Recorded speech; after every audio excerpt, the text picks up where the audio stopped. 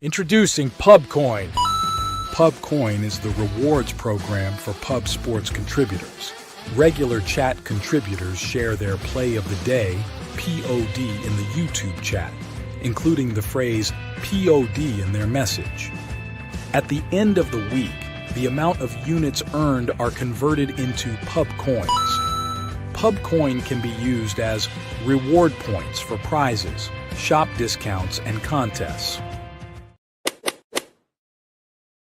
Hey, what's going on, y'all? It's Mills here, Pub Sports Radio. Do you guys want to challenge the personalities here at Pub Sports Radio? Do you guys think you're better than them at entering in your MMA predictions and picks? Would you want to get paid for it? $100? Here's how you do it, man. You sign up right here at the link below. It's just this easy. PubSportsRadio.com. Enter your email. Pick your weekly picks. That's it. Oh, and you get bonus points if you can predict how they're going to win in what round. Every single week, a new winner's getting crowned. So every Saturday on Pub Sports Radio. So come on and check us out. You can win $100 just for signing up. Only thing you need to do is see if you can beat us here at Pub Sports Radio by entering your UFC predictions and picks weekly. Do it. I dare you. See you guys soon.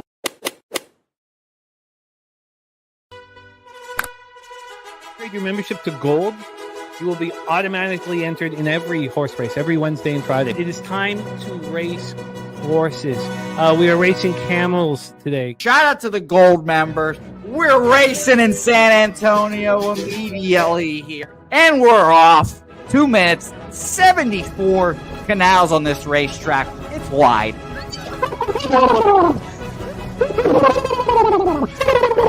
We're racing in San Antonio. Pat Wally moving forwardly. Jeff Slaughter in the mix as well. And as is Randall Sheffield, who's put that beautiful nose out front. But it's actually real grass here, Jimmy. Maybe Kentucky bluegrass. Oldie, no! There he goes. Oldie in the lead now. K. Wolf falls back. The horses love it. Sometimes they stop and eat it on the way to the finish line. That's why your horses start so far in the back. Here. Oh, look at Nuss Flush Allen bursting out here. J-Dub in the mix. Rude Boy up here as well. Jimmy, take it away. There's Oldie. Oldie is moving to the front. We are past the halfway mark in our 2 mile. And there's Ricky Levy.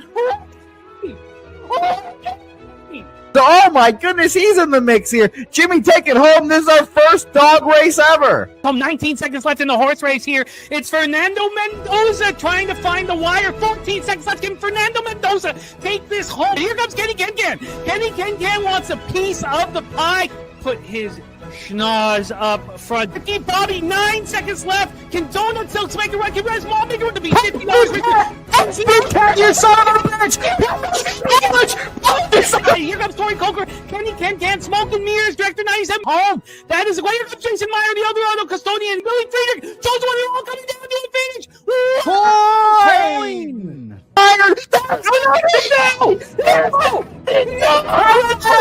Nowhere! Oh no! Fanatical Jim!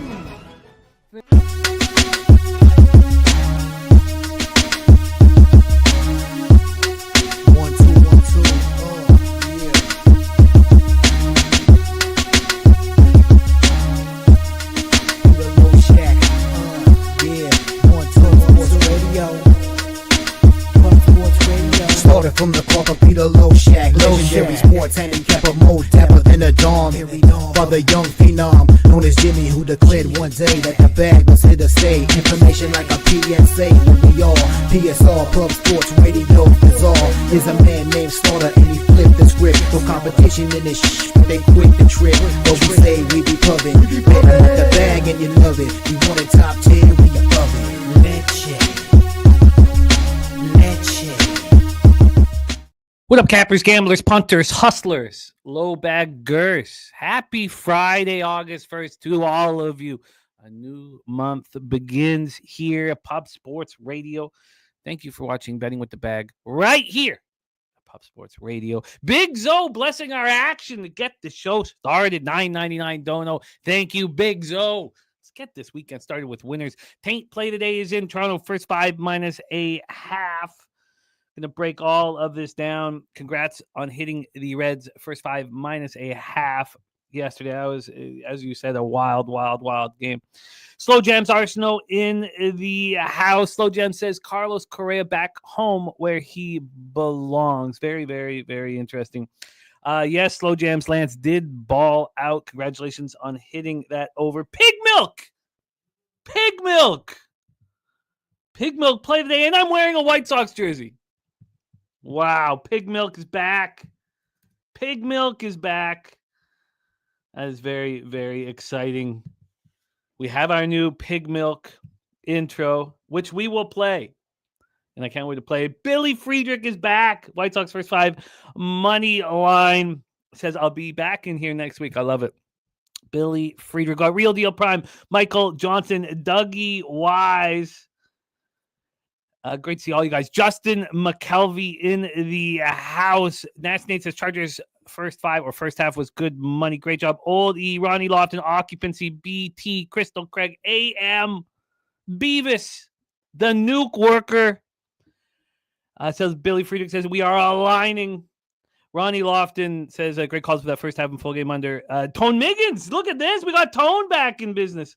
Thank you, Ronnie. It was interesting. I wouldn't mind just talking about it for a second. You know, as we're evolving and progressing and becoming better gamblers and working on our capping every day.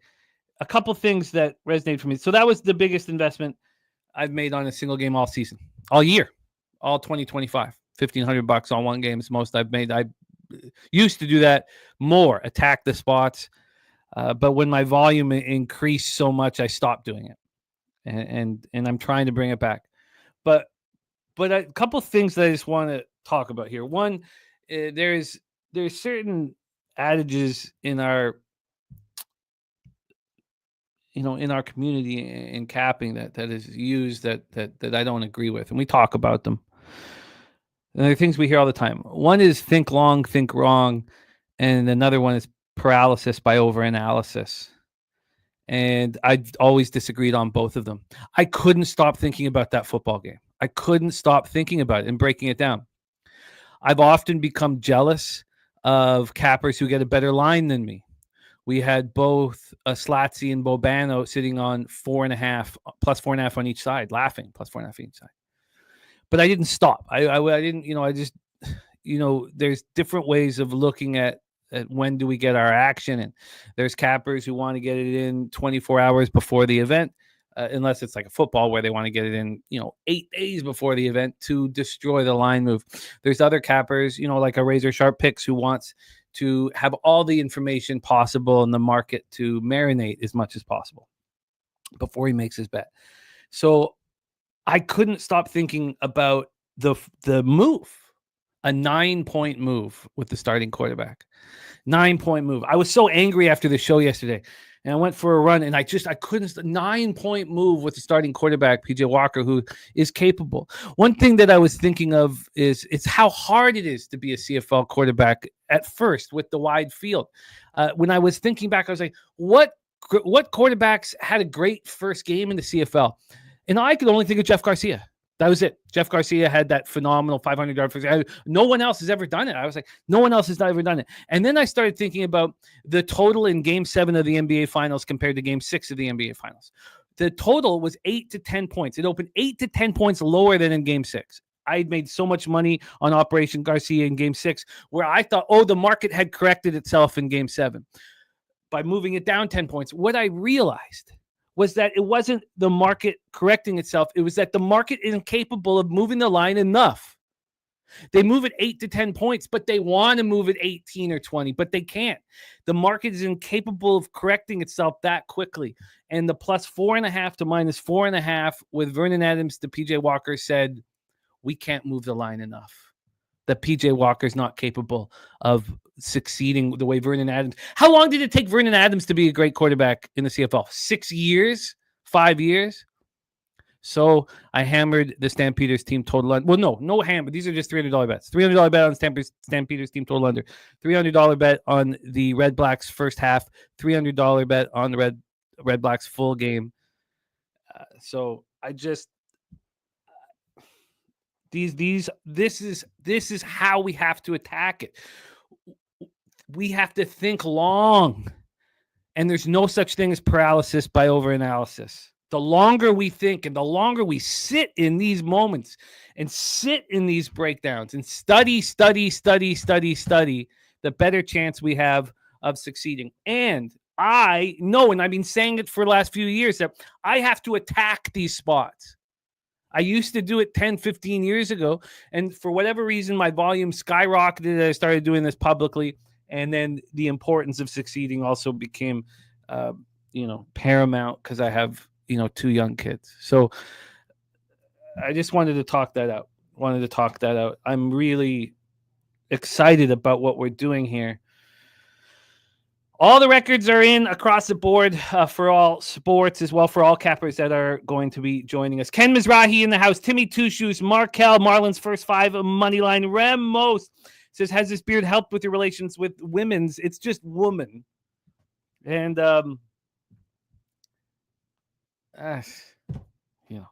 we've been together a while. Noel in the house, ready to get to work. Noel, sorry. Jason Meyer, Dougie Wise, Billy Friedrich, Rude Boy, DC Capper, cashing with the Seattle Mariners, Jermaine in the house. Great to see all of you guys. Let's roll. Let's get this money. BT ready to go. Jermaine, 3-game SGP for some early cash. We're going to talk about that game right now. We are not starting with CFL today. We are closing with CFL. Gorky's going to join us. We're going right into Major League Baseball. We have Wine Time Sports and Spooner ready to rock and roll. So let's do exactly that. Let me just copy and paste a couple more things. We got flank steak play today in for Freddie Freeman over 1.5 bases. Let's get this locked in. Sorry, here we go. Locked in. We got Michael Johnson on the Dodgers team, total over 4.5. Let's get this all here copied and pasted. God, here we go. All right, great to see all of you guys. Jermaine says Elder just walks, guys. We got Irish King ready to go. Slatsy ready to go. Mr. Belvedere, great to see all of you guys. And let's attack. Michael Johnson talking MLB futures. We can talk about that as well. I think I might have missed that comment here, but I will find it. Great to have Billy Friedrich back in business, and a big thank you to Big Zoe here for hooking us up, blessing our action with the dono. Please welcome we have the stars of walk-off wagers rocking with us here for the MLB card. We have to really utilize Spooner as he's got to get back to work, and we don't have him for the full card. We have to utilize him. And we have Wine Time in action. So please welcome, without further ado, come to us from Los Angeles, California, our leading MLB capper here on the channel. Please welcome our friend, Mr. Wine Time Sports. Wine Time, what's good, man? How are you? Jim in the bag, my guy. Happy Friday. It's good to see you, my friend. Coming off a couple rough days for me. Yesterday got back, only lost a 0.1 of a unit, went 1-1 on that small card, but looking forward to capping this card with you, man. Fridays are always the best day, I feel like, of the week. I feel like this is the day where we see the card very clearly. And I'm ready to attack. I've already got plays going, and there's a lot of spots I have circles next to. I'm excited to bring on my co-host on Walk-Off Wagers to cap this card with you guys. That's a nice surprise. So shout out to my guy coming on, but I'm ready to get to work with you, Jim. Let's do exactly that. Please welcome your co-host of our hit show Walk-Off Wagers every Sunday at 11 a.m. Eastern, our guy, Mr. Morgan Spooner in the house. Spoons, what's good, man? How are you? I'm doing pretty well. Coming off a shit day yesterday, got swept on the board, so that's no fun. Thursdays have just been my worst day of the MLB season, but Fridays have not been, so I'm excited to attack this card. I am excited to attack it as well. Let me get rid of a couple of things here. Yesterday was a very difficult card. It was an extremely difficult card. And we dealt with it and talked about it. Sorry, I'm just trying to figure out where we get going. Come on, please. It's just me producing the show here, and I'm just so blind.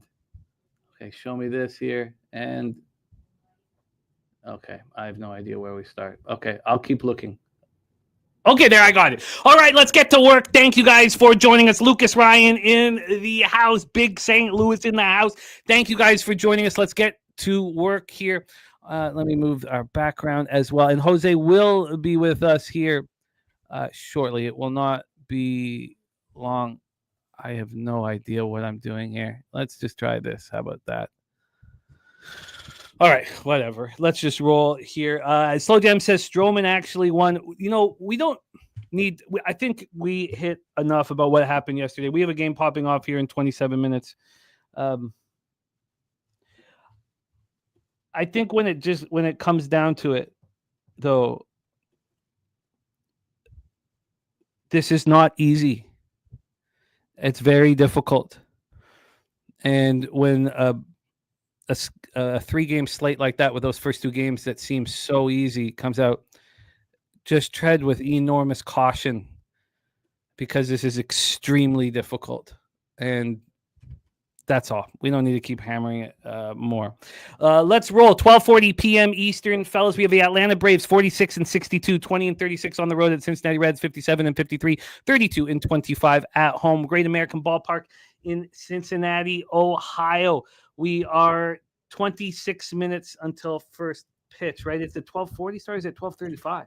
I believe it's a 40 start. Okay, that's good. So we've got lots of time here. Lots of time to figure stuff out. So let's roll. 75 Fahrenheit. Feels like 71. 10.7 miles per hour left to right across the diamond. Stays left to right across the diamond. Ballpark Pal has Great American Ballpark plus 5%, which is much lower than we usually see it. Plus 3% homers, minus 5% doubles and triples, and plus 3% singles. Much lower than we've seen it. That's got to be the lowest numbers that Great American Ballpark's had in over a month. We have Bryce Elder here on the hill facing Brady Singer. Bryce Elder has been nothing short of terrible. There's some very interesting situations going on the day after the deadline with teams clearly giving up. And it adds another level. Let's just leave it at that. The over opened up -9 at -118. It's now over 9 -116. So very little movement on the over. On the money line here, we have the Cincinnati Reds at -134. They opened up at -121. I don't find this any different from yesterday's game. The line opens up, making the Reds very appealing. The difference is we saw 2 different times of the day yesterday. One was about 3 in the morning, and another was at like 5 p.m., where there was a massive move to the Braves. All day there was movement to the Reds, but we saw 2 different 30 to 40 cent moves that were massive. The old pump fake. Yeah, it was wild. And we had that happen here. This opened up at -121. This was up to -154 at 1 in the morning. So we're dealing with that similarity, bringing it all the way back down. And again, yesterday, I was so in my head yesterday. I couldn't hold conversations with anybody that wasn't about sports, and nobody in this house wanted to talk to me about sports, so I talked to nobody. Let's get into the cash flow here. Sorry, let's get the cash flow up. Oh God, that's what I'm doing wrong. I'm trying to figure out what am I doing wrong. I was going over to action, which is what we don't use anymore. All right, let's get to the board for the cash flow here for this spot. We have the Cincinnati Reds with 68% of the tickets, but just 45% of the cash, which we know is a red flag. Red flags aren't, you can, if you have conviction, you can go up against red flags. 57% of tickets on the under, 80% of cash on the over. A lot of cash on the over. We got BJ in the house. Justin Mcelvy, Baldwin over 1.5 bases at +110. DC Capper leaning to the under 9.5. There's Steve G in the house. There's a Big Zo says Cincinnati and Atlanta both use 6 pitchers. It could get crazy again. First 5. I need to know who's ready in the pen. So Bryce Elder, 4-7, 6.29 ERA, 1.61 WHIP, coming off a horrific start, at Texas in a run-suppressing ballpark. Still allows 8 earned runs over 2 2/3.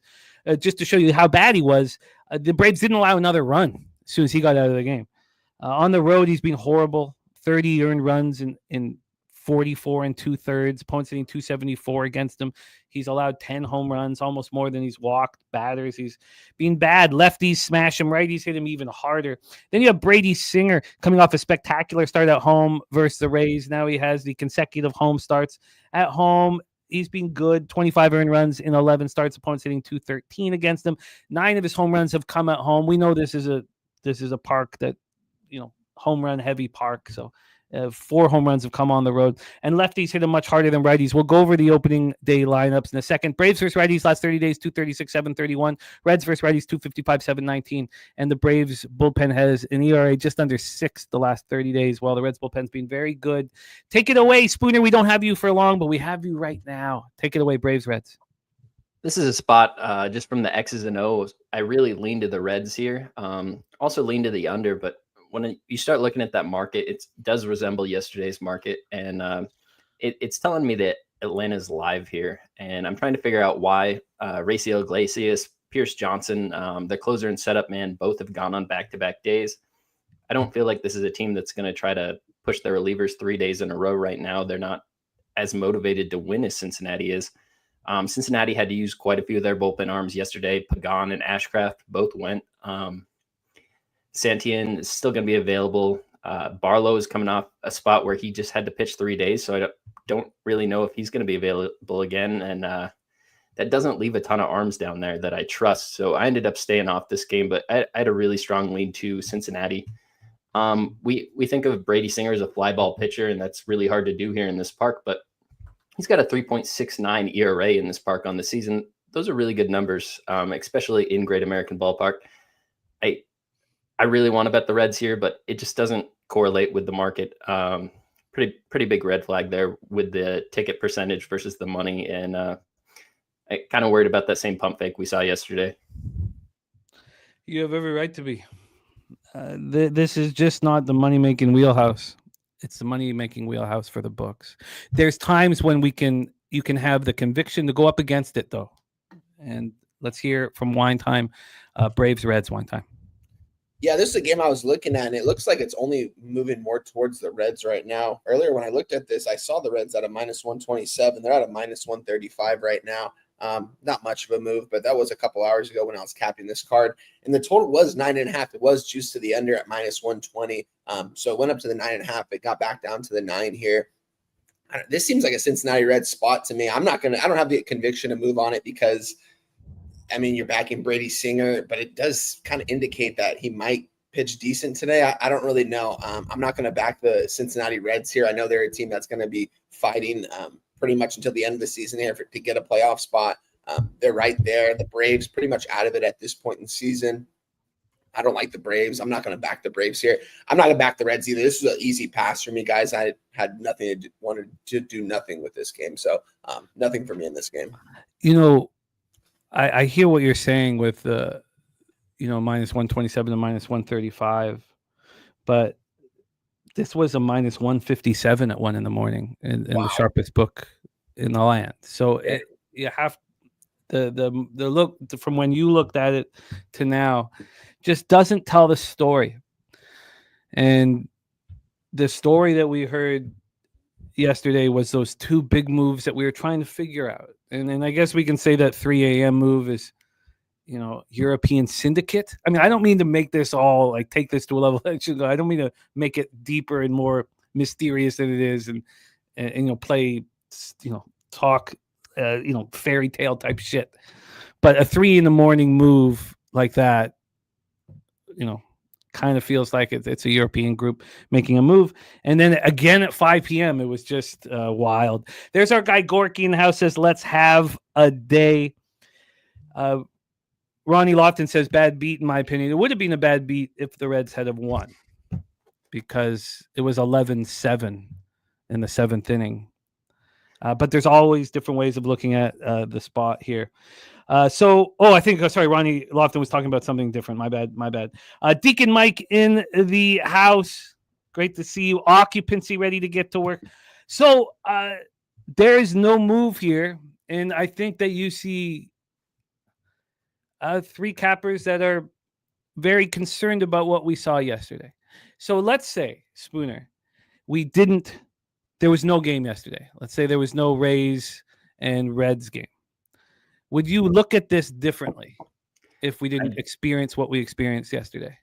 I would tell you that we have 2 tax bullpens, and the Reds have the better of the tax bullpens. They have the better arms that are available, in my opinion. And I'd say Bryce Elder sucks. Brady Singer's a guy I've always liked to back at home, and pretty big move from the market. If you just look at the number, avoid the actual fluctuations in the tickets, you just look at the line itself, opened up. I want to say I saw 115 when I originally capped this game, and we're looking at a 140 now. So I'd say the bookmakers that set these lines and want to have the lines as sharp as they can right at opening pitch respect the Reds. So let's move on the Reds. But I don't like the back end of the Cincinnati bullpen today. I just don't trust it. Yeah, I get it. And Wine Time, same question to you. If yesterday didn't exist, would you be on the Reds here? Yeah, I was on the Rays yesterday, guys, and looking at it after the game, I'm not sure why I was. With Pepio on the mound against Stroman, I was just kind of itching that, Tampa Bay, Kevin Cash is going to have those guys ready to go and that they weren't going to get under 500. I got the minus 110, and as I was looking closer to first pitch, it got to a minus 120. So, I mean, it seemed like it was the right play, but at the same time, it didn't from the outside in after the fact. But you could also always say that after the game's over. But yeah, this is pretty similar to me because I do think that pretty much the whole public is on the Reds here. I mean, why would you not? They're the team that's at least fighting for a playoff spot. The Braves are pretty much done here. So yeah, it's a tough spot. I don't really like backing the Reds as favorites a lot this season. I've backed them more as dogs and Braves. I've gotten smoked backing the Braves this season. So I just want to have nothing to do with this game. I feel the same way. Now, account full so we can live bet it. I guess it's a real tricky thing to live bet. It sort of feels, with a couple of statistical gas cans on the mound in a ballpark with heavy offense, and it not moving towards the under. It sort of has a feel of a sharp under where the books get paid out for everyone expecting high runs. AM on the under 9.5. So if there's a low scoring first couple innings, I know we just saw the bullpens get destroyed yesterday. This is a travel day and an early start. So I don't think if let's say there's no runs, let's say 0-0 going to the third, that I don't think I'd rush to bet a live over. And then if there's a ton of scoring early, I wouldn't rush to bet an under with the state of the bullpens. So it is tricky. So I think maybe we look at it more from a side perspective. If one team goes down a lot of runs, we know that they're capable of coming back, I guess. So we'll break this down. And interesting stuff coming from the chat. Loyalty Chisel says MLB line movements will make me overthink. Again, I think that's a very good thing. And I'll keep saying that over and over to people. The negative thing about the show, when I hear a lot of people saying negative things about the show, it's that we take too long capping a game. And I will continue to overthink as my ROI goes up. The longer I think, the higher my ROI goes up. And he says it's solid for NFL, though. It means nothing to me for MLB. Whatever works for you. Again, that's the great part of handicapping is you track your action. If you succeed not paying attention to the market move, then go forward. If I, 10 years ago, I would have definitely faded Stroman yesterday. Without a doubt, I would have faded Stroman, but the market told me not to. And the same thing, with the Reds Braves game. I mean, but all right, let's roll on. Next up for us, we have our second afternoon game, Baltimore Orioles at Chicago Cubs. Spooner, before we get into this, I would like to hear your thoughts on the trade deadline for the Chicago Cubs. It left a lot to be desired. We add Taylor Rogers to the bullpen. That's a good, decent addition.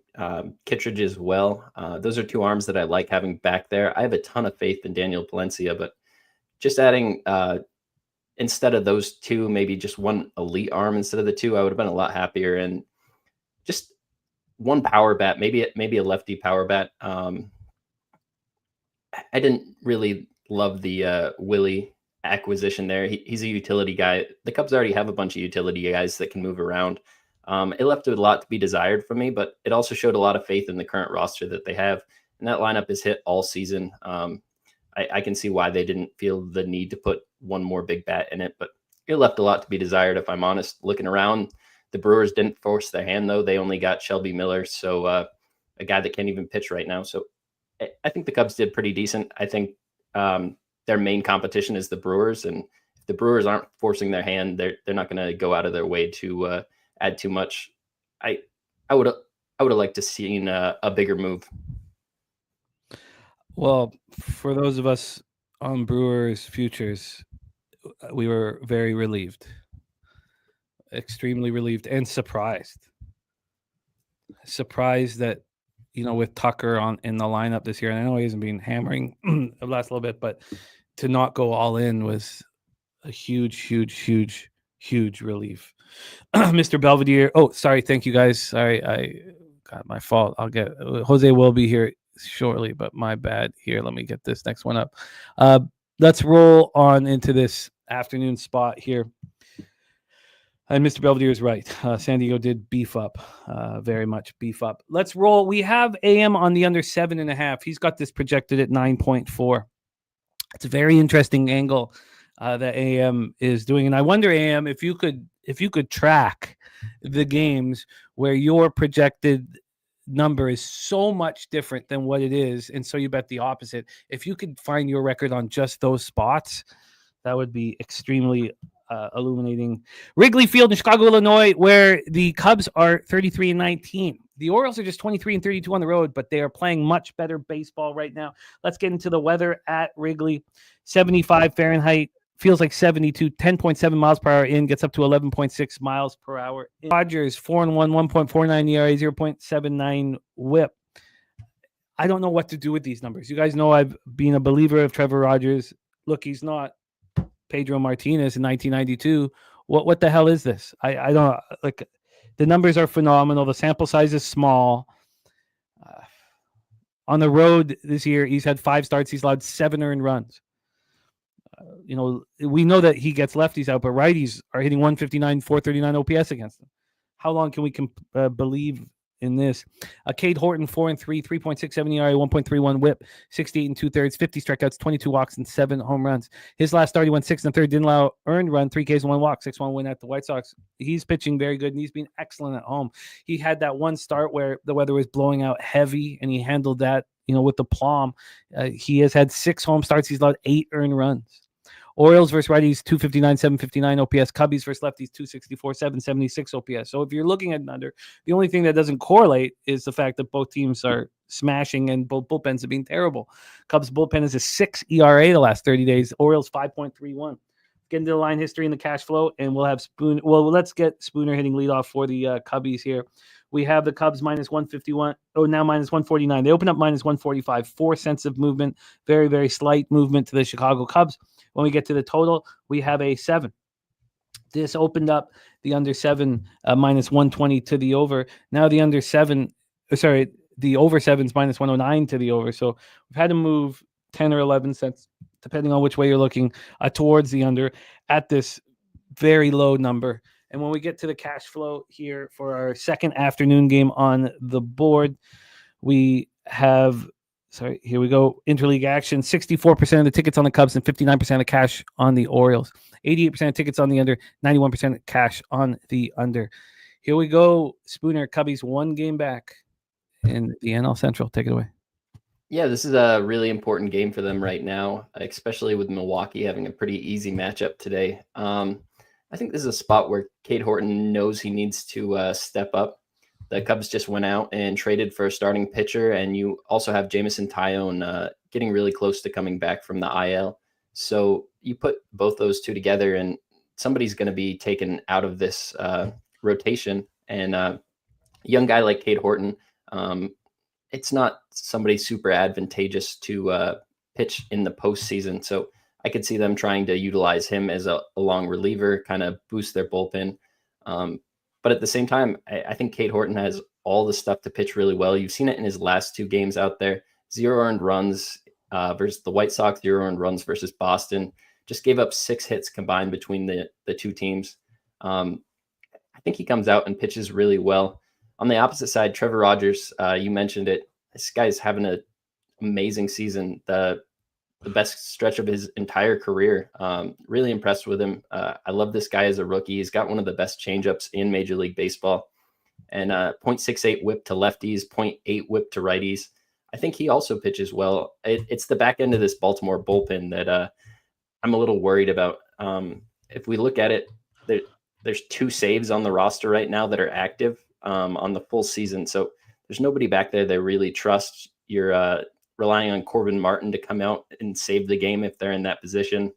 Keegan Aiken, Cano still in there. But after that, we're looking at AAA arms. Elvin Rodriguez, Geraldo, Houston Roth, Cade Stroud, Grant Wolfram. Not a lot of guys I trust a ton. My biggest lean in this game was to the under. I was captaining this game last night, and I already missed the initial move. I saw an 8.5, an 8, and Jesus, really, an 8.5? So it was something where I just missed the move. I'd like to be on that under, but I'm not giving up a full run that I know other people have. So it's a spot where I lean to the under. I think the Cubs find a way to win this game, but I'm not really trying to fade Trevor Rogers. Maybe this is a spot where if the Cubs go down a run or something, I look to live bet it because the Cubs have a huge bullpen advantage in this game, and I think they have a lineup advantage. Baltimore just traded 2 of their best bats, most productive bats out of this lineup. The team's clearly selling, kind of giving up on itself a little bit as far as the season goes. So in these kind of spots, I would just like to bet the team that is really focused on winning. But like I mentioned, the trade line acquisitions didn't impress me that much, and it's not a spot where I'm going to move pregame. If I can get something that's closer to even money with the Chicago Cubs live, I'll look to bet it. Yeah. Yeah. For this game, guys, this was one of the plays I tweeted it out when I was captain. I want to tell you one thing here. Bet365 is not offering a first 3 total on this game. Oh, wow. So Cade's going to come out and pitch. Sorry, take it away one time. That's the first time all season. No, you're good. Love to hear that. Thank you for saying that because it helps my case for the under even more. When I was capping this card, I could have got a 7.5 at a -125. It was a little bit juicy. Skipped past it, kept capping the card, and all of a sudden it went down to a +100. So I ended up just moving on it. It moved to a 7 at +100. So that's the play I'm on here today, guys. I think Trevor Rogers can go out there and pitch a good game. He's been going deep into these ball games too. I'm going to expect him to go 6 to 7 innings. This bullpen does have me worried, though. I mean, Cano, that guy's awful this season. I just saw him blow. I forgot which game it was. Just get absolutely lit up. Couldn't get anyone out. You got Cade Horton on the other mound, a young guy for the Cubs. I like what this guy's stuff on the mound. He's been pitching well this season against an Orioles lineup that obviously got a little bit worse since the trade deadline. I mean, they got rid of Ryan O'Hearn and Cedric Mullins. Shout out to Cedric Mullins for that catch, guys. That guy's an absolute stud out there in center field. Shout out to him for being in Baltimore for as long as he did. I remember he signed a contract for like $800,000 right before they started going off, and it was the year he made the All-Star team. But with that being said here, I think these are going to be a lot of quick outs. The weather does look very pitcher friendly here today at Wrigley Field, right, Spoons? I mean, how many miles per hour is it blowing in right now? Like 12 miles per hour in? 11 to 12 throughout the game time, yeah. Yeah, I mean, this is Wrigley Field, guys. When it's blowing out, we take the over on these high totals, and when it's blowing in, we take the under on the low totals. That's just what we do, and that's what we're going to do here with 2 good pitchers on the mound. I don't expect to see much of the bullpen here today, guys. I expect to see a lot of quick outs early on in the game, and I mean, I would predict that the first 3 that this is still a 0-0 game. You know, I don't think a lot of runs are going to be scored here. I think a lot of balls are going to be hung up out there in the outfield, and they're going to look right off the bat. They're going to look like it goes out, but they're just going to creep on in, and they're going to be easy fly out. So I'm on the under here plus 100. It's now -105 at the same book, so it moved 5 cents away from me. But when I originally capped this morning, it was a 7.5 -125. Could have gotten it there. I kind of wish I got it there and just paid a little bit more juice because I do think this is going to land around a 5, 6, or a 7. But we'll get a push up plus 100. So, I mean, it'll just push through if it does get to 7. Didn't have to pay too much juice on this one. So I got the under 7 plus 100. I still endorse it at -105. I think it's going to be a quick day today at the ballpark at Wrigley Field. I think this game's going to be like 2 hours and 5 minutes. Yeah, I agree. I agree. I'm astonished at the 8.5. And other people seeing 8s as well. Astonished. All the offshores were at 7.5 when they opened it up. But we talked about this last week. There, I forget exactly what game, but it was the Mizorowski game. Mizorowski against Brewers Cubs. It should have opened at 7.5 -120 to the under, and when we were at the show, it should have been a 7 at -105 to the under. Instead, it sat at 8 all game long, and it soared over. Yep. This is all the telltale signs that I need here, and a huge mistake I've been making in my career is the jealousy of people getting better lines. Last night, I thought about it so much. I was thinking about it for 2 or 3 days. I knew that Babano and Slatsy had the +4.5 on each side. And then finally on the run, I was like, I was like, why is this in my head? Why do I need to have a better line than my friend? Why? No, the books have told us. So take that information and go get fucking paid. And it was the biggest bet of the year for me on one game. And here I'm going to move on the under 7 with you. I would like to move on the first 5 under. I think it's a better bet, but I have those rules that I've set up here. Troy Torrance is nobody worried about Rogers' regression. Definitely worried about Rogers' regression, and he's very fortunate to be pitching in these weather conditions to keep his storybook season going for 5 more days. Is how I see it, Troy. So I just moved on at 2. I sent it in at -105. For those of you who got a better line, if you cash and I don't because you got a better line, I will try not to be angry and try to be happy for you. And it's something I will work on day in and day out. Why? I was like, why? It's an asshole thing. It's not like being jealous of your friends getting a better line, because not only are you being an asshole, but you're costing yourself money. And I've been doing it my whole fucking life. And this is a show where we talk about what are we doing wrong. Let's talk about what we're doing wrong. You learn more from losing than you do from winning. Yep. Let's roll on. Next up on the board, Detroit. Sorry, make sure I got that out. Sorry, sometimes when I haven't pressed. See, that's the thing that. Sorry. Sometimes when we get talking, I sit there and go, "Oh my God, I didn't send it," and then I'm just screwed for the rest of it. You know what? Let me take a second here because I've got to refresh my account here. So why don't Spooner, we have you. Why don't you set up Tigers, Phillies, Jack Flaherty, Rangers, Suarez, and I'll jump in, my man. Yeah. It's over here. Sorry. Jack Flaherty, Ranger Suarez. Ranger Suarez is pitching one of the best seasons of his career, but the last 3 or 4 games here, he's starting to look a little more human. Gave up 7 hits to the San Diego Padres, 3 runs. He did pitch into the 7th inning. The Angels got 8 hits off him, 4 walks. He gave up 6 earned runs, didn't even make it out of the 5th inning there. And the New York Yankees, while they only got 1 earned run off him, they did have 8 base runners. And I think he's starting to come down to earth a little bit. I think this is a guy that will have opportunities to fade in the second half, but the Detroit Tigers don't really hit lefties as well as they hit righties. They take their best bat out of the lineup and Kerry Carpenter every time they see a lefty, and it just changes the way that lineup's constructed. I have faith that Jack Flaherty can pitch well, coming off a really good start versus a hot Toronto team, 0 earned runs. I think this is a guy that probably keeps you in the game. I have a lean to the Tigers here with that plus money, but I don't really want to fade Ranger Suarez yet. I'd like to see a team that hits better versus lefties when they go up to face him. And left-handed pitchers versus the Tigers, they got 5 earned runs off of Eduardo Rodriguez, but that guy's not really that good. And if we look at before that, Eric Lauer went 8 innings pitched, just 1 earned. Bailey Falter went 7 innings pitched, just 1 earned.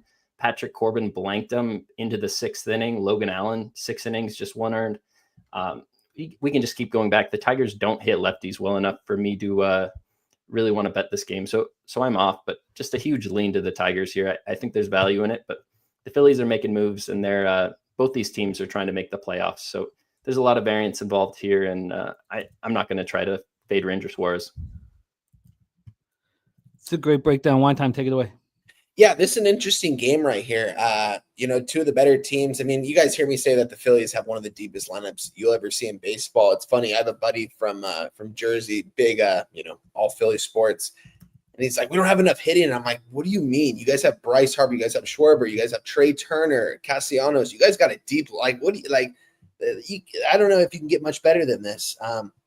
They're going to be fighting to get into the playoffs, guys. I definitely think both these teams are going to be there when it's all said and done. Seeing Ranger Suarez pitch as well as he has, I didn't think he was this good of a pitcher. I do think he's a good pitcher, but do think his numbers might go a little bit up here in the second half of the season. Detroit Tigers, you got Jack Flaherty on the mound for them, 6-10 here. He's been pretty mediocre this season. He's been good at times, but he's been awful at times. We've seen him get lit up a good amount this season.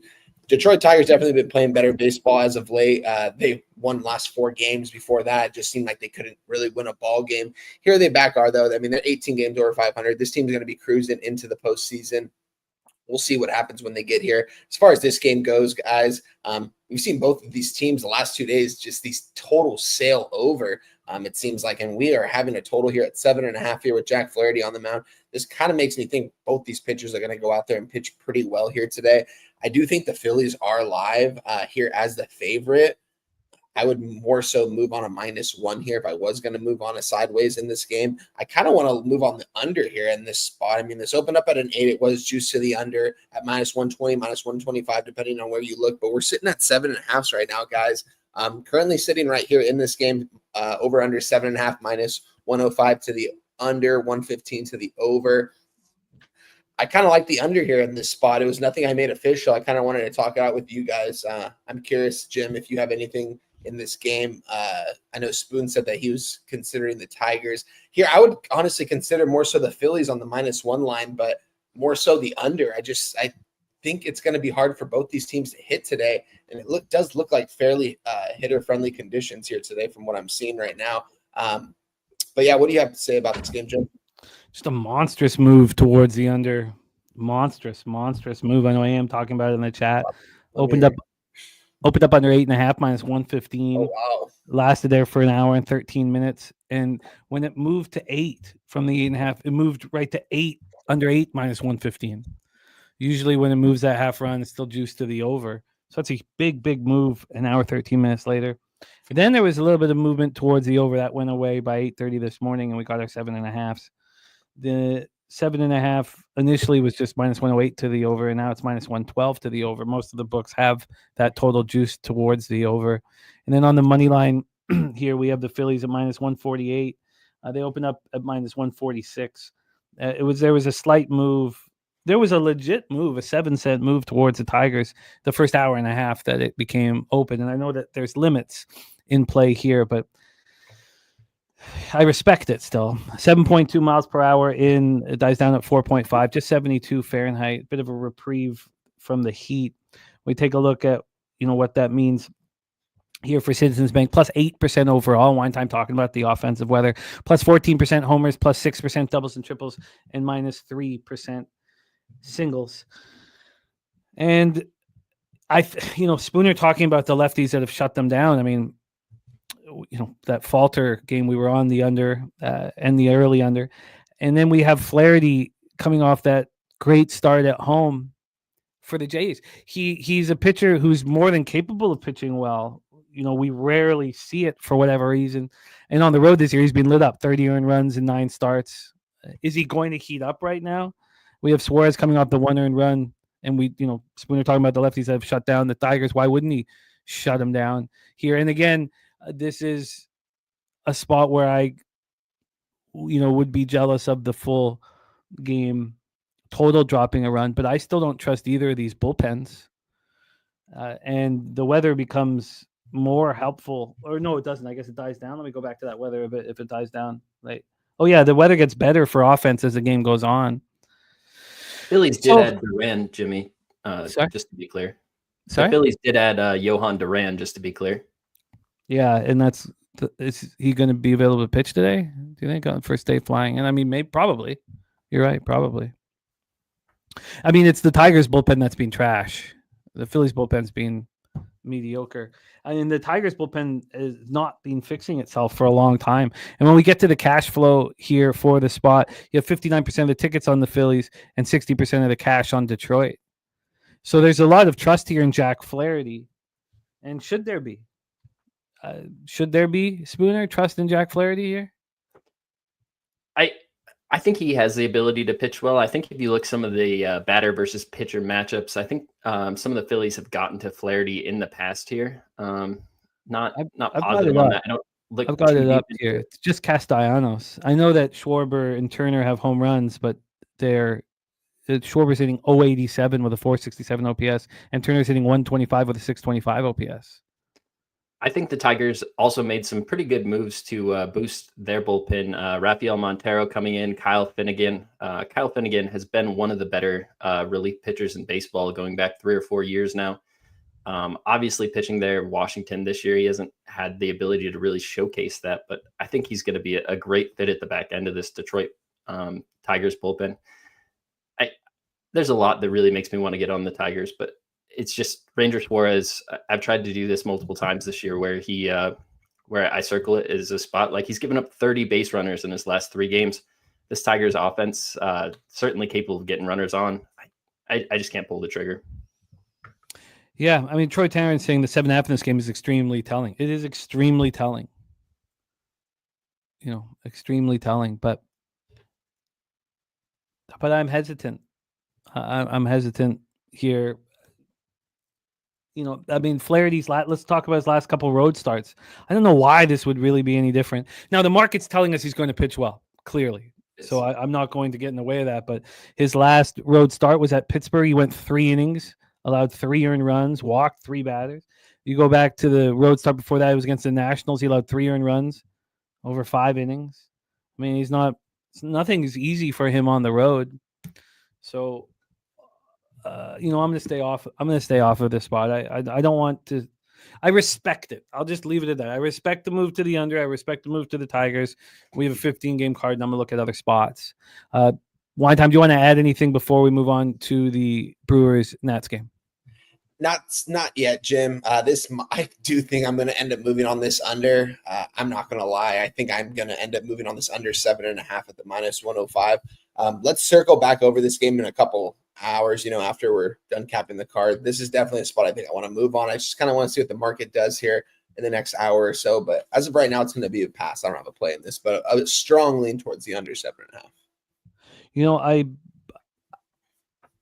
If this gets to a 7.5 -110, I'm going to pull the trigger as we speak. Let me refresh and just make sure. Well, the under 7.5, you can get even money in a lot of books. So I think that there could be U-shaped movement on this. What do you think, Spoon? Do you think this could slip back up to you can pay for the 8 at a cheaper price? I wouldn't be surprised to see the 8 come back on the board. By final pitch, I think it's at a 7.5, but I think we have quite a bit of time before this game goes off for the market to move. You have people that have this circled on both sides for their models, and people, when they have models and they really trust them, they're going to move on it at the best time. So the people on the opposite side of the over are getting a better chance now, and the people on the under probably are going to wait for that 8. I think we see an 8. I think so too. I'm very interested in that's one of those ones you got to be really sharp and kind of paying attention to the market, though, because I don't know that 8 will last till first pitch. I think it does come back to the 7.5 at first pitch. Yes, Nate, Wine Time and I both moved on the under 7. AM's got the 7.5. There's cappers in the chat that got better numbers than we did, but we still have moved on it. So we're on the under 7. I got -105. It was at 365. So, all right, let's roll on. Next up, but let's bring on the producer of our show, the backbone here at Pub Sports Radio, coming to us from his home studio in San Antonio, Texas. What a move. I really liked the move on the Yankees yesterday because I set it up and then didn't get there. And I thought about that. Jose moving on the game. I thought about that too, fucking for hours, and just going over again. I can say it to TJ that I'm gonna move on these spots that don't make sense, and I still don't. But he did, and I was proud to see it. Please welcome Jose Bouquett to the show. Jose, how are you, my friend? I'm doing all right. I can't complain. Shitty football game last night in the American, but the Canadian version was great. Shout out to you. Yes, Canadian version made us shekels. Let's roll here. We have 3 games. We have 1 going. We have the Orioles Cubbies spot. Did you move on Orioles Cubbies, Jose? No, but shout out to Preston and Jeff, who I think are going to be at that game. So that's pretty cool indeed. So shout out to them. I'd leaned Orioles and Cubs. And a theme of today for me is going to be looking at the teams that had a bunch of dudes traded, and all those dudes and the manager look around and be like, all right, it's just us. This is who we have rolling for the rest of the season. No more trade speculation. We ride with this group. And for most of those teams, they're going to suck with those groups. But I think that there's definitely a motivation factor today, prove it, all that good stuff. So I leaned Orioles for sure, a team that I'm sure, losing Cedric Mullins is going to hurt. But, a lot of young guys ready to prove themselves, I'm sure. But not a bet I made official. I assumed it was windy because of the total, too. So maybe an under. You said Preston and Jeff are going to be at the game today, Jose? They're at Wrigley? They are. They're going to be at Wrigley, yeah. Nice. Then we have Tigers Phillies. Jean-Claude, did you move on that? No, I stayed off this game too, but this line reinforced the fact that I'm going to fade the Tigers in the playoffs. Like minus 150, and this is the Phillies' number 3 pitcher, number 4 pitcher. Maybe you can call him the bullpen guy in the playoffs, and your number 2 is a minus 125 or minus 150 dog. Fuck that. No thanks. Well, let's get to work, my friend. 6:45 p.m. We have Brewers Nationals. We have seen the skull and bones from our guy Troy Torrance. Expecting a very low-scoring game here in Nationals Park in Washington, D.C. Mitchell Parker sweats like he was just caught cheating, and he is not in hot weather today. So he gets a reprieve from his sweat glands. 74 Fahrenheit, feels like 76.8 miles per hour in. That's down at 5.4 miles per hour in. It's shocking watching this guy sweat. I mean, this guy is going to be, 10 years after he retires, he's going to be 300 pounds. I'm telling you. 10 years after he retires, he's going to be 300 pounds. Jose Quintana, Mitchell Parker. Jose Quintana, 7-4, 3.50 ERA, 1.34 WHIP. He's been very good this year. He just continues to pitch well, and he can be picked up generally for not too much money. Last start wasn't great. 5 runs, 7 in 5 innings, but just 2 were earned. It was 7-4 loss at home to the Marlins. On the road, he's allowed 12 earned runs in 8 starts. He's so trustworthy that we will see him if, the Brewers get the opportunity, to play in longer series. We'll see him out there. He's so trustworthy. Lefty's hitting 241, 788 against him, which is strange, which gave me pause. We know that Churio is out, and then I've been, going through this Brewers lineup so closely.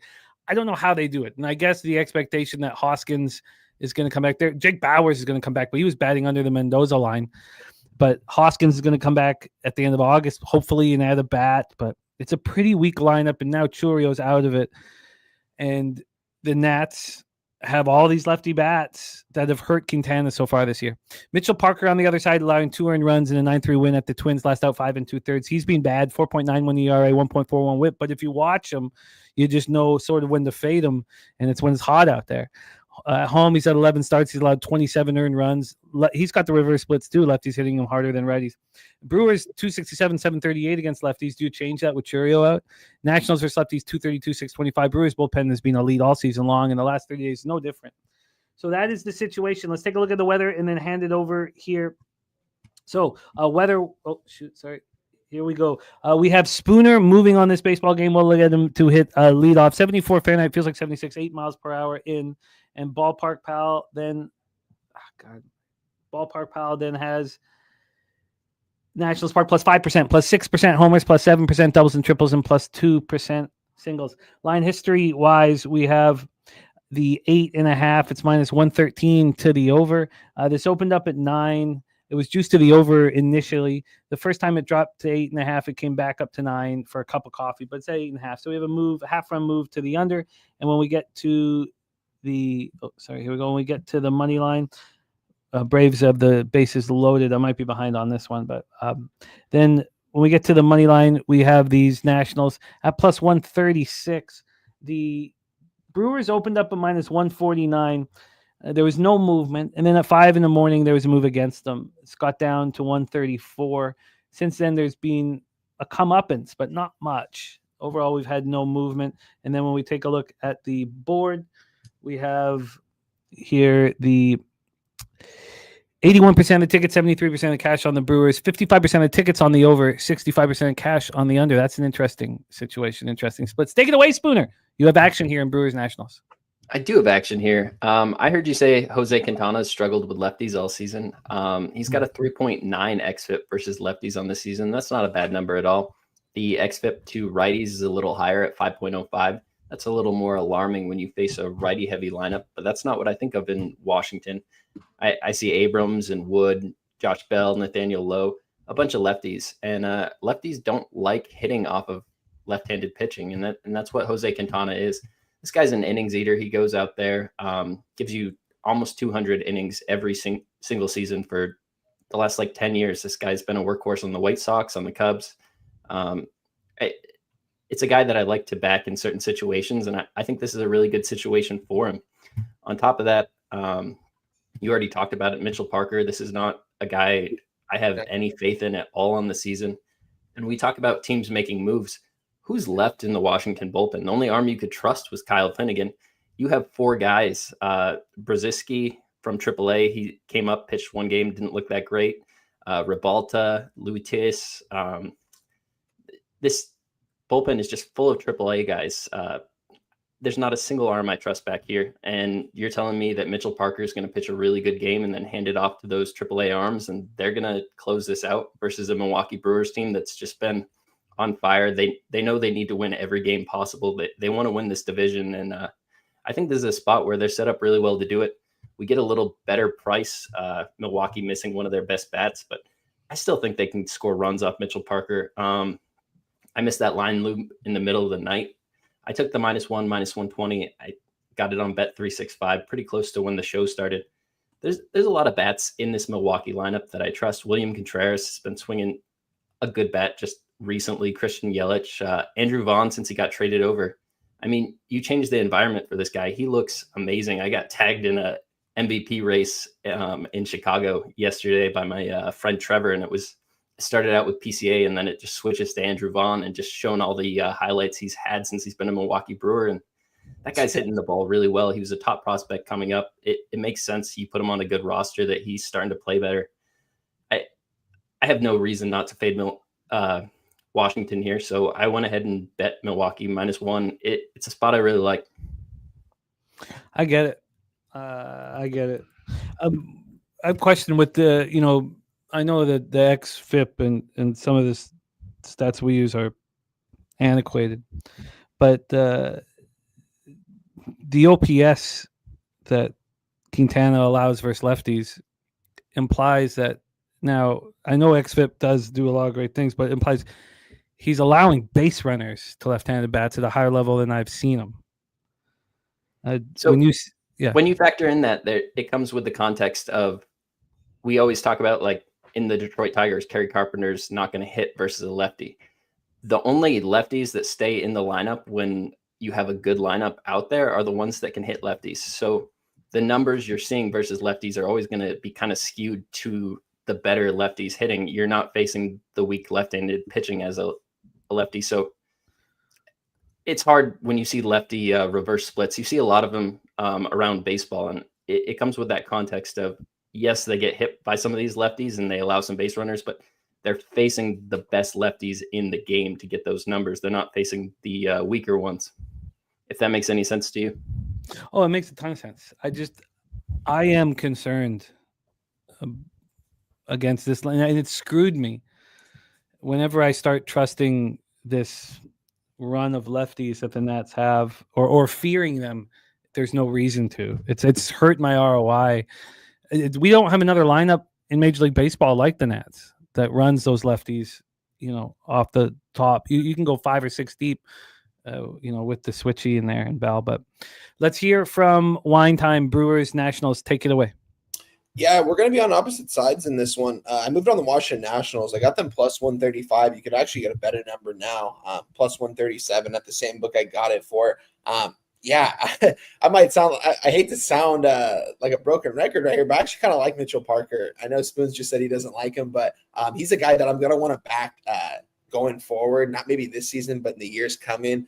Just hope he gets in better shape. Jim, you mentioned his sweats out there on the mound, but he's made me some cash this year, and it seems like whenever he's out on the mound, the Nationals do want to hit for him. He's pitched well the last couple outings, one of them against the Padres. I don't know. I think the Washington Nationals are alive here, guys. You guys know me. Seems like every time I come on one of these shows, I back the Washington Nationals in some sort of way. And Jose hates the jersey I got on right here, Virginia Tech, but don't got the Nationals jersey on today, but that's in the wash. I was trying to get that. It seems like when I'm wearing that jersey, it's money in the bank. And I'm going to be on the Washington Nationals here in this spot. I'm going to trust that they can go out there and hit Quintana at least decently well. We have a total here at 9 guys. Let me just pull this up really quick. Oh, it's at an 8.5 actually right now. Let me just refresh. 8.5 juice to the over at minus 115 currently sitting. Washington Nationals plus 137. I think Mitchell Parker can go out there and at least pitch decent enough against this Brewers lineup. Jim, you mentioned it. I don't know. Every time I look at this Brewers team, I just don't understand how they win ball games. I know they play very good fundamentals. They go out there and they get it done. They don't make mental mistakes. And you mentioned Jake Bauers. I just got to say this because every time I hear Jake Bauers, I just remember 8th grade going into freshman camp at Marina High School. We're at Vikings camp and summer camp. And I'm playing second base. My buddy Cole's playing shortstop, RIP, by the way.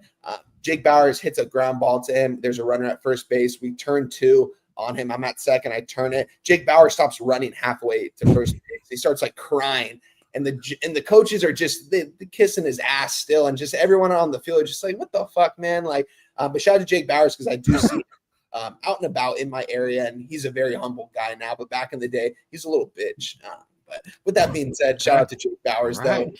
Good ball player. He hit a grand slam on the way to the CIF finals for Division I baseball in California.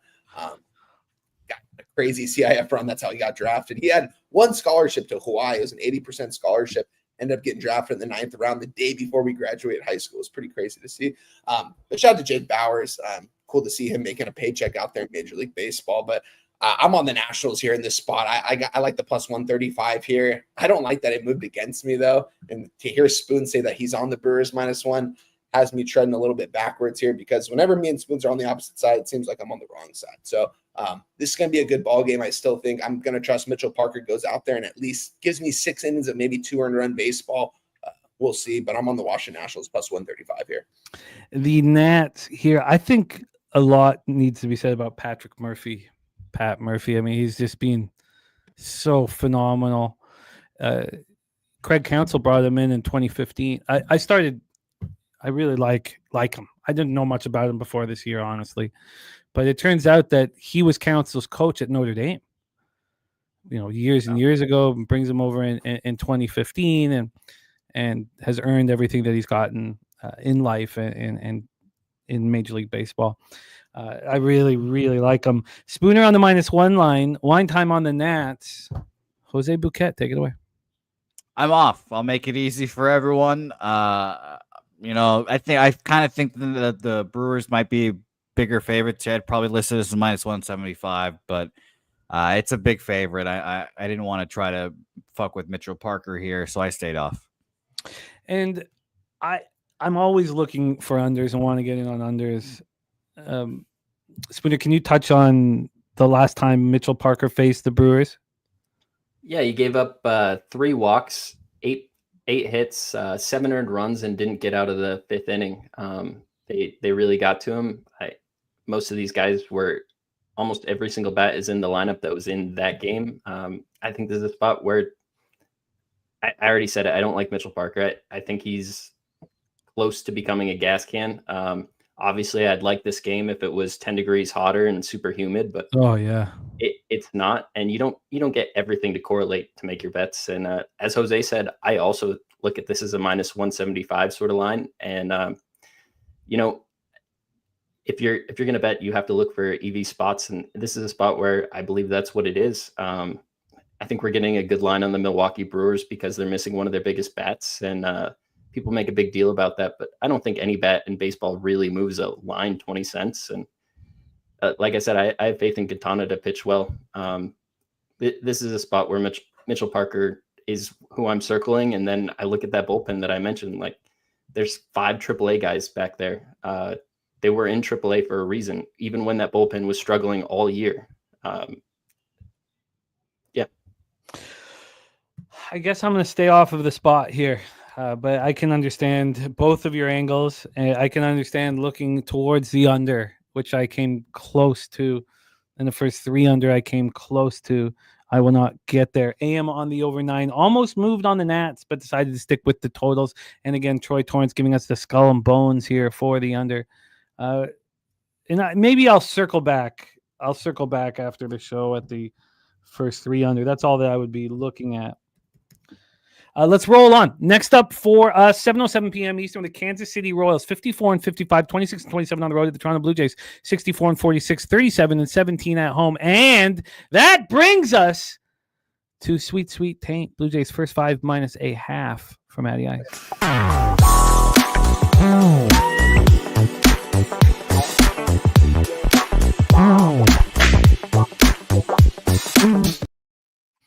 Matty Ice says France Bichette Springer 23-55 versus Waka Flock. Waka's been far worse on the road this year. And career at Rogers Center, 21 innings pitched, 6.86 ERA, 1.52 whip, 292 opponents batting average.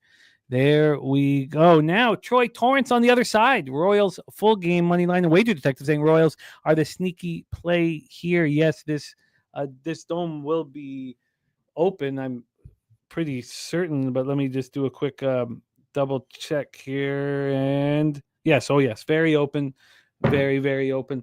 Let's talk about the weather here and then go around the horn.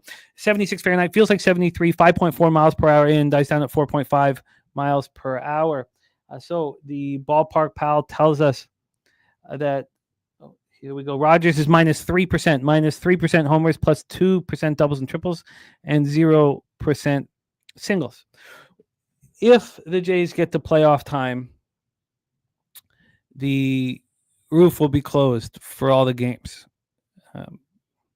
The fans are going to, depending on who we're going up against, and depending how our offense is going, they're going to be pushing for the roof to be open so that for the ball to soar, and they'll still close it. In 2016, there was petitions being sent to the Jays to open up the roof for the playoff games, especially against the Royals, because our bats were thicker than theirs, and they still wouldn't keep the roof open. Just something to keep in the back of your head as we get closer to a possible postseason appearance for the Blue Jays. Let's get into the line history here for this one. We have the Jays at minus 150. They opened up minus 149, a 1 cent move towards them. From a total side of things here, we have an 8. It's minus 108 to the under. This opened up exactly there. So very little movement, no movement. Cash wise here for this one, we have still undecided here. Is there a chance that Gausman doesn't pitch? I mean, everywhere I look, we're all expecting Gausman to pitch. God, my computer's screwing up here. Yeah, there's no pitcher listed for Toronto. I don't have this line right now, Jim. Looking for it on a couple different pages right now. I don't have this line posted. Gausman can't be pitching. That's got to be the case because we would know about this. Spooner, you have any insight on what's going on here? So I tried to look into that same question last night. Whenever I don't see a pitcher listed, it raises red flags. We're past the trade deadline where they're kind of moving stuff around. I'm not quite sure what Toronto's going to do with this game, and that's kind of what kept me from really wanting to make a move. I have some faith that Michael Wacha pitches pretty well here in this game. There's a lot of bats on this Kansas City team. I really like. Obviously, Bobby Witt, Salvador Perez. I'm not sure that Jonathan India plays today, dealing with a little bang up from yesterday. There was just enough. I crossed this game off. We're lucky to have a really big card, and I didn't need to waste a lot of time with it. I think there's a really big factor there with Gosman's starting to look through the AAA guys that might be available. They're not going to use one of their major league starters. There's still time for them to make a roster move. There's too much variance for me to be confident going to the ticket window. Oh, agreed. Timmy Tushu, they don't refresh. 365 does not have anybody listed. I think they had him listed though. Maybe that's what Timmy's saying, but they're not. He's not listed right now. Turnbuckle Tommy talking about how good Waka has looked of late. Allowed the one and run over 5 1/3 in his last start, and the Jays bats are just on fire. 314, 870. Yeah, Troy says Gossman was listed, so he's definitely not pitching. 314, 876 OPS. Something's up. It's probably just back pain. Something for that. Vet. Wine time. Royals, Blue Jays, take it away. Yeah, looking at this game, I don't have any lines listed or available for me at any of my books, so I technically can't really give out a play here in this game, guys, but I don't think Kevin Gausman is going to be pitching. That's probably why we're seeing everything off the board right now. I kind of have a lean towards the Royals here in this spot with Michael Waka on the mound, depending on who goes for the Jays here and depending on what this line is. I don't know. I think the Royals are trying to make a playoff run. I mean, we know the Blue Jays, how hot of baseball they've been playing here. I mean, they've got a one-way ticket to the playoffs, it seems like already. The Royals made a couple moves I saw yesterday to try to, somehow make a move to get to that last wild card spot potentially over an AL West team. That's going to be really interesting to see. I don't really like this lineup from the Royals, though. I do like Bobby Witt Jr. and I like Perez and I like Garcia, but outside of that, I don't really like a lot of these Royals hitters. I do think they might be live to win this game. I just don't really have any lines listed or available for me. And if Gosman's not on the mound, I mean, this line might go completely different depending on who's pitching for the Blue Jays. It's a tough game here. It's a pass for me because I can't move on anything in it. I can't give out a play if I don't have it available for me.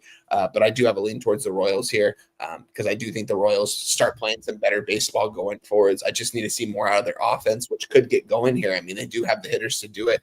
It's just if they can come up in good situations. So it's going to be interesting to see, but I'm off this game.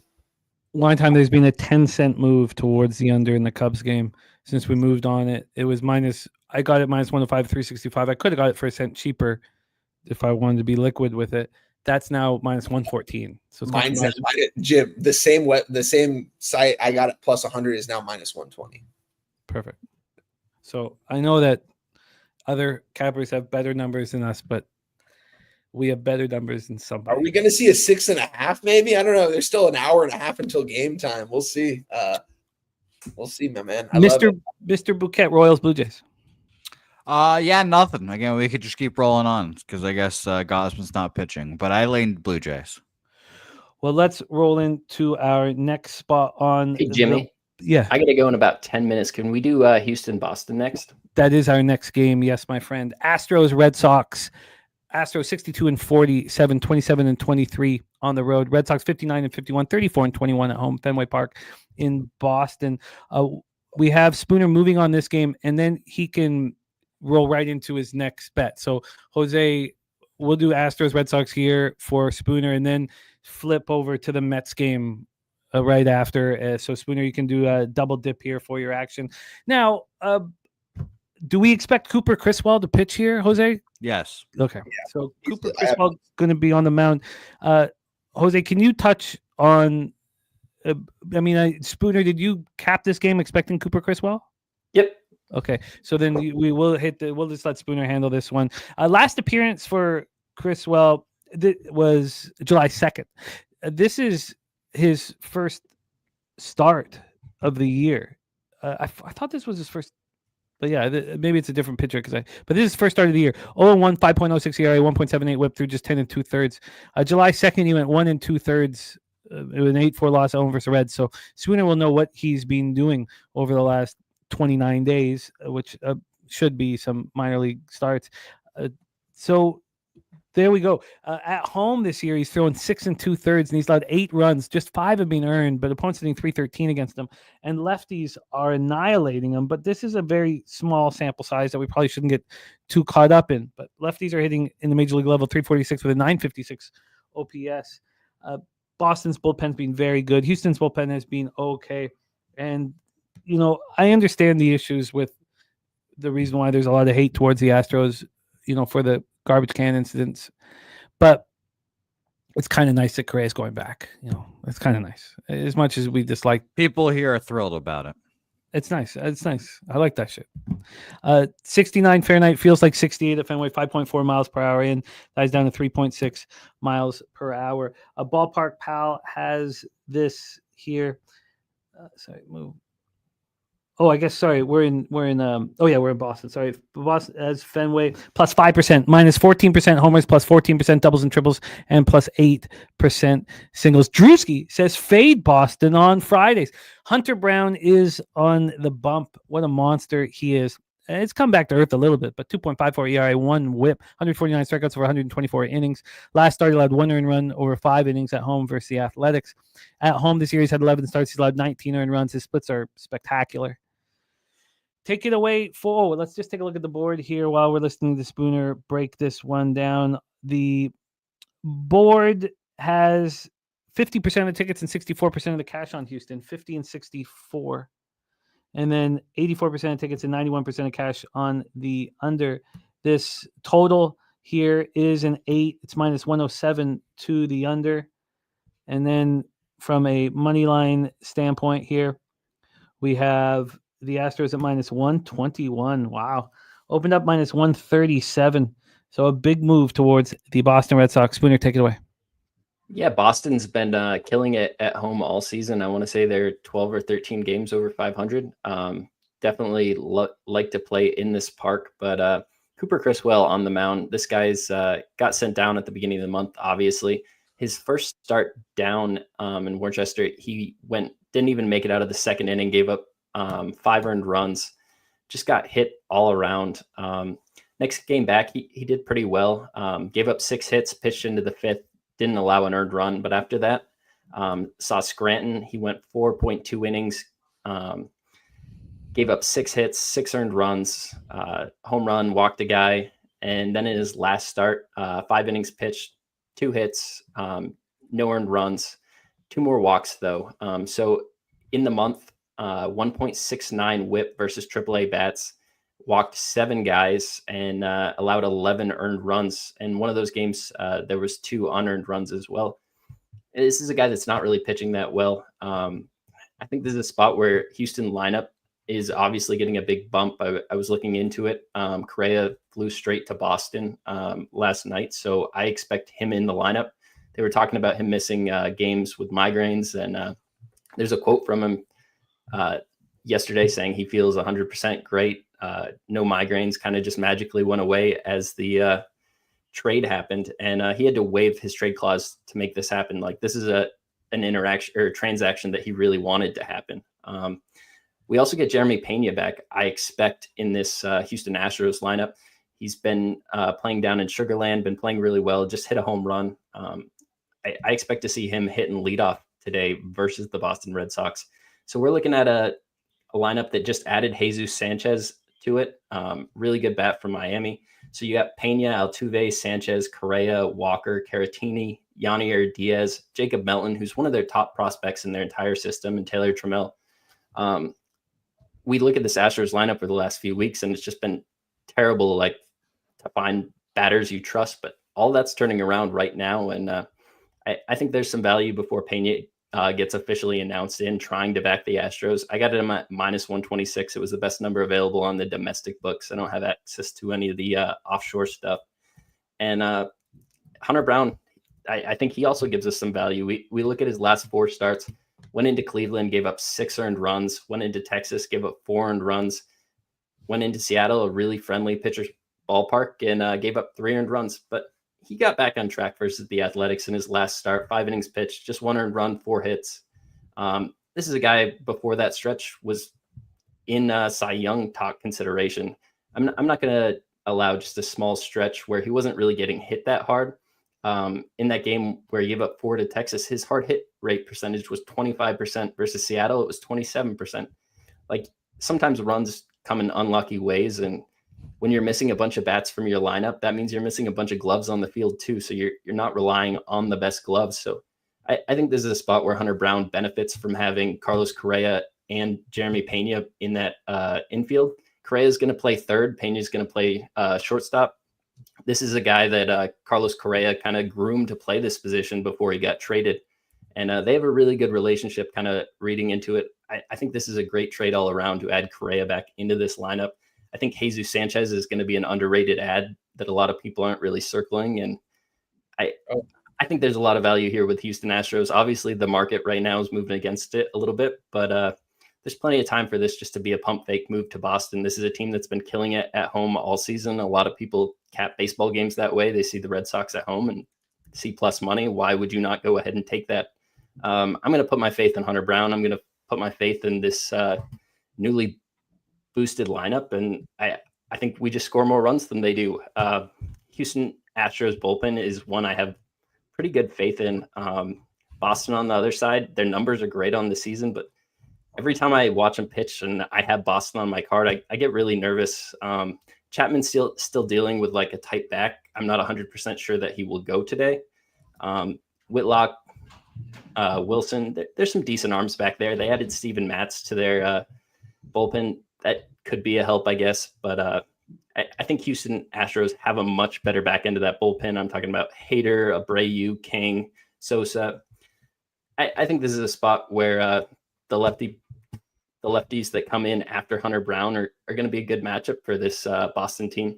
Boston versus right-handed pitching over the last 30 days is second in baseball, and Hunter Brown's been getting hit up. So I think a lot of people are going to look at that and say, Boston Red Sox are going to get to him. I think that's part of the value here, and I just don't agree with it. I think Hunter Brown is a really good pitcher, very capable of keeping us live in this game. And as I mentioned, Cooper Criswell, if you're having that much trouble in AAA, you're going to have even more trouble here versus the Houston Bats. Yeah, I mean, if this market had gone 25 or 30 cents towards the Astros, it would be a slam dunk, because I just need everything to correlate personally. But I can completely understand the X's and O's behind the move. Spooner on the Astros at -126. Spooner, I know you got to go, and thank you for rocking with us. Tell us about your action on the New York Mets. Yeah, I have the New York Mets -140. I looked at the -1 and I looked at the money line, and I just think in this spot in the -140s, if you look at the numbers on the full season in Major League Baseball, the -1 becomes more valuable when you get up to that like -160 plus range. Down here at -140, it makes more sense to pay the juice most of the time, and if you believe that team's going to win. And I think this is a spot where David Peterson matches up really well versus these Giants bats. The last 30 days, Giants versus left-handed pitching, 25th WRC plus. And we look at David Peterson. He's been pitching really well. This guy's had 2 bad starts versus Philadelphia and versus Pittsburgh. They were both on the road. And in his last 4 starts, Milwaukee, he pitched into the 7th inning versus a really hot lineup, only gave up 1 earned run, backed it up with another start versus Baltimore, 7 innings pitched, just 1 earned run. At home versus Cincinnati, didn't give up a single earned run. And the San Francisco team, he just saw 1 earned run in 6 innings pitched. I don't think San Francisco has the bats to really get to David Peterson. And on the opposite side, we have Robbie Ray, who also just saw this New York Mets team, gave up 8 base runners, 2 earned runs, and 5 2/3. And the Mets haven't been destroying lefties all season. That's true in the numbers, but if we look at this Mets bullpen, they really did a good job of boosting it up. I think Ryan Helsley is one of the more underrated closers in all of baseball. And now you're going to put him in the 8th inning in front of Edwin Diaz. They also have Tyler Rogers now. This is a spot Tyler Rogers came straight over from the Giants, where I feel like I have the starting pitching advantage. I'm not a huge Robbie Ray guy. There's a lot of reasons for that. But I just think he's a guy that pitches a lot better at home. Here in the road, his last start, obviously terrible versus Toronto. 4 1/3, 5 earned runs, 5 hits, 5 walks. He had 3 more walks in his last game, so that's 10 walks in his last 3 games. If you put these Mets on base, you look at guys like Juan Soto, probably going to draw a walk. That means Pete Alonso's going to have somebody to hit in front of him. They just added Cedric Mullins to their lineup, another good lefty bat. Oh, yeah. There's a lot of reasons that I like the New York Mets here. I didn't think minus 140 was too much to pull the trigger on. And when I back the Giants, it's one of those things that you have to find a way to trust the bats, and you got to find a way for them to score runs. And now with the Mets having such a deep bullpen, everybody's multiple days rested. I don't see any reason, even if David Peterson only has a start the last 4 innings, that they can't still win this game. And the New York Mets are very bought into the season. They want to have a good playoff run here. This is a New York Mets spot for me. Free bands play today from Dougie Wise is also on the New York Mets as well. At minus 138. Great stuff, Spooner. It's interesting with these two guys who just faced each other last week, and Peterson replaced Ray in the All-Star game. It gives us a ton to talk about here. And Ray's allowed 21 earned runs in 10 starts on the road. He benefits from his ballpark now. Again, Citi Field's run suppressing, but not to the same extent. Spooner, spectacular work. Spooner's action here today is Astros moneyline minus 126, Mets minus 140, Brewers minus 1 at minus 120. Spooner, thank you so much for your time. The half of the starring team behind walk-off wagers every Sunday here as well, doing this thing on the Sauce Network. Thank you for all of your time, Spooner. Spooner, my man, please tell us some final thoughts, where we can find you, and I will pop your X handle here in the chat. Final thoughts. It's always great to be on here. Love getting a chance to have Wine Time and Jimmy on the screen at the same time. 2 of the cappers I respect most in this industry, and just great to spend time with you guys. You're an average of the 5 people you spend the most time with, so getting sharp people like you around me is exactly what I want to surround myself with. The last thought I'll leave on the card today is, why is Cleveland so cheap? It doesn't make a lot of sense to me why that line's where it's at. I really wanted to play the Cleveland Guardians. I think the market, I think the lines and the bookmakers are telling us it's not really a Cleveland spot.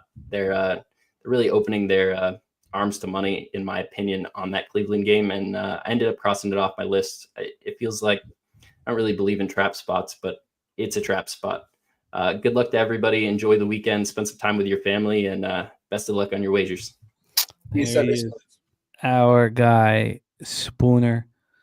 Our guy Spooner in the house. You know what?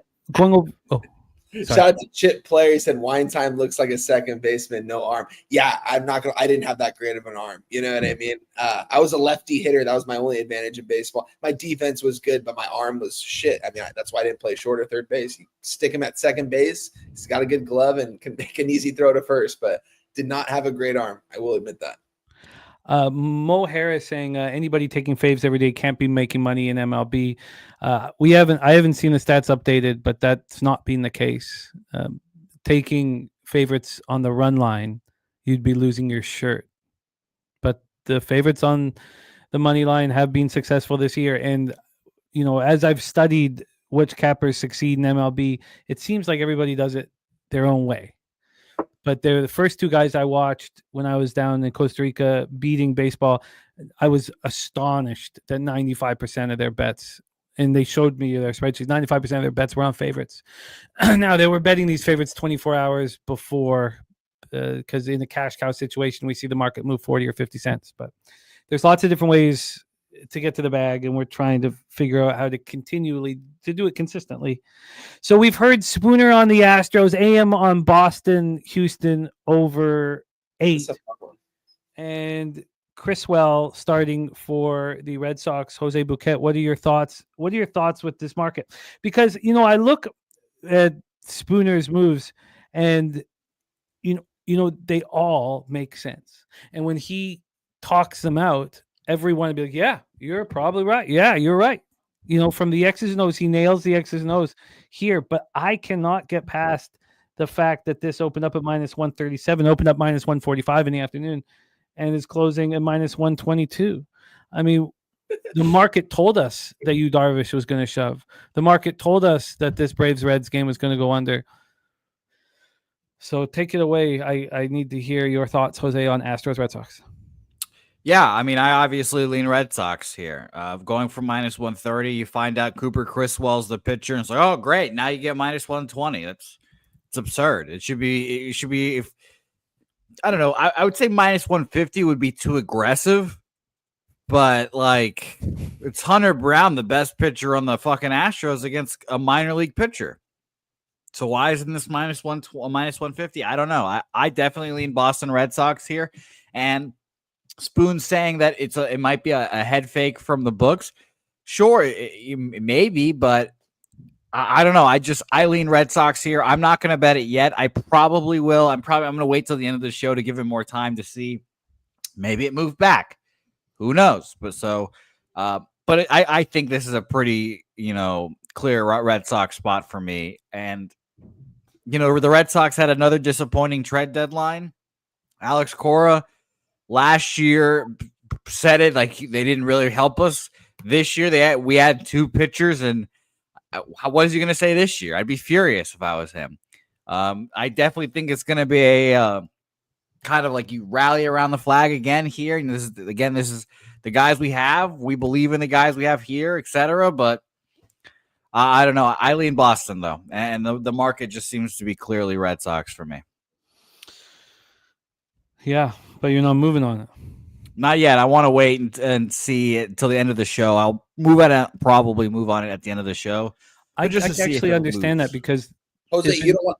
If it moves even further, that would give you even more confidence on the Red Sox. I mean, what's the sweat off my ass for 5 cents? I'll take that if it's whatever it is right now. I don't know what the Red Sox are right now plus money wise. I'm seeing plus 112. If I get plus 105, I'll be okay. If I get even money, I will be fine.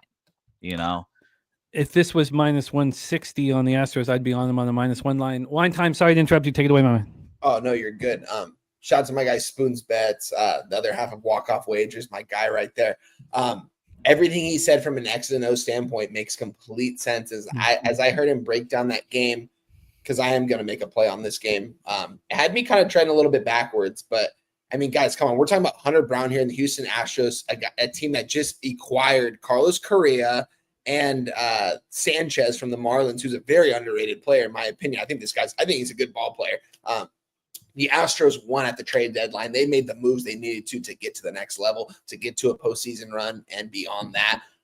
This is a really good team. You got Hunter Brown, one of the best pitchers in all baseball, against Cooper Criswell, a guy that's been in the minor leagues. And he's a minus one. Let me see currently right now. We are currently sitting at a Houston Astros minus 121. Boston Red Sox goes from a plus 112 on my book down to a plus 110 in the last 2 minutes. This is only going to move towards the Red Sox, guys. This is a Boston Red Sox spot. Cooper Criswell is going to go out there and pitch a good game against an Astros team. I do think Correa and Sanchez are going to be out there, but I think it's going to take a little bit of time to adjust. And outside of that, then they've got Altuve, they've got Christian Walker, they've got Pena, they've got a couple guys in that order. Don't get me wrong. The Houston Astros are a really good team. This is just screaming at me from a market standpoint that everyone is coming in and betting the Houston Astros. Why wouldn't you here? They made every right move possible, and the Red Sox didn't make any good moves. No offense, Jose, in the second half, but yet this Boston Red Sox team is fighting until the end. They're 8 games over 500 right now. Every time I think of the Red Sox, I just think of Jose in the corner of his apartment with his future tickets in his hand, just hoping to God that they cash. And I honestly, at this point in the season, Jose, think that they're going to. I think the Boston Red Sox are heading in a really good direction right now. I think they're going to win this ball game. I'm going to move on plus 110 as we speak right now. This line makes absolutely no sense to me. Hunter Brown against Cooper Criswell. The lineups make no sense. Like, nothing makes sense to me in this game why the line is the way it is. This should be a Houston Astros minus 150 to a minus 170. And like what Jimmy said, if it was, I would be on the minus one because everything from an X's and O standpoints has me from the Astros. But there's more to it than this in this game, I feel like. And this line is very fishy and very telling, especially in a game it's going to be another game we talk about later that's similar to this. But I'm on the Boston Red Sox. It's going to be an added play of mine, plus 110. I could have gotten like a plus 115 before the show. Only lost 5 cents of movement, like you said, Jose, but I would move on it right now. I wouldn't wait because you're not going to get a better line of what you're going to get right now. So Boston Red Sox money line plus 110. Look, I get it. And the whole, it's just, it's such a mind fuck. And I could easily join you. But it goes against the X's and O's. That's and if I did that consistently, you would reap the rewards like Jose did with the Yankees yesterday. Nasty Nate back in the Red Sox, first 3 plus a half here. First 3 plus a half, looking for 9 outs from Cooper Criswell. Let's roll on. We already heard Spooner talking about this Guardians price and how it doesn't make sense. When I think of the Boston Red Sox, I think of Joe Ryan. We have Cleveland. Was that real? Sorry to interrupt. Was that a real thing that for 2 minutes that the Boston Red Sox thought they had Joe Ryan? Not the fucking Boston Red Sox. Those chuckle fucks at Yahoo and MLB. Those fucks. I'm going on a walk. I saw some article. Sorry, Jose. I saw some article saying that Joe Ryan for 2 minutes. Every Red Sox fan heard that he was traded there for 2 mints, and all of a sudden it was fall. I didn't really look too much into it. I didn't know if it was real or not, to be honest, but it seemed like God damn it. Shout out to my guy Jose Bouquett. His team is heading in the right direction. He shouldn't be mad right now. But Joe Ryan would have been a nice. We're not gonna be shit wine time. All my fucking futures are gonna lose. It's pathetic. I love Dustin May. I love him. I'm his number 1 defender. He's 1 year. We traded a first-round pick for him. That's unbelievable. Worked for the Brewers with Quinn Priester. Yeah. Great. Those are fucking competent people. We can't develop pitching worth shit. It's unbelievable. God, Craig Burrell is such a pussy. Grow a fucking spine. He said they were close. The Twins laughed at him. They leaked to Ken Rosenthal and said, you dumb fuck, you weren't even close at all. Unbelievable. Everyone got better around him. Everyone, even the Rangers got better. Josh Peterson smoking in the outfield. Joe Ryan pitching for the Minnesota Twins today against the Cleveland Guardians. Twinkies opening up at plus 100, now plus 109. It's not as dramatic as it looks. The Guardians only gone from minus 114 to minus 118. We get to the total here in this one. We see the Twinkies Guardians at 7. It's minus 111 to the under. This opened up 7.5 juice to the under. Now it's 7 juice to the under. Again, we go back to these totals that we think should be unders. When they stick at 8 all game long, you just have to bet the over. When they go from the 7.5 to the 7, and then the 7 becomes juiced, it's telling us all that we need to know, I think. Let's take a look at the weather. Let's also take a look at the cash flow for this spot. We have 90% of the tickets on the under and 73% of the cash. So there are some big bets still coming in on the over. 68% of the tickets on the Guardians and 94% of the cash. Tells me that Ryan's going to shove is what it tells me, because we can't expect much from this offense in Minnesota. 9.8 miles per hour in 73 Fahrenheit. It feels like 69. It does deaden. We end up at 6.3 miles per hour in. So that is somewhat appealing. Let's take a look at the let's set this up for Joe Ryan. Jose, I've got bad news about the computer. A year and a half ago when I threw it up in the air, and I have the mouse, yeah. It's finally dying. No moss? You just said Roberto Durando moss? No, it's moving, but I can't click on it. Oh. I guess it's time for a wireless mouse. God, I don't think I can do that. So let's talk about it here. Progressive Field. And because I wanted to pull up Ballpark Pal. That was what I was trying to do. Ballpark Pal has, where are we here? Progressive minus 1%, minus 15% homers, plus 8% doubles and triples, and even singles. Now, remember I told you how they weren't offering us a first 3 in the Cubs game, which was shocking. That's just absolutely shocking. That has not changed. So let's see. Are they going to offer one here in Minnesota, Cleveland? And if they don't, we know what that means. No, they are. But people have been cashing. This is a 1.5 at plus 120, Jose. Yeah, Joe Ryan's going to shove it up my fucking ass. Sly one says, talk me out of betting the Guardians here, boys. Well, Joe Ryan would be the talk. 10-5, 2.82 ERA, 0.92 WHIP. He's coming off a bad start at home. His organization just said, "Look, we're going to build around you in Buxton. Stick with us." Lefties hitting 226, 666 against him. Righties 177, 544. He's allowed 17 earned runs in 10 road starts. Going up against Gavin Williams, who's also pitching very good, and he's much better at home. At home, he's had 11 starts. He's allowed 20 earned runs. His splits are very good, but it is righties that get to Gavin Williams. Well, this is your lineup. Royce Lewis, Ryan Jeffers, Brooks Lee, a hit from the right side, Vasquez and Gasper. It's a pretty nice group here. Pretty nice group. Troy saying, being mean and saying I need a wireless mouse. Twins versus righties, 236, 696. Guardians versus righties, 237, 19. Maybe the problem is I'm too grown up, right? Never think of that. Yeah, you ask an 80-year-old to use a wireless mouse. Twins bullpen 4.71 ERA last 30 days. Guardians bullpen 2.59 ERA last 30 days. Mr. Bouquett, Jean-Claude Snips Bouquett, Twins, Guardians. I'm so fucking angry again now about this trade deadline. I paced around my apartment for Yahoo Sports, MLB, whoever, both those people that run those Twitter accounts, go fuck yourselves. I'll have those screenshots forever because I love Joe Ryan. One of my favorite pitchers to watch. I've called him the next Zach Greinke since he debuted. And he's not going to be on this Minnesota Twins team that sucks. And guess what? I'm going to fucking bet him to make me feel better about myself today. Because this is, again, all the teams that got shedded for all their players. The Twins is the scariest one of them all. But all the tweet teams that got shedded all their players, I want to back today. Because I think, especially Rocco Baldelli, a goodish manager, we'll see if he survives the season.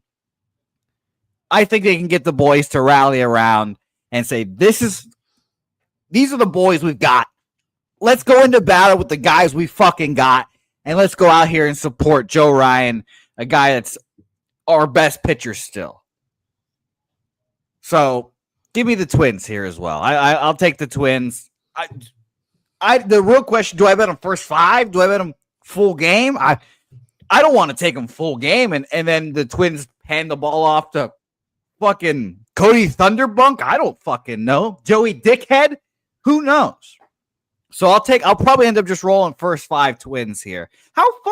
Jimmy, how fucking of a loser do you have to be to in your press conference say, yeah, I thought we were pretty close. They just didn't like our players, blah, blah, blah. We had to go up, blah, blah, blah. And then immediately the other side of that negotiation says, yeah, they weren't even fucking close. They leak it to Ken Rosenthal. They have no respect for Craig Breslow around the league. Spineless wimp he is, apparently. A fucking stiff, as they called him in the fucking scouting department. Unbelievable. Yeah, it's, I kind of like it. I don't. Yeah, I kind of like it. Jose, could you imagine if your general manager was he'd probably get shit talked in the other group messages. There's like 5 group messages with all the other AL East fucking GMs. They're just like, look at this dumbass, this fucking idiot Craig Breslow. Can't talk to a fucking cardboard box. Well, maybe backing Joe Ryan will help bring a smile to your face, bring some joy to your life today, because now, should the difference, though, be more than 10 cents? I don't know. That's a great question. I'm just happy that there's a difference. And Spooner says Joe Ryan inning limitations are coming as well. Yeah, of course. The Twins don't want to win baseball games anymore. They're going to shut his ass down as soon as he gets to last year's limit or whatever the fuck it is. No reason. Same thing with Pablo Lopez, who people forget is still on this team. I forgot. So, God, I hate my fucking self. This is unbelievable. I'm going to see what it is at a different book here, what the difference is. It's 10 cents at 365. If it was more than 10 cents at my book, too. It was more than I'd be interested. Wine time, what do you think here? Twinkies, Guardians? This definitely seems like another fishy spot here in this one here. But it is Joe Ryan on the mound for the Minnesota Twins. I expect him to go out there and dominate, thinking he's almost going to get traded here. And I like what Jose said about what Rockaball Deli is probably going to emphasize today, that like, this is the team that we have. Let's go out there and win some ball games, try to at least give the team some motivation these next 2 months of the baseball season, because whether you like it or not, they're still right there. If they start winning some baseball games, you never know. I think it could start right here. Not saying that they're going to, I should not say that it starts right here. I believe that they could win this ball game. I don't know about any future ball games, but I do think that he'll have his guys ready to go here. And we've got Joey Ryan here on the mound, a pitcher I like. He passed the eye test. He passes everything you need him to pass. The Twins wanted to hold on to him for next year because I'm sure he's one of the people that still brings people out to the crowd. They don't have Carlos Correa anymore. They got Byron Buxton, but we know he gets hurt every single season. So I do think Joe Ryan goes out there and dominates this Cleveland Guardians lineup. Look at this Minnesota Twins lineup going out there today. It's absolutely dreadful, disgusting. It's a team that every starting pitcher would probably want to face here going into this game. There's not a lot of scary bats that scare me, but yet the Cleveland Guardians, a team that's not selling, a team that's still trying to go for it. Stephen Kwan is still there. He waved at all the fans in Cleveland a couple games ago. I saw it on social media and I kind of cracked up at that, like thinking that he might get traded. He's still going to be playing out there. So I think Twins are live here in this spot. I don't have enough conviction to move on it quite yet. Kind of want to see what happens here. I want to actually see the official lineups when they get posted here. I do have a lean towards the Minnesota Twins. This line's just very fishy here, guys. A Twins team that no one is probably expecting to win ball games the next 2 months of the baseball season, being a small dog against Cleveland Guardians team, a team that is still fighting to get there. It's a tough game, though. I'm going to end up moving off this game. I don't want to have anything to do with it. I might end up moving on the Twins later on, but as of right now, it's going to be a pass for me. Well, Jimmy, what about 20 cents? Is that enough for you? Because I realize mine's plus 110 full game, minus 110 first five. That's a great sign. It's 12 cents offshore. It's 10 cents at 365. That's a great sign. I'm not against backing Minnesota first five, but I don't mean to be confident, and I'm act confident, but I'm feeling confident. And it's expensive, and I don't care. The first 3 under 2 is gonna. Oh, I'm not gonna be able to move this. This is so annoying. This is where it's gonna hurt me. The first 3 under 2 in Minnesota Cleveland's minus 132. Oh no, this is gonna hurt me too. I won't be able to take pictures. Yep. Oh yeah. You're not gonna be able to screenshot. Oh no, that's a huge problem. Well, Jimmy's about to have to troubleshoot some issues, lads. By the way, I just got the official wind report from Preston. It is pretty windy, and I will end up moving with you guys. Yep. I'll take the shitty number so you guys can point and laugh at me. Under 7 minus 120 is going to be an official play on for my card. I'm also going to take first 5 Minnesota Twins here, hoping for the best for my guy Joe Ryan, who I expect to be on the Boston Red Sox in the offseason. And it will be for Jarren Duran. Jose, what was the meetup? Why'd they go to Wrigley Field? Because I know Preston doesn't live in Chicago. Card show. Card show, yeah. Oh, Yeah, nice. big card show. Nice. I'm gonna try shutting down and maybe going back on, see if that helps. I don't know if it will, but I'm gonna try that right now. I did just send it in without the picture. 15 years with this guy, he should just trust it. But I'm gonna try and fix it. So I'm gonna turn my everything off here. So I'll be right back. But I'll be listening. Yankees, Marlins, Jose, if you could set that up. Yeah, Yankees Marlins, a fun game. Because last week, I forget what day of the week it was. It was Jansen Junk versus the Milwaukee Brewers, and every fucking body loved the Brewers that day. And I stood up and I said, I love Junk. I'm a Junk guy right here. And he did well. He pitched well. The Brewers ended up getting the win, I think.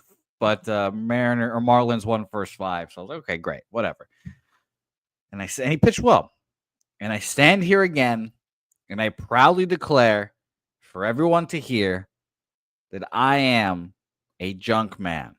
I am a Jansen Junk guy. I am a Jansen Junk believer. By the way, I love watching Jimmy doing a seance right now to his computer. He's doing like a prayer circle over his computer. backstage. So I really hope it works for him here. But let's talk about the market in this game because I lean and would like to bet the Miami Marlins here first 5. Let's talk about full game live movement. I'll check out the first 5 here soon. Seeing minus 163 openers at Penny, BOL minus 168. And it has come down to minus 158 here. Did get up to minus 165 at one point, but coming down to minus 158 full game. First 5 out of curiosity here. Let's check out and see what our first 5 line movement is. Interesting. First 5 has went from minus 150 to minus 160 there. So that's fascinating. Little opposite line movements there. Money in this game, kind of, a little surprisingly, actually. 65% of the bets are on the Yankees here. 64% of the money on the Miami Marlins here. Fascinating. 62% of the bets and 87% of the money on the under in this game as well. Total has gone from a 7.5 at BOL. It's still there. Penny has the 8 juice to the under plus money 102 to the over here. So fascinating. Rodon, let's talk about him because he is allegedly, well, I guess he's the number 1 pitcher on the Yankees if they had, oh no, it's Fried. I forgot. I was like, who the fuck is the number 1? So Rodon will pitch game 2 in any World Series playoff kind of matchup here. His last few starts, 5 1/3, 4 hits, 3 earned runs against the Phillies at home. 5 innings, 6 hits, 4 runs, 2 of them earned at Toronto, 8 shutout innings in Chicago, at Chicago's, he's at home for Chicago is what I should be trying to say. No official lineups in this game. I still lean Miami Marlins first 5 here, and I kind of want to get there. Wine time, what do you think about this matchup? Marlins Yankees here in Miami. Yeah, I like Jansen Junk. I'm right there with you. I have to always mention this story whenever we talk about Carlos Rendon because I just thought it was hilarious being at an Angel Yankees game and just being around all these Yankee fans and just booing the shit out of Carlos Rendon, calling him out for his weight when he was getting lit up that game. By the way, the Angels swept the Yankees that series at home, so that was cool to see too.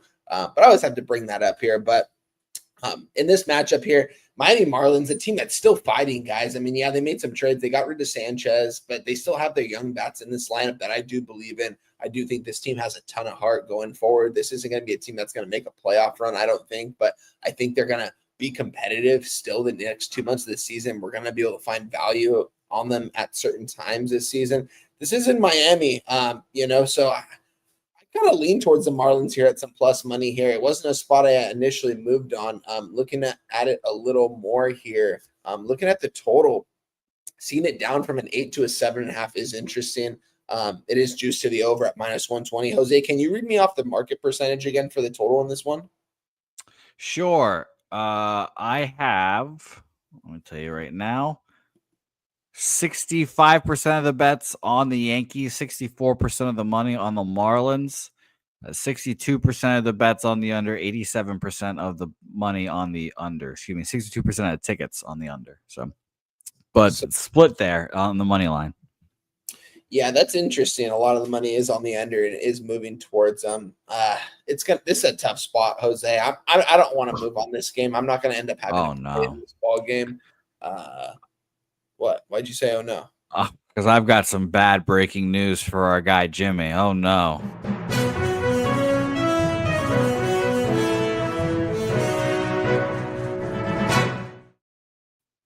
Acclaimed rap artist and sometimes pitcher Marcus Stroman has been released. Oh, wow. That hurts. Bring him home. Bring him home. Oh, that scared me. I thought it was going to be something I cared about. I know. I was kind of tripping for a second. I was like, what the hell's going on?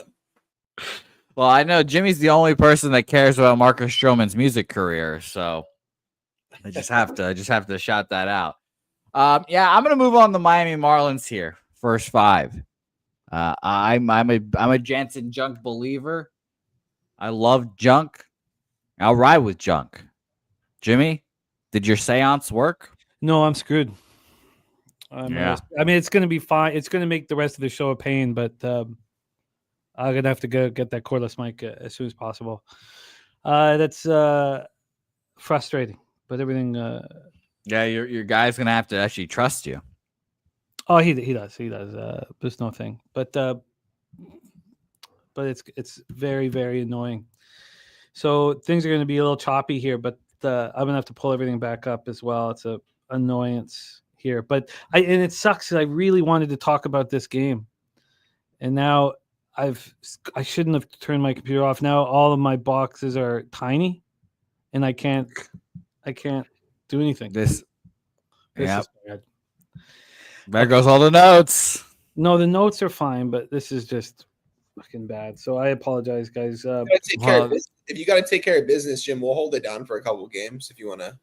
It's not going to fix anything. And that's what I could do. I could use a different. Okay, but I'll. Oh God, this is just so. This is the 1.5 month. Or what is it again? 3.5 months in the making here for this trackpad to die. 3.5 months? No, I smashed it a year and a half ago. Year and a half? It was not this past year. It was this year. I remember this year I had Razor Sharp's very cushioned back that. Okay, I wanted to talk about this game though because I'm also a believer in Mr. Junk himself. Oh, you're a junk man. I am a Jansen Junk man. So we have no movement. It's actually gone 5 cents away from the Yankees and Carlos Rodon, which tells me that the Marlins are very live here. This total is an 8. Opened up -116 to the under. It's still -114 to the under. I can understand why that is a bit of a concern. But it's not enough of a concern for me because they're still offering that 8 over 8 at plus money. Should it be? You're right. It should be a 7.5 by now. No, you're right. You have two pitchers with strong statistical background. Carlos Rodon's good on the road. His splits are phenomenal. Jansen Junk's been pitching well. The lefties hit him harder than righties, but this is not a lineup that you fear. Yankees bullpen is struggling. I guess you're right. There should have been a sign here from the books that this was a 7.5. Why isn't there? Let's just go to the board here. Actually, can you read out the board here while I pull it up again for the cash flow? Sure, and I'm going to be officially on full game Miami Marlins is what I'm going to end up deciding on. Cash flow, definitely. Cash flow in this game, 65% of the bets on the Yankees, 64% of the money on the Miami Marlins. 62% of the bets on the under, 87% of the money on the under. So, and I don't, by the way, I love Yankees fans all freaking out because they've got a bunch of closers. Camilo Duvall was demoted from being closer in San Francisco this year. He is not that good. Now, the Yankees could do some Matt Yankee sorcery, make him just throw his slider, just double the amount, make him pitch fine. I don't believe in their Yankees bullpen. People will say it's elite. Don't believe it. So I'll go right up against it. Yeah, it's especially if they're all making their debut. Those guys all have to pitch today. Great, even better. Fantastic. I'm also not a David Bednar guy either, Dougie Wise. Talking about fat. This is a real issue. Good God. I guess it was going to happen anyway. Oh, fuck, sorry. Okay. All right. I think that you are right to have a lot of interest in the Marlins. I think that's very valid. I think they should have moved to a 7.5 if it was going to be a real low-scoring game. And it's hard to think that it is Carlos Rodon who's vulnerable, but it is. Carlos, he allowed 3 home runs in his last start at home. Why wouldn't he get touched up again here? I'm going to stay off of the spot for now. I'm going to have a problem getting the chat up. I should not have turned everything off. That was stupid. Let's move on. 7:10 p.m. Eastern. We have two pitchers that just faced each other. We heard Spooner's great breakdown on why he is backing the New York Mets here at Citi Field. We have two pitchers, Robbie Ray, David Peterson. Peterson replaced Ray for the All-Star game. Ray just pitched at home, allowed 2 earned runs over 5 2/3. He struggled on the road.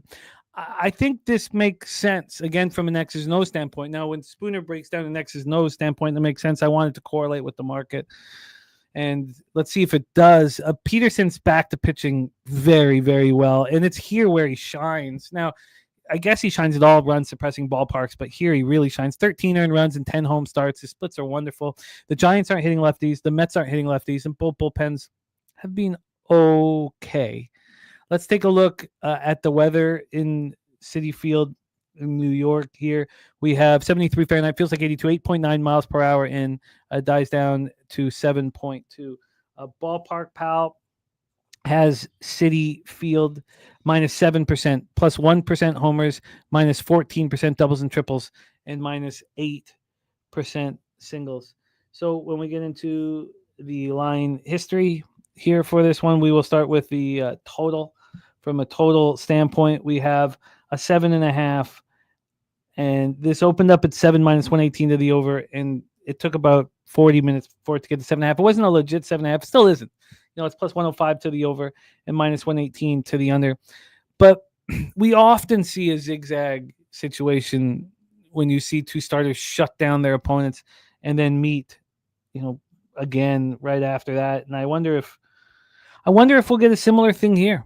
I really do. I wonder if it's a similar thing here. And then if we're going to say, well, who's the vulnerable one? Well, clearly the vulnerable one to me is Rob Ray on the road. He's just not been good on the road. And I don't know why we would trust him here. You have 94% of tickets, 95% of cash on the under. The other 7.5s that we expect to go under all move to 7. This one's just sitting here at 7.5. You have 82% of tickets and 89% of cash on the Mets, 82 and 89. Do we feel like this has been, a big enough line move towards the New York Mets? Let's go over that right now. We talked about the total, but let's go over the money line. This money line here for the Mets, minus 141. Open up minus 138. I don't think, because if these two pitchers hadn't have just faced each other, this would be a whole different breakdown for me. But the only angle that I could bank on is Ray struggling on the road. But this is another pitching run suppressing ballpark, and the market's not indicating that the Mets are a slam dunk spot, and they're not indicating this is an under spot. Take it away for us here, Wine Time Giants Mets. Yeah, this is an interesting game right here. I mean, the Giants just not playing good baseball, guys. I mean, from the eye test, X's and O's, everything you look at, this team is not hitting the ball. They make that big trade for Rafi Devers to try to get their offense going. It's just not working out for them. You look at that lineup from top to bottom, it's not good. This lineup is not good. It's kind of crazy. Some people are calling for Bob Melvin's job here in some sort of way, and it doesn't really make a lot of sense to me when you don't give them enough personnel. But at the same time, and they do have some good bats in the lineup. They've got some good starting pitching out there. I can't back them, guys. Watching them from an X and O's and eye test standpoint, it's very tough to back these guys. You're pretty much hoping for some miracles to happen, that these guys are going to actually score with runners and score in position, which they haven't really been doing a lot this season. I think this is a New York Mets spot. I'm not going to back them here in this spot by any means. This just seems like kind of a weird spot because the Giants haven't won a ball game in quite some time now, and I don't think that they're going to make a playoff run by any means. I think they're going to end up being under 500 by the end of the season.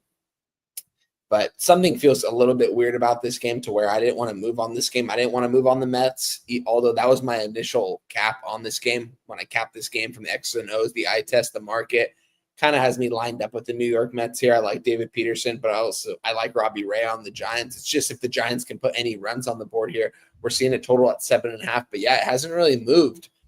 So it's tricky. This is a very tricky game for me. I didn't want to have anything to do with this game. I do think it's too tricky. I'm not going to move on this game. It's a pass. Yeah, I'm the same way. I thought this was a predictable game, and the most predictable thing here is neither team's hitting lefties. You have two good lefties on the mound.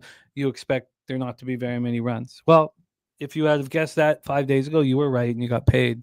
Is it going to happen again just because we saw it that way? I'm going to move past. Let's roll on. 7:35 p.m. Eastern. We have the LA Dodgers 63-46, 28-25 on the road at the Tampa Bay Rays 54-56, 31-28 at home. We're at George M. Steinbrenner Field in Tampa, Florida. Weather-wise here in Tampa, 89 Fahrenheit, feels like 96, 6.3 miles per hour out. As we know, as the game goes on, the wind starts blowing in. By the way, I lean over in that game, but this is not a big deal. Oh, I thought you hammered. Sorry, did you not? No, you started that game. Oh shit! Sorry, No worries. I lean over because zigzag, but we can roll on. But not enough to move on it. Yeah, exactly. I actually just had to send the "Can I get more credit in my account" text to my bookie, so that's great. Fucking fantastic. Spreadsheet dog today is the Colorado Rockies from our friend Ron Crawford. We will be discussing that here shortly. I get the over. The over makes a lot of sense here. Yeah, I think both are vulnerable. Zigzag, the whole thing. Yeah. You know, the over probably like AM on the over. The over probably should be bet. It probably should be bet. The fact that this total is just sitting here, it's not moving with these two very strong pitchers on the mound. That the over probably should be bet. You know what? The market not moving to 7 tells us everything we need to know, and also the market not moving to the Mets kind of implies that David Peterson isn't going to shove. I'll join you guys. I think you're right. I think that this should be something that we move on. I mean, we've bet the 7.5 to move to 7. We've taken those on the under. So why wouldn't we flip it here? Yeah, I'll make it official once I get a text message back saying you're good. Oh, you'll get it. Dodgers Rays, George M. Steinbrenner Field, Clayton Kershaw. Shane, when is a book ever said no? Your money's no good here. I'm just sitting here waiting, but it'll happen. The Chillis says Tampa Bay money line easy. Isaiah Scurry said just sold my tickets to this game. Birthday was yesterday. Rays money line. Happy birthday, Isaiah. Hope it was a great day. Isaiah backing the Marlins and the Wizard of Boz here. Let's take a look at we did the weather, but let's see what Ballpark Pal has this Steinbrenner Field. I thought it'd be higher, but plus 10% runs, plus 27% homers, minus 5% doubles and triples, and plus 1% singles. Let's get into the line history here for this one. I think I've got the flow of this now. It's just going to be my own issues, and I won't talk about them out loud. Boz and the Rays are plus 115, plus 112. Wow, it keeps moving in their direction. This opened up at plus 132, a 20-cent move towards your Tampa Bay Rays. When we get to the total here, we do have a 1-0 Reds lead. God, I'm happy that we talked out the fact that even if it was low scoring early, we weren't going to live bet the over. When I said that, I should have then just again. Brady Singer, 10 strikeouts in 6 innings today. The guy looked lights out, like absolutely wild. Well, Come on, Reds. Make the fucking playoffs. Elder pitched well. I mean, we got here. We have a 9 minus 115 to the under. This opened up at 9.5, quickly went to 9, back up to 9.5, and now at 9. And we have AM on the under 9.5 here. Said projected 9.1. Let's get into the X's and O's here. Clayton Kershaw, 4-2, 3.62 ERA. Oh, I didn't talk about the cash flow, which I need to know. Cash flow wise for this spot, interleague action, 64% of the tickets in cash on the Dodgers, which is creating the Rays to be a must bet. 50-50 on the ticket count, but 70% of cash on the under. I mean, does this not scream? No, it was the most egregious line move that we've seen. To me was the Padres move 2 days ago. Isn't this the exact same thing? Here now that you're getting Boz, who's struggled of late, now not in his last start, 2-1 loss at the Reds, but he's comfortable in this ballpark. How will Clayton Kershaw handle this ballpark? The thing is Boz has been destroyed here. 41 earned runs and 11 home starts. Righties hit him harder than lefties, but the Dodgers aren't hitting righties hard. 227, 668. Rays 257, 17, 717. Of course, these stats all last 30 days. Dodgers bullpen 4.27 ERA last 30 days. Rays 4.16. Jose, you are agreeing with me. Take it away. Dodgers, Rays. Yeah, pretty easy Rays bet for me to make. Clayton Kershaw, I'm sure, is going to enjoy pitching in this AAA ballpark. There's going to be some things that irk him, I'm sure. Just a little throw him off his routine. Rhythm, the mound's not the same. So yeah, I'm on the Rays here again. And by the way, Jimmy, I even asked in like the most meek way. I said, "Is it possible if I could have some more credit?" Like he's gonna say no. Yeah. again. Fucking ridiculous. So Has he already replied? well, I haven't gotten a reply yet. Maybe he's out there working. Jose, call his ass. Fuck a text. Well, no, you love calling your bookies. I'd never do such a thing. But Rays for me will be an easy bet here to make here in a second. Jose, I never told you this though. When I was in Ottawa, oh no, I'm walking down, the hotel, I walk Carter, Ella, and a wife, mother-in-law walking down the street, and there's my fucking bookie sitting outside the patio eating the fucking cheeseburger. You saw him? Did you say hello? I did, but I didn't introduce him to my kids. That's smart. And you should have seen Fong giving him the stink eye, man. Fong's just like, fucking guy, like just mumbling under his breath, What are the odds? I know, of course, right? The fucking just look up in a cold sweat. He called me over, and I was like, oh yeah, fuck, yeah. Yeah, it was too much, man. Rays for Jose and I are the Rays for you. Wine time. That's hilarious. I'm gonna back the wonderful Wizard of Oz here in this matchup here. I like the Tampa Bay Rays. I got them plus 115 prior to the show here. Looking at the line currently as we speak. Let me refresh here really quick. It signed me out, of course. I hate when it does that. But yeah, currently sitting, we have a Tampa Bay Rays at a. Why can I not find this now? Plus 115 still. That's the number I gave out. It's the same number here. I'm gonna back Boz here in this spot here at home. Dodgers opened up at a minus 140. It's moving towards the Tampa Bay Rays. It hasn't moved towards them since I gave this out a couple hours ago. So that is actually a little bit interesting here. But I think Boz could go out there and at least pitch somewhat decent here. Tampa Bay Rays. I mean, you guys know I've got futures on these guys, and I like them as a group. I like, I've talked so highly of Kevin Cash here, and I think they need to get it going here. I think this is a good spot here as a slight dog against the almighty LA Dodgers here, traveling to Steinbrenner Field. It's going to be their first time playing there, so that will be interesting as well. I wonder what Ohtani's stuff is to hit a home run. I'm sure it's very low, but I am on the Tampa Bay Rays here, money line plus 115. Rays have been costing me some money here these last couple of weeks. I've been backing them quite a bit. I'm going to go right back to the well with them here in this spot at some slight plus money. I'm going to back Shane Boz to at least pitch decent enough against this lineup to give them a chance to win this game. Whenever I see the Dodgers as a slight favorite or a dog, it kind of always wants me to move on the other side here, and being that it is the Tampa Bay Rays here, a team that's struggling, a team that no one wants to back right now. I mean, no one wants. Who right now is really on the Tampa Bay Rays here in this spot? If you look at the general public, not a lot of people, and I understand why. It's a perfect time to get on them here, plus 115. Get the same number right here. The wonderful Wizard of Oz. Let's go. Dougie Wise, too, big Dodgers fan, says, I would never fade my Dodgers with these bums, but I must admit, this market seems like a Rays spot. It reminds me of when I break down football games with Bobano and he's not on the over and I'm on the under. My ROI is insane. Dougie Wise is not on the Dodgers and we're fading the Dodgers. I imagine it would be a similar type of situation. Justin McCelvey on the over 9, which I would then move on. I would also move on Rays team total over. But I think there is a possibility here that the market is implying that Boz shoves.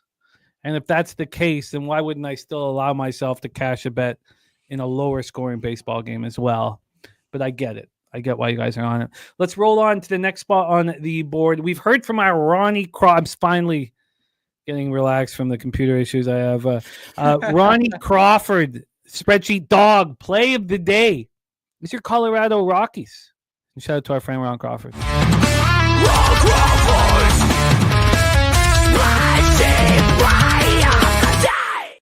He trusts you more that he saw you recently now. No, he always trusts me, but God, he seems just visually being able to see. It's like, you know what? Yeah, this is the guy. Yeah, he's a good guy. You should have seen the snaggly tooth on him too. It's just like one huge tooth. Jesus.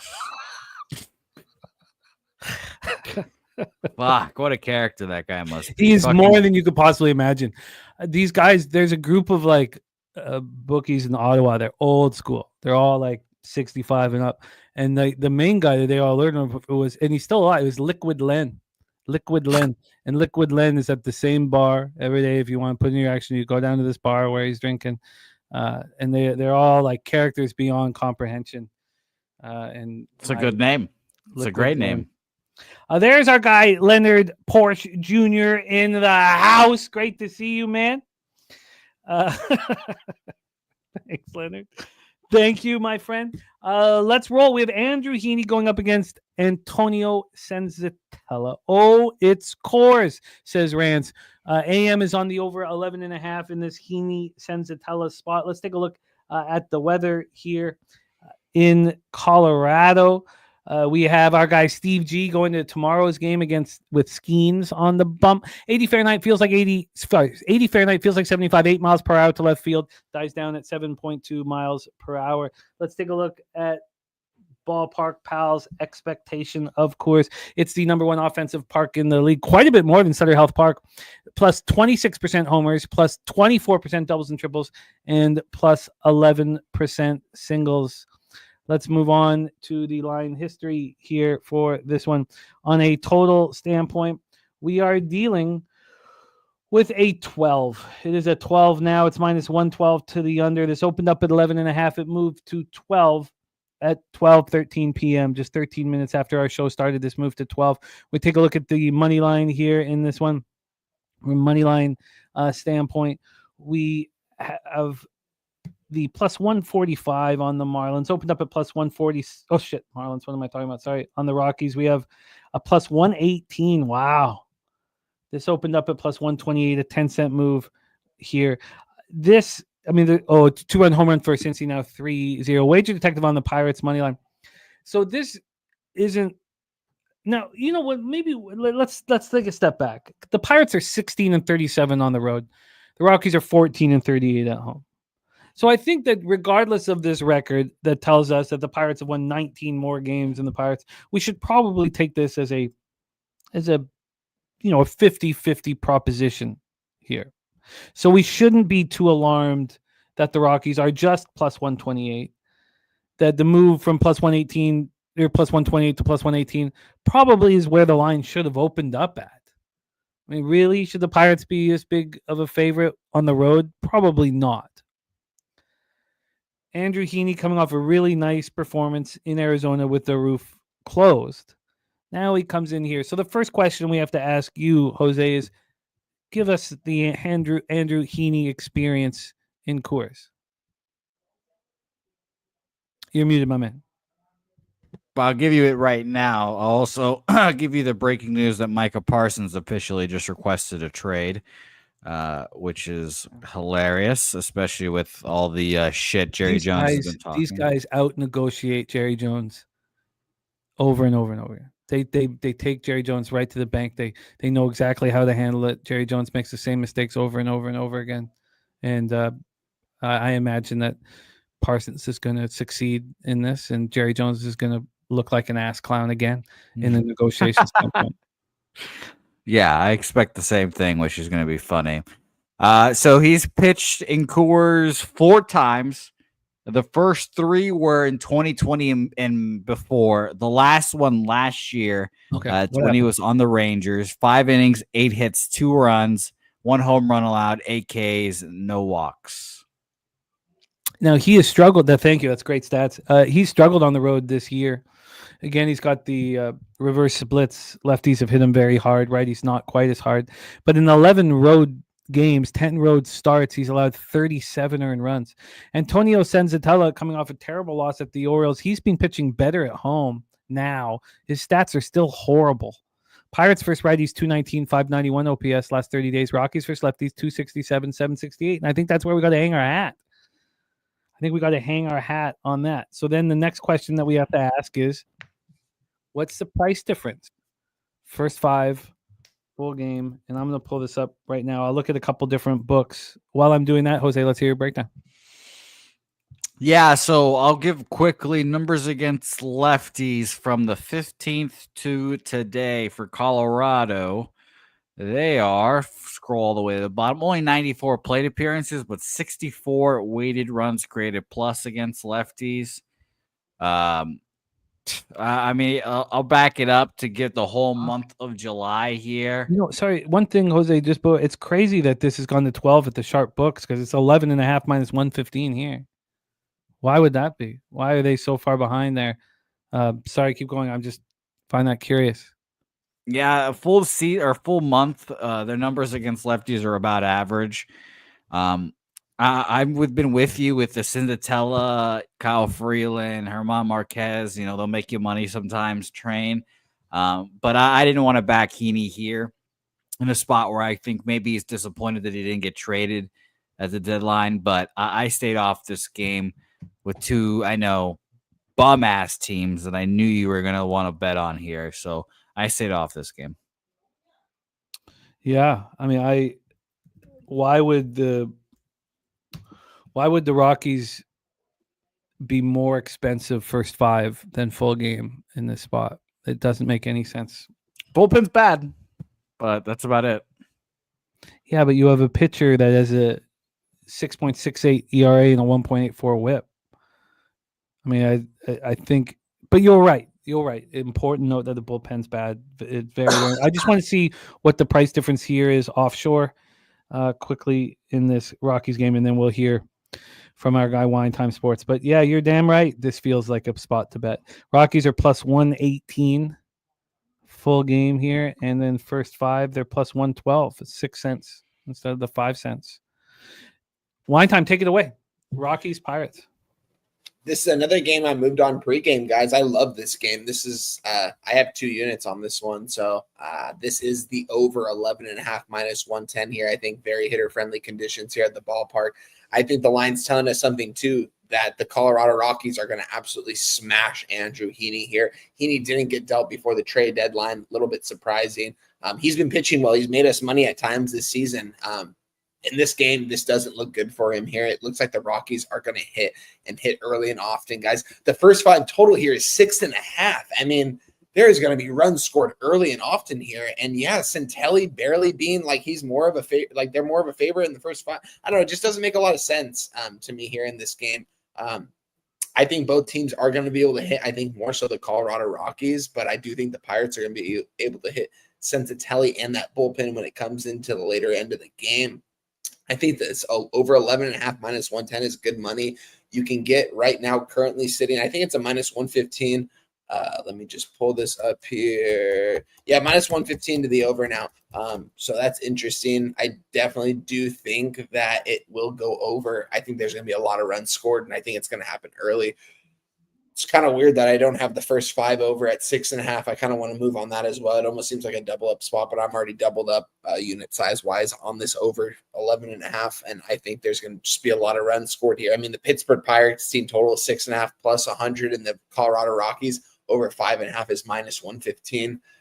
I mean, these teams are going to hit today, guys. I think we're going to see the bullpens early, most likely, and I think Heaney's going to get hit most of all. I think that's what the books are telling us here in this spot. So give me the over 11.5 minus 110. Still endorse the minus 115, whatever you can get. I think this is good money with the over here in this spot.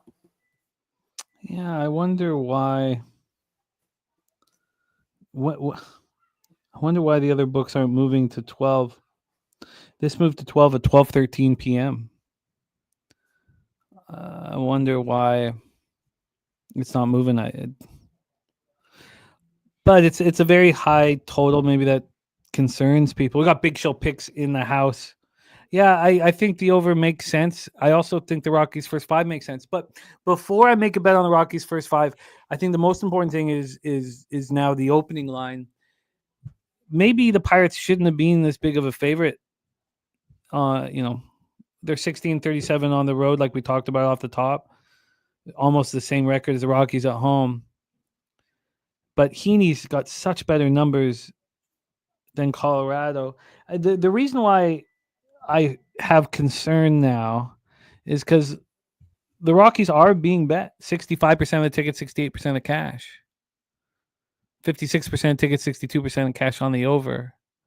So the public is sort of saying, yes, bet the Rockies, and yes, bet the over. I don't ever want to be with that group. If I mean, of course, there's not going to be a lot of tickets on the under with Heaney going up against Sensatella and the weather the way it is, but you know, if 70% of the tickets were on the Pirates, 70% tickets in cash, then I'd be like, oh yeah, I got to move on the Rockies. But maybe the opening line wasn't correct. I mean, this is going to take more time. Because looking at what I would do, seeing an offshore like Penny move to 12 and 365 not moving. Well, at first I was like, oh, I should bet that 11.5 right now. I mean, that's just what I thought. But then it moved at 12:15. They've had 2 hours and 15 minutes to move the line, and they haven't done that. I've got to decide. I've got to think on this. This is going to take sitting here. I can completely understand, though, your move. Wine time on the over 11.5. Got it at -110 and tweeted it out. What are you doing here, Jose? I'm not doing anything. I'll sit and cheer you guys on. It's not going to be a fun game to, have cash on here. Mr. Belvedere on the Rockies +120. The Cubs escape out of a first inning jam 0-0. That's good. Even though I think I would have liked to have had action on the Orioles here. So I need to sit with this in complete quiet and darkness after the show. Let's move on. We had our guy Billy Friedrich join us. We have missed him.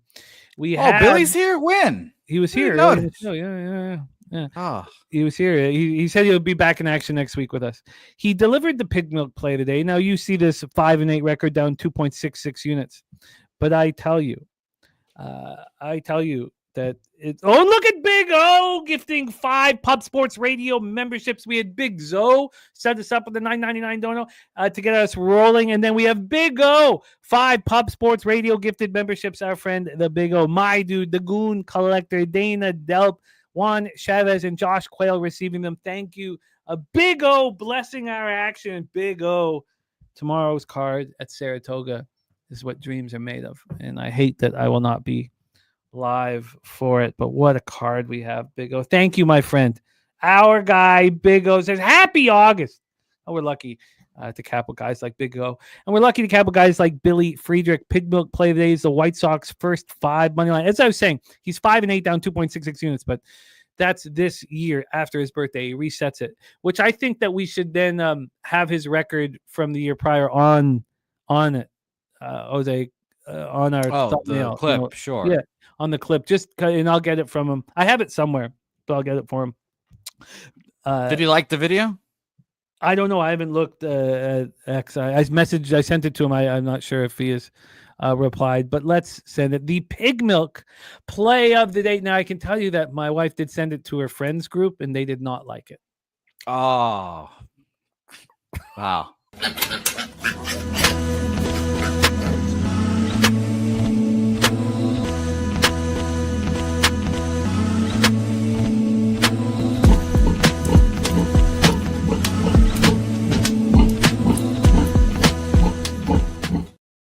You have to go with it, into it with an open mind. You never know what might hit you around the corner. I like it so much. That's the problem. I like it. I think you did a phenomenal job. It's funny because we were talking about it for a long time. I'd been researching pig clips for a long, long time, and to see it come together like that, Jose, spectacular work. By the way, the UFC contest is up. Pub Sports Radio UFC contest, and I believe, because we aren't able to make the announcement that we were hoping to, I believe this is the very last UFC contest that isn't for members of the channel only. So, again, we'll announce this next week, but this will probably be the very last UFC contest that anybody can get in, because very soon this will only be members of the channel in for the $100 contest. But it is up right now, and shout out to our guy, Big. There's just my 2 cents in the house as well. And there's Billy in the chat, says, I love it, guys. Thank you. It's perfect. I love it so much, man. I love it. I love it so much. I love the look on her face before she shows the others. I just, God, I don't know why I like it so much. I'm sick.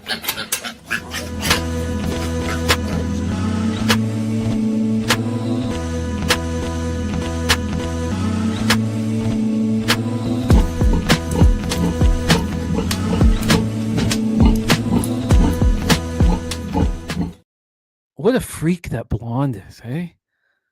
You know what? I think I need to see it again. I didn't notice her. She's a fucking maniac. I can just see her eyes, like, just ass crazy, just beyond. Like, she's just fucking bananas. Check out the blonde.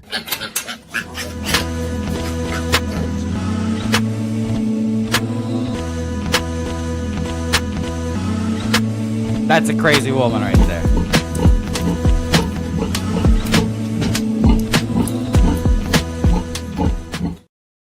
I've always had this thing for those just batshit crazy chicks, man. She is just, oh, good God, would she get you into trouble? And then you not really want to be around her, I imagine, pretty soon afterwards. Yeah. Chicago White Sox. We thought this was Shane Smith. It is not Shane Smith. Turnsy in the house. Got to make it to Woodbine. The dog days of summer. I love it. Says I need NHL back. Got to make some cash to make it to Woodbine. Let's get the best bets here for Turnsy. We will rock that. But here, why is Shane Smith not pitching? That's a great question. I have no idea. By the way, Justin McKelvey saying that's the first time actually seeing the blonde. She's bananas. That's the beautiful thing about the clip. You just, every time you watch it, you pick up something new. She is so fucking nuts, dude. Like, she is like, and she'd probably have one of those really high pitched voices too. She'll give you a drug that you've never had. Are you gonna buy me a drink? And you oblige. Can you run it one more time, Jimmy? I heard you guys in the background. A fourth time? Are you gonna? Who's buying me a drink?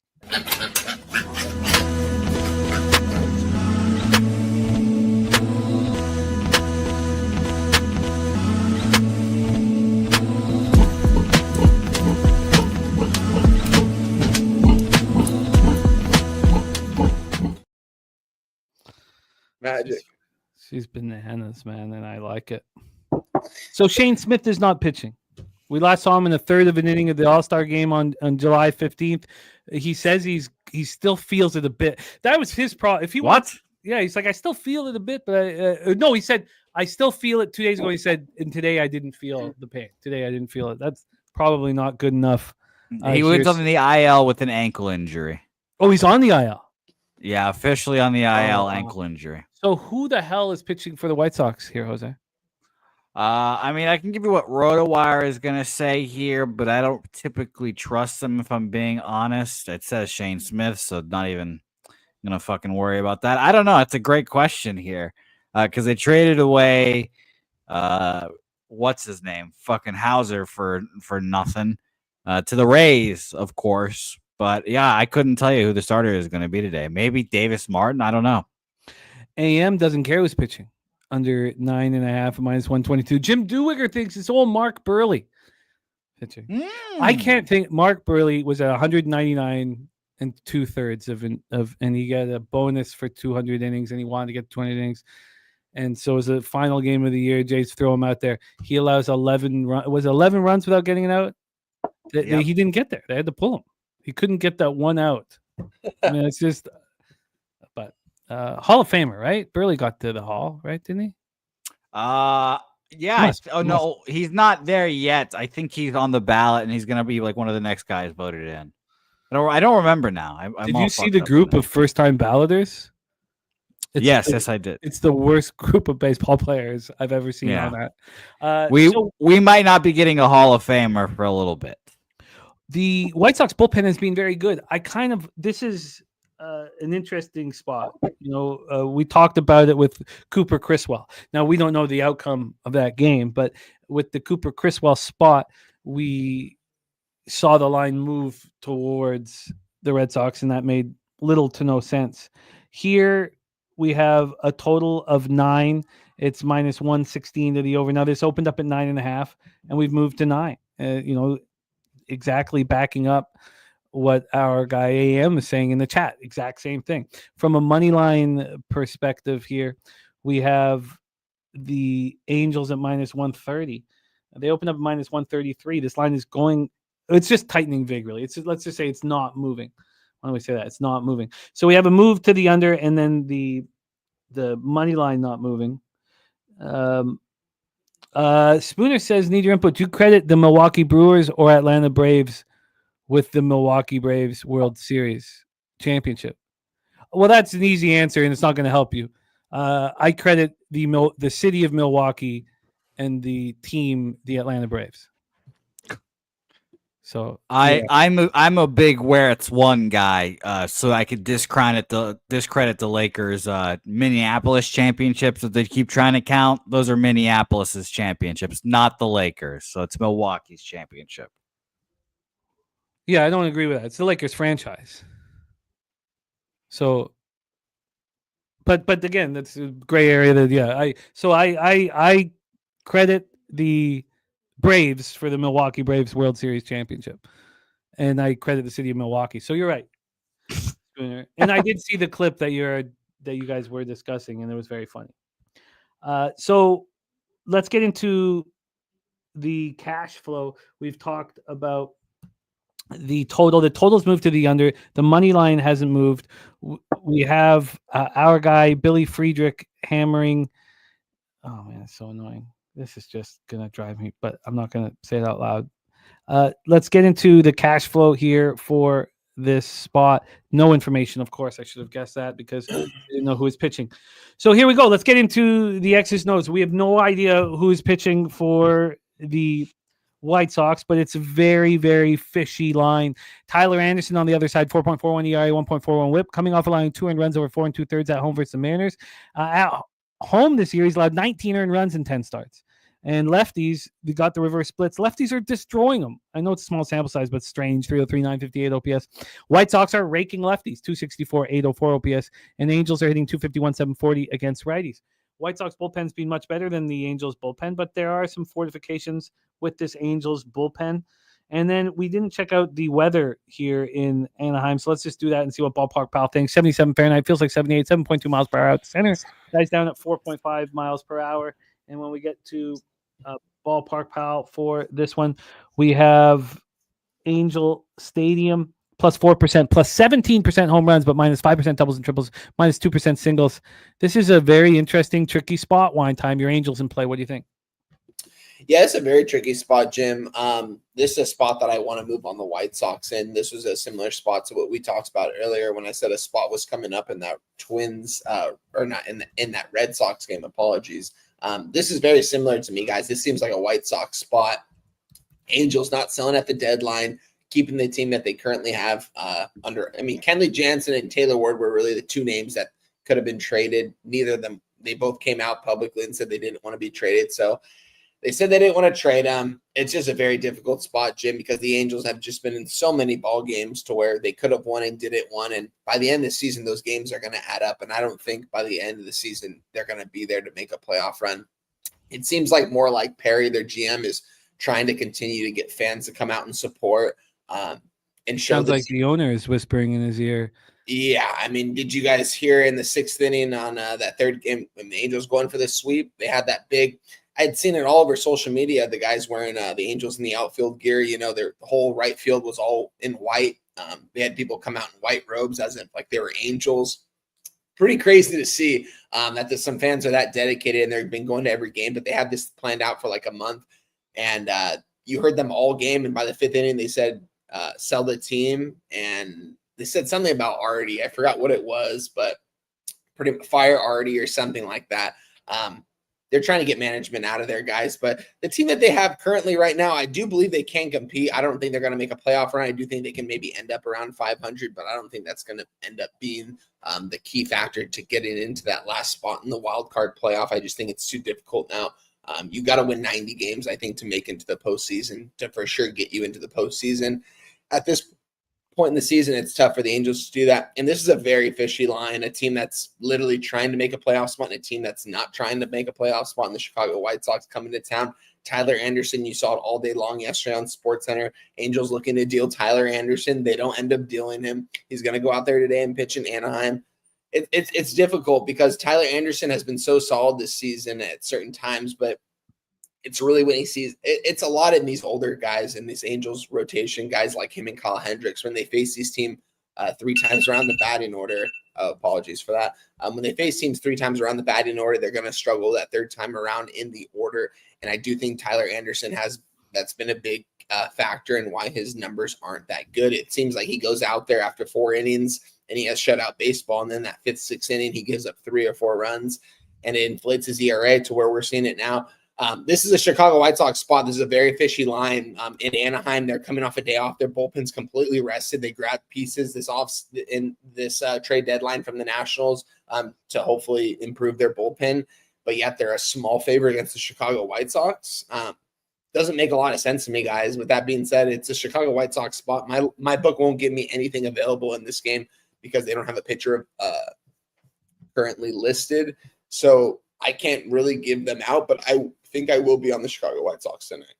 And I will as well. I will as well. This is just too fishy. Angels are 2 games over 500 at home. Tyler Anderson's pitching well. I mean, is the case that nobody wanted Tyler Anderson? It could be. I felt that, though. I know. It's just, I think it's more so the Angels wanted to keep the roster they had because a lot of the guys came out and said they wanted to stay there, that they believe they have the pieces to win. It's just the mental mistakes they're making out there on the field and with runners in scoring position. It's cost them too many games this year. This team should be over 500 right now, if we're being honest, but they've made too many mental mistakes out there, and it's going to end up catching up to them by the end of the season if they don't win 88 to 90 games. 88 is the bare minimum I think you can win to get into the playoffs this year for that last playoff spot, at least in the AL. It's going to be interesting to see because there's still so much time left, but this is a Chicago White Sox spot, guys. And this is coming from an Angels fan. I've given out the Angels quite a bit this season, and this is a spot where I'm going to fade them once the line becomes available. Yeah, I agree, and we'll be doing the same. Jose Bouquett, anything you want to add to White Sox Angels before Cards Padres? Nope. No, we can move on. And let's do that. 9:40 p.m. Eastern with the St. Louis Cardinals 55-55, but 23-31 on the road at the San Diego Padres 16-49, 34-18 at home at Petco Park, San Diego, California. Matthew Liberatore, the lefty on the hill, 6-8, 4.04 ERA, 1.27 WHIP, 83 strikeouts in 104 2/3. His last start was a nice bounce back start for him. It was a 3-1 loss at home to these very Padres. He went 4 1/3, allowed 1 earned run, 2 runs total, but 1 earned run. He's been great on the road this year. Righties, of course, hit him harder than lefties, regular splits. Dougie Wise on the Padres -1. Justin McKelvey on the Padres on the run line. Slick Nick Pivetta on the bump for the Padres, 10-3, 2.81 ERA, 0.99 WHIP. His last start, he allowed 2 earned runs, over 6 1/3, 3 runs total, but 2 earned, and a 3-0 loss at the Cardinals. So here, just like in that Rangers game, we have 2 pitchers. Sorry. Just like in the Mets-Giants game, we have 2 pitchers that didn't face each other, but just saw their opponents in the last start. Now, on the road, Liberatore has been great. At home, Pivetta has been lights out, 15 earned runs in 11 innings. You have a Cards team that's not hitting righties, 228, 672, against a Padres team that's smashing lefties and just grabbed a bunch of reinforcements, and they're probably pretty excited. Cards bullpen has been very strong last 30 days. Padres bullpen's been the best in Major League Baseball over the last 30 days and also throughout this season. Let's get into the weather here in San Diego. We'll take a look at the weather and ballpark pal. 70 Fahrenheit, feels like 71, 5.4 miles per hour left to right and slightly out, dies down at 4.5 miles per hour. Let's move over to the ballpark pals expectation here of Petco. It's -6% overall, even homers, -3% doubles and triples, and -8% singles. Line history wise, that's the board. Line history wise here. God damn it. What the hell did I do? I fucked this up, didn't I? All right, I'm gonna have to. Oh, there it is. Sorry, my bad. Line history wise, we have the Padres at -178. They opened up at -151 in the afternoon. Supposedly they will open up -135. Just a massive move towards the Padres. Now, we know that the public is it's 1-0 now. 1-0 Cubbies. 1-0 Cubbies. Yeah, Wynn knocked down a home run for us, thankfully. Oh, that's important. So we have this total at 7.5. I'm very interested to see what the cash flow is here. But this opened up under 7.5 -117. It's now under 7.5 -106. So there has been a move towards the over. And why wouldn't there if people believe in the zigzag situation? So cash flow, and then we will hand it over to our guys here. We have, here we go. We have 88% tickets on the under and 68% of the cash. 86% of the tickets and 88% of cash on Slick Nick Pavetta and the San Diego Padres. This one is pretty interesting. Very, very interesting. Take it away for us. Wine time. Are you moving on Cardinals Padres? No, this is going to be a pass for me. Looking at this game, though, definitely makes me think the Padres are going to win this game. I mean, the Padres it seems like they're selling their entire future for this season and next year. Because outside of that, this team is going to be irrelevant in a couple of years, especially if they don't win a World Series. If this team doesn't win a World Series this year, I think all these acquisitions they make this offseason are just a joke. Continue to sell away their good farm system for players that probably aren't going to end up being there in the long haul. We've already seen that with Juan Soto. They traded away their pretty much the whole future franchise for that guy, and he stayed there for 1 year. I don't know. I mean, everything points towards the Padres here from an X and O standpoint. The Cardinals don't seem like they're going to make a playoff run, even though they're right there. I think I heard someone in the chat saying Arenado is on the IL now. I mean, you look at this Cardinals lineup, guys. This is one of the worst lineups you'll see in all of baseball from the outside in. This is horrible. There's lineups that, the Oakland Athletics have a way better lineup than this team. The Athletics are, 16 games under 500? Cardinals are right here. Cardinals are still fighting, but I think they've already given up at this point in the season. I think they're going to be a team that we can maybe back in the next coming years with the young talent that they have. I do like the fan support over there, but I think the Cardinals are pretty much dead this season. Seems like a Padres -1.5 plus 120 spot. If I had to move on this game, that's the only thing I would move on, that the Padres absolutely smash these guys. We're seeing the line movement towards them, thinking that the Padres are going to win. Padres probably going to win this game, but I think that in the next couple of years, we're going to see the Padres really go downhill, especially when these players like Manny Machado and Arias get a little bit older, and they don't have anything in that farm system right now. It's absolutely dreadful. So it's going to be interesting to see for sure. It's going to be a pass for me, though. I mean, this is such a massive move, and I know there's all this excitement, but such a massive move. We got our guy Higgsy in the house. Drewski says -194 for Padres is expensive. I mean, it feels like it should be bet, and the over should be bet as well, as both pitchers pitched very well against their opponents in the last start. I think it should be the Padres -1 and the over. Jose Bouquett, take it away. I'm off, but I'll say this. Padres would be the lean. Is there a more entertaining general manager in any sport than AJ Preller? Sam Hinkie, or not Sam Hinkie, the guy in Sam Presti might be the only other guy that I put up there, but God, Hinkie, fucking Preller, you think AJ Preller's going to get fired? Padres GM 100%. Yeah, I mean, I personally would not trade a top 10 prospect for a relief pitcher either. But God, man, I love it. I love watching him work. Am I rooting for the Padres' downfall? Of course, because they are the team that is standing in between my Reds' future. It's Reds, Cubs, Padres, and Phillies for 4 spots, for 3 spots. So I am rooting against the Cubs as well. But man, I will be fascinated to see this Padres team in the playoffs, because they just need to get there. And once they get there, they're going to be a very, very dangerous team. And I can't wait to watch. Very much a fuck them picks kind of mantra from Preller. And I respect it. Maybe he told the owner that died that his dying wish would be to get him the championship in the next 5 years. Who knows? But AJ Preller, the man in my eyes. Yeah, he's continually has prospects to trade.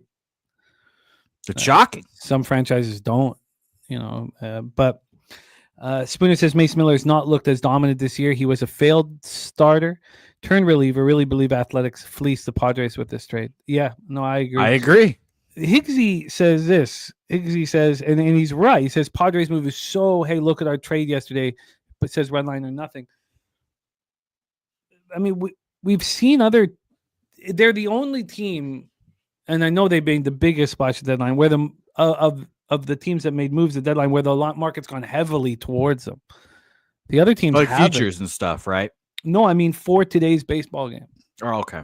The other teams. Well, I mean, all they did was add relievers, right? I mean, They had just a bunch of pitchers and then a backup catcher or starting catcher, whatever the fuck. Their catchers have been horrible this year. So Freddie Fermin will probably start, I guess. But what a team. Like, I cannot wait to watch this team get in the playoffs. And I hope they do, but my Reds. I need my Reds. Yeah. For baseball's sake, it'd be much more entertaining if it was Cubs, Phillies, Padres in the wild card. For my sake, come on, Reds. Look, I want a steam chase on this one. I mean, 2 days ago, when the market told us Yu Darvish was going to shove, it was the easiest bet of the year. They went from dog to favorite. There was a 30-cent move. I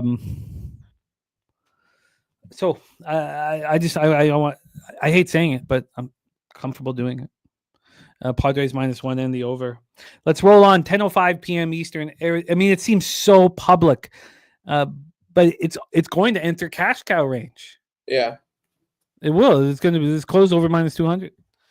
So, do we not think that it's Anthony DeSclafani on the hill for the Diamondbacks tonight? Have they announced anything yet? That's a great question. That's a great question. Let's just take another look and see if the books are listing DeSclafani. I refreshed and I'm seeing him on my odds sheet where we look at line movement. So that's funny. Well, we need to wait a little bit here. Big Zoe looking at that Padres +750 to win the NL West. There's no more futures for me. You're good. Shut it down. Shut it down. Yeah, but I'm not like. I've gone through this roster with a fine-tooth comb. Yes, they're playing over their head, but they're not. It's hard to believe that this roster has what it takes just to roll through. Now, the pitching staff does.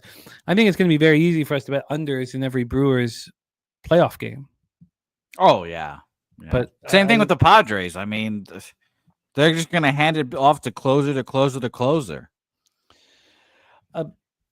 Mr. Belvedere is DeSclafani showing up as a starter. I just wish the books would have him, and that makes me a little uncomfortable. Higgsy says A's run line worth a shot. He took them earlier at -125. So let's just, we'll talk as if it's DeSclafani, but I think the books would have tipped their hat here. This would be his first road start of the year. Sutter Health Park in Sacramento, California. Let's get into the weather here to get us started. God, this is so annoying. Yes, here we go. I'll have this fixed for our next show.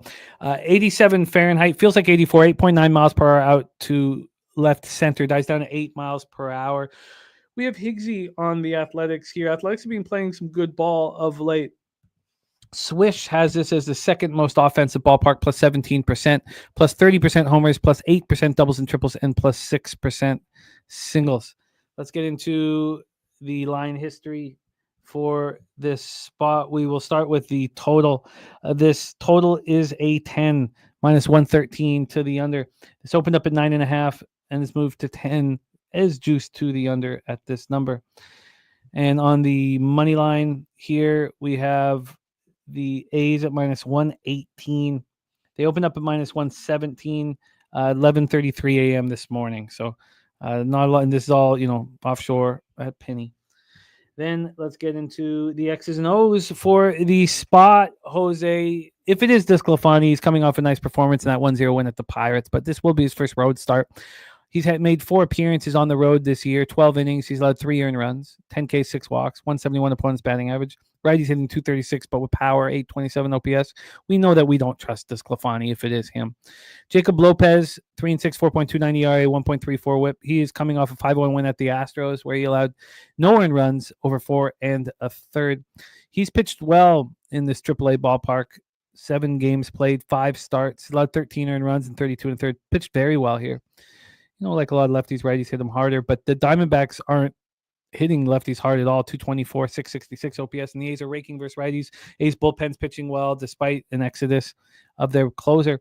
I completely understand why Higgsy's on the A's and why AM is on the Arizona Athletics over 9.5. We heard from TJ he was going to fade the Diamondbacks every game, and he's 8-1 doing that. So the question then is, why aren't the A's bigger favorites? Jose, take it away. This is my favorite spot on the board, and it's not really from a market perspective because obviously there's not really a market in this game because there's no pitcher. I fucking love the Arizona Diamondbacks today. Love it. Again, I've been saying it all show, and this one is the one of all the ones. Though they've been selling for a while. They've had a bunch of selling rumors above their head. They finally get rid of Suarez. They get rid of Merle Kelly. And again, they've got a good manager there to be like, all right, this is what we got, lads. This is what we have left.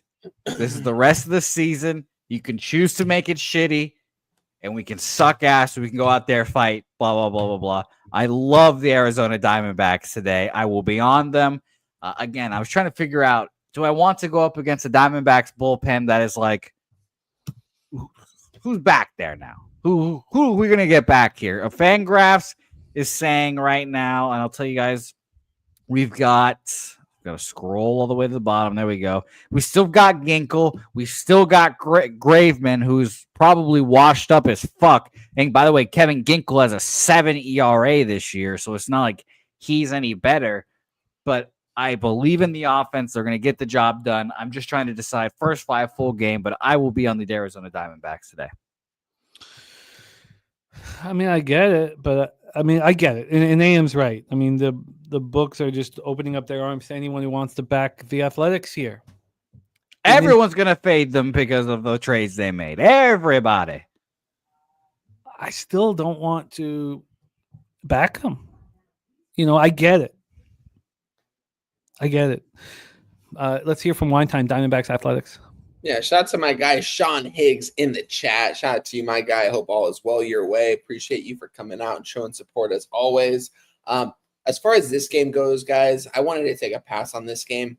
You guys have known me from the beginning of the season. I was a Diamondbacks lover. This was like one of my favorite teams going into this season. I loved what they were doing over there. It kind of just collapsed all at once for them. This team is at their worst point this season. So maybe it is the time to back them against an Oakland Athletics team that's their record doesn't indicate, I think, how good this team actually, I shouldn't say how good this team is, but I think their record doesn't show what their season has been. I think they're a lot better than their record has showed. I mean, they've made me a lot of cash this season. So shout out to the Oakland Athletics. It's going to be a spot I move off of. I've lost too much money on the Arizona Diamondbacks these last couple weeks. Does seem like a get right spot for them that they made some trade pieces, but I just don't know if I can trust the bats in that order yet. Maybe they do have a lot of less stress off them. As Jose mentioned, the manager's going in there and saying, this is the team we have. The only thing we can do is go on a run and to try to make a playoff spot. And that's all we can do here. Maybe his players are bought in. Maybe they're not. With that being said, it's going to be a pass for me. I think that's why that TJ fade was so good. I think the last 10 days, everyone in that clubhouse was like, am I gone? Is it me? And now everyone's going to be like, oh, we're here. Well, I don't have to move my family. I don't have to find a new kid or a school for my kid. All that shit. Like Zach Gallen, I'm sure his next start, he'll probably have his best start of his season because now he's not going to worry about being traded. He probably still has the big deal in his head coming up for him, hopefully in the offseason. But I think the next day, 2 days, 3 days, hopefully for the Diamondbacks' sakes, they're must bet for me. At least today they are must bet. Now I'm still waiting for my fucking credit, but I'm going to bet them. I think it's fascinating.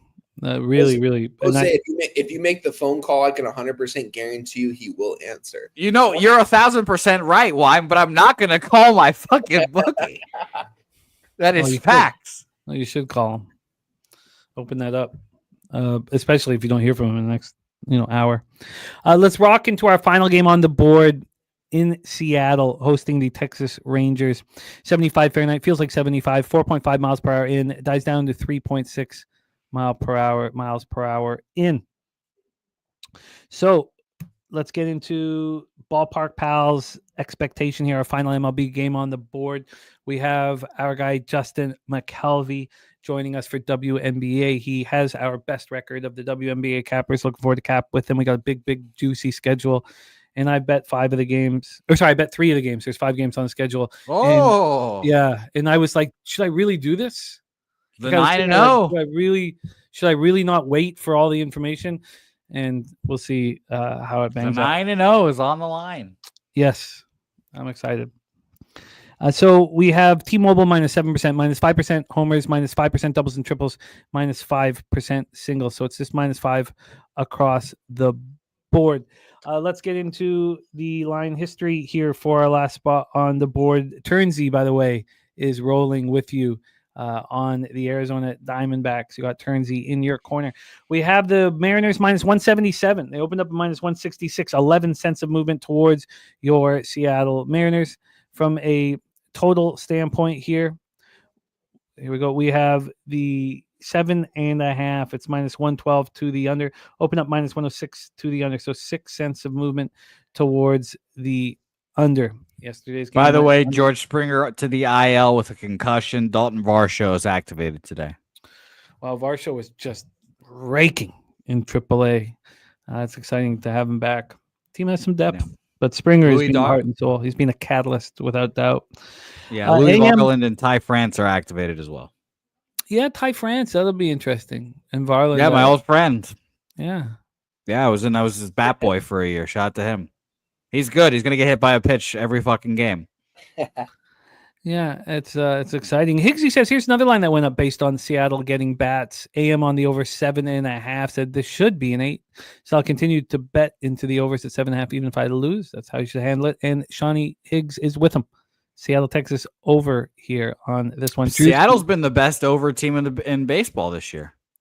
Ronnie Lofton, great job on the under 9.5. Drewski on the Texas money line. Well, shocking. Jack Leiter here. 7-6, 4.09 ERA, 1.32 WHIP, 83 strikeouts, over 92 and a third. His last start, 6 innings, 2 hits, 1 earned run, 7 Ks, 3 walks, and 8-1 win at home versus the Braves. On the road, 9 starts, 40 2/3, 21 earned runs, 35 hits in those 40 2/3. He's only allowed 4 home runs in those 40 2/3. 7 of his home runs have come at home, just 4 on the road, which is very strange as we know what a run-suppressing ballpark Texas is. So is T-Mobile, though. Righties hitting 254 with a 750 OPS. He's shutting down all left-handed bats. Logan Gilbert, 3.36 ERA, 1 WHIP. He allowed 4 earned runs in his last start, but it was at Los Angeles. At home, he's allowed 9 earned runs in 8 starts. That's it, 9 in 8 starts. Rangers versus righties, 265, 787. Mariners versus righties, 240, 782, or 742, excuse me. And both bullpens have been very strong last 30 days.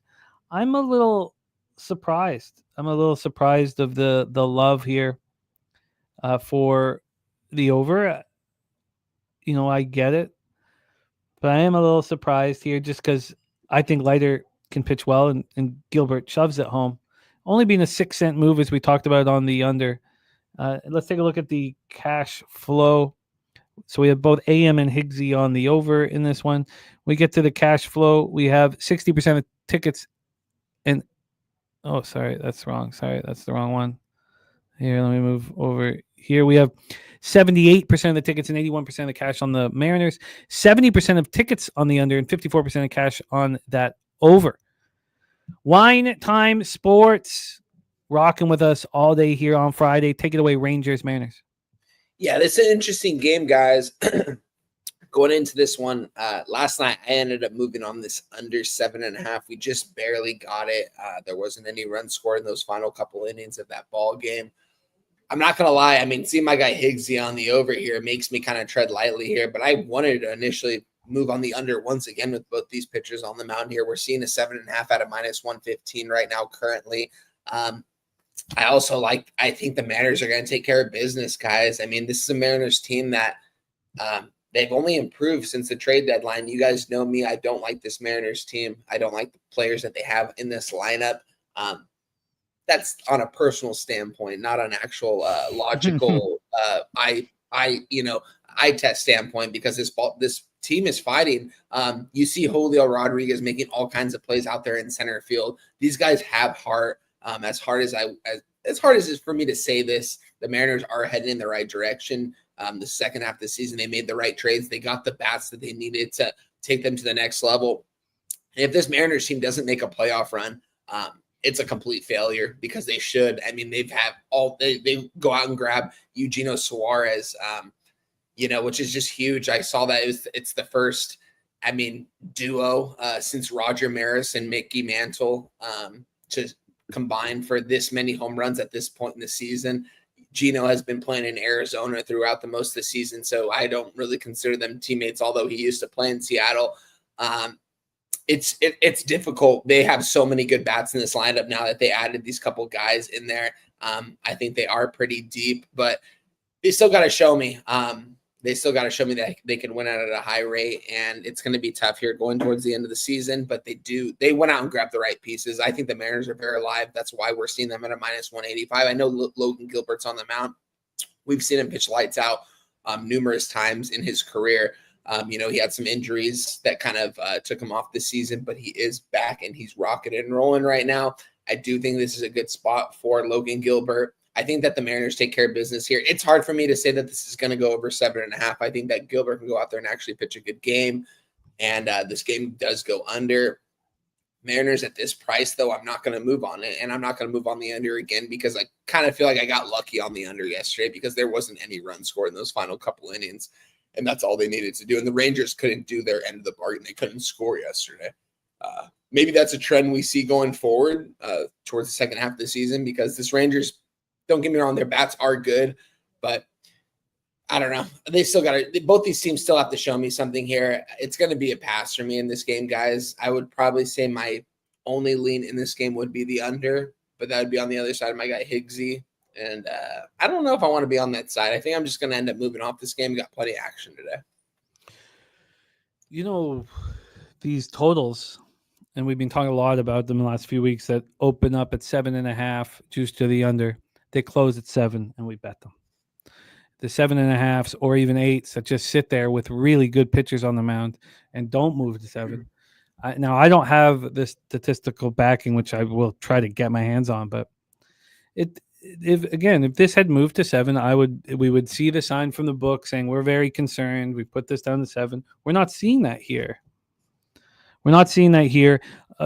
Logan Gilbert's allowed 9 earned runs in 8 home starts. Why wouldn't this move down to a 7? Jack Leiter coming off, a very good start. Now it was at home against the Braves. I don't see why he wouldn't be able to deliver here. So the fact that this isn't a minus 125 to the under 7.5, and some books hanging a 7 juice to the over, is enough for me not to bet it. Now, hearing Higgsy and AM on the over isn't, helpful too. I will stay off of this spot. And I agree that the Mariners are public. But I'll tell you this. I guess it's because the Rangers are 23-32 on the road. I mean, they're just destroying at home. Maybe this is the right line. Yeah. I was about to say that the line doesn't make sense, but the Mariners haven't been good at home. They're just 4 games over 500. I still think it's too big of a line. Do you think it's too big of a line here? Was your first instinct, Jose, that why are the Mariners this big of a favorite? Well, yeah, and the line moving towards them didn't help either. But yeah, I was right there. These are 2 teams battling for the playoffs right now. I mean, I get that the Mariners added a bunch of players, but like you said it the other day, I'll echo it. I don't think Eugenio Suarez is going to hit that many home runs in Seattle and with the rest of the season. Like, if he ends up with 60, I'd be shocked. If he ended up with 55, I'd be shocked. Do you guys remember? Do you remember when he played in Seattle and how that horrible start? He was hitting under 200 throughout like half the season. It seemed like the guy was not good in Seattle. Kind of a surprising move, but yeah, just something to keep in mind.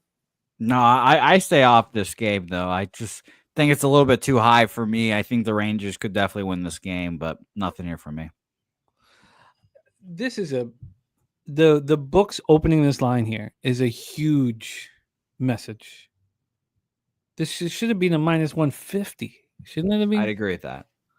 So, yes, it's only moved 11 cents, but the Mariners are huge favorites. Yeah. And that's saying something. 2 teams that are right there, too. You know what I mean? Like, the Mariners have to be the spot here. And we know the Rangers just don't deliver on the road. Time and time again. Even with their stars on the mound, which Leiter has not become one. I think that the Mariners minus 1 does deserve action here, just because of the opening line. Not that this is moving in the cash cow range, but they shouldn't have been opened up at this big of a favorite. It's crazy to me. All right, let's review all action here. How about we bring on our special guest for this game? Oh, shit. My bad. Sorry. I got so caught up in my own. Absolutely. Absolutely beautiful. Thank you, Jose. We have our star of WNBA. I was so caught up with him joining for W. I forgot that we have a Stacks play of the day here in our final game of Major League Baseball. Thank you for that, Jose. Joining us here, coming off sweeping the board in Major League Baseball, and he was up right there, Stacks MLB record, my bad. Coming off sweeping the board 4-0 in Major League Baseball, please welcome our guy, Mr. Justin Mcelvy. Stacks, stacks, stacks, stacks, stacks, stacks, stacks, stacks, stacks, stacks, stacks, stacks, stacks. Justin, what's good, man? My apologies. How are you? One time, Jimmy. Yeah, I was just sitting back here chilling. Yeah, my fault, man. No, you good? The computer issues that I've been having, they've got me a little off kilter. Can't let it get in the way of the bag, though, my friend. Board sweepage, Justin, yesterday in Major League Baseball. Let's see. We want double digits. We want 10 straight winners. You've made it 4. You've made it 4 straight. What is the play of the day here in Mariners Rangers? This was easy for me, especially coming off of 0 for 4 last night. I'm on Julio Rodriguez over 1.5 bases. I got that at plus 120. He's 6 for 11 off of Leiter. Got 2 bombs, and he hot lately. So I love this play. I couldn't understand why I was getting plus 120, but I'm not going to question it. Yeah, no, I mean I know that this angle's been working when these guys are rolling and they're coming off an 0 for day. He should be able to see Jack Leiter easily. Jack Leiter, righties 254, 750 OPS against him. Action Jack says Don Julio for our guy Justin Mcelvy. 4 straight winners yesterday, going for number 5 today. Go get it, Justin. Let's do a review of all action. I know Wine Time has to go. Wine Time, thank you for sticking through the whole show. I know you got stuff to do this afternoon, so please, Wine Time, review your Major League Baseball action for Friday, August 1st, and thank you so much for rocking with us. Oh, man, love rocking with you guys every single Wednesday and Friday. My action so far as of today is the Rays money line plus 115. We are on the Rockies Pirates over 11.5 minus 110. We are also on the Washington Nationals money line plus 135. And then we are on the Orioles Cubs under 7 plus 100. That's currently going right now. We're in the 5th inning. It's a 1-0 ball game.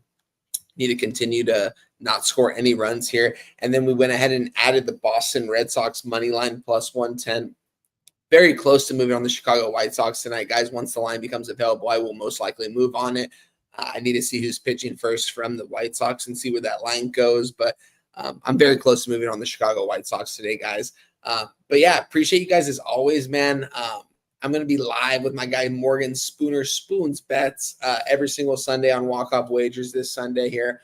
Looking forward to that. Been rocking and rolling over there. Love doing that with my guy Spoons.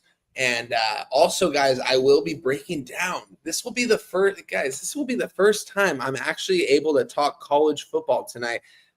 Me and Big Boss and Moose Money Bets will be going live from Hubangin. We will be breaking down the Big Ten. It will be going off about 4:30 p.m. Pacific Standard Time. So that's 7:30 for everyone over there on the East Coast. We're going to break down the entire Big Ten. It's probably going to be about an hour long. Looking forward to that.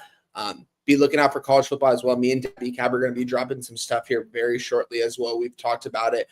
We just got to do it at this point, and I'm really looking forward to it, guys. I'm 3 teams away from the ACC being done. I've already broken down the entire Big Ten, Big 12, and SEC.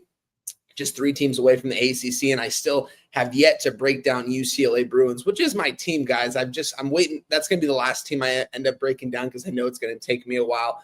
Each team has taken me anywhere from 60 to 90 minutes to break down so far. So it's been a lot of hours, a lot of time into this offseason for college football, but that's what we have to do to be successful. We got to know these recruits. We got to know these transfer portal guys that come in, and we got to know the coaching moves, all that kind of stuff, guys.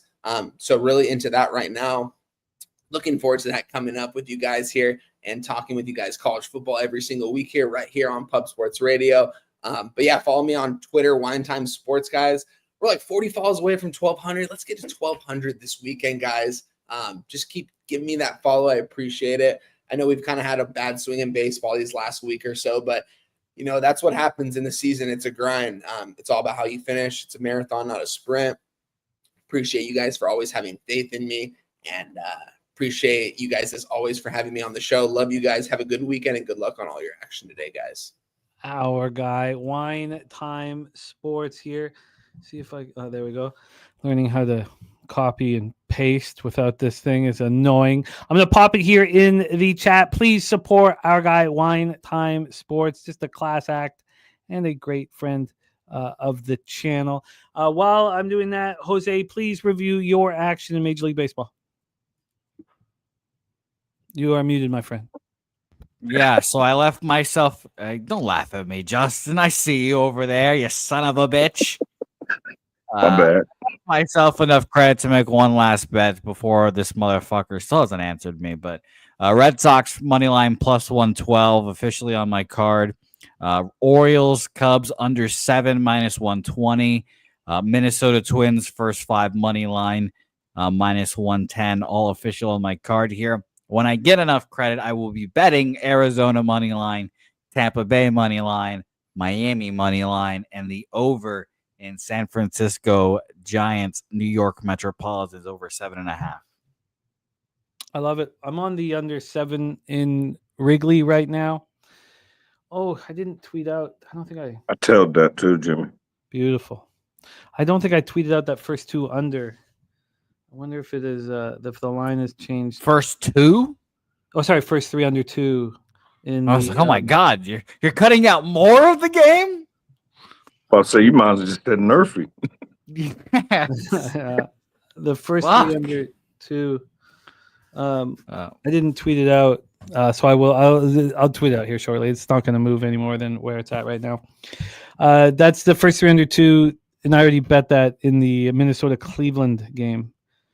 So I'm locked in there. And then additions. I'm going to take another look at that Milwaukee Washington first 3 under, but I don't think that I will get there. Then looking through all this, I don't have a ton of action. I'm going to be on the over 7 at Citi Field for Giants Mets. I guess it starts rolling here. I'm going to be on the Rays here. I need to study as I talked about, I focus not on the line movement, but on the opening line of the Rockies Pirates. Because again, they have the Pirates road record is pretty much the same as the Rockies home record. So maybe it's a completely fair line, and the line moving towards Senzatella isn't as big of a deal. I need to study it a little more. Again, wine time's on that over 11.5. We have sharp offshores moving it to 12 at 12:15. Another book's just not following suit. So I need to sit with that. I am going to be on the White Sox, Padres -1, and the over in St. Louis, San Diego. And then I'll be on the Mariners -1. So not a huge MLB card for me today, which I am okay with. That is our MLB breakdowns for Friday, August 1st. And our guy, Spooner here, he delivered 3 bets for us. Astros moneyline -126, Mets moneyline -140, and Brewers -1 at -120. That is baseball for today. Jose, jump back on with us. We are racing. I know we're not doing the announcement yet, but we have big things in store for our cappers who are gold members. And there's going to be a bunch that we're going to announce today, just because we haven't finalized everything. We're just going to do a run for a t-shirt for our gold members. And we do have a new way of sending it all out. So it's going to be easier to send out our merch here moving on. So we will be doing that. But it's time to talk WNBA here with my man, Justin Mcelvy. Let's get to work, Justin, because we both moved on this first game. I've heard a few cappers on this first game as well, which makes me very pleased. So let's get this all set up. We start at 7:30 p.m. Eastern. We have the Phoenix Mercury 16-10, 7-6 on the road at the Atlanta Dream, 16-11, 8-4 at home. We're at Gateway Center, College Park, Georgia.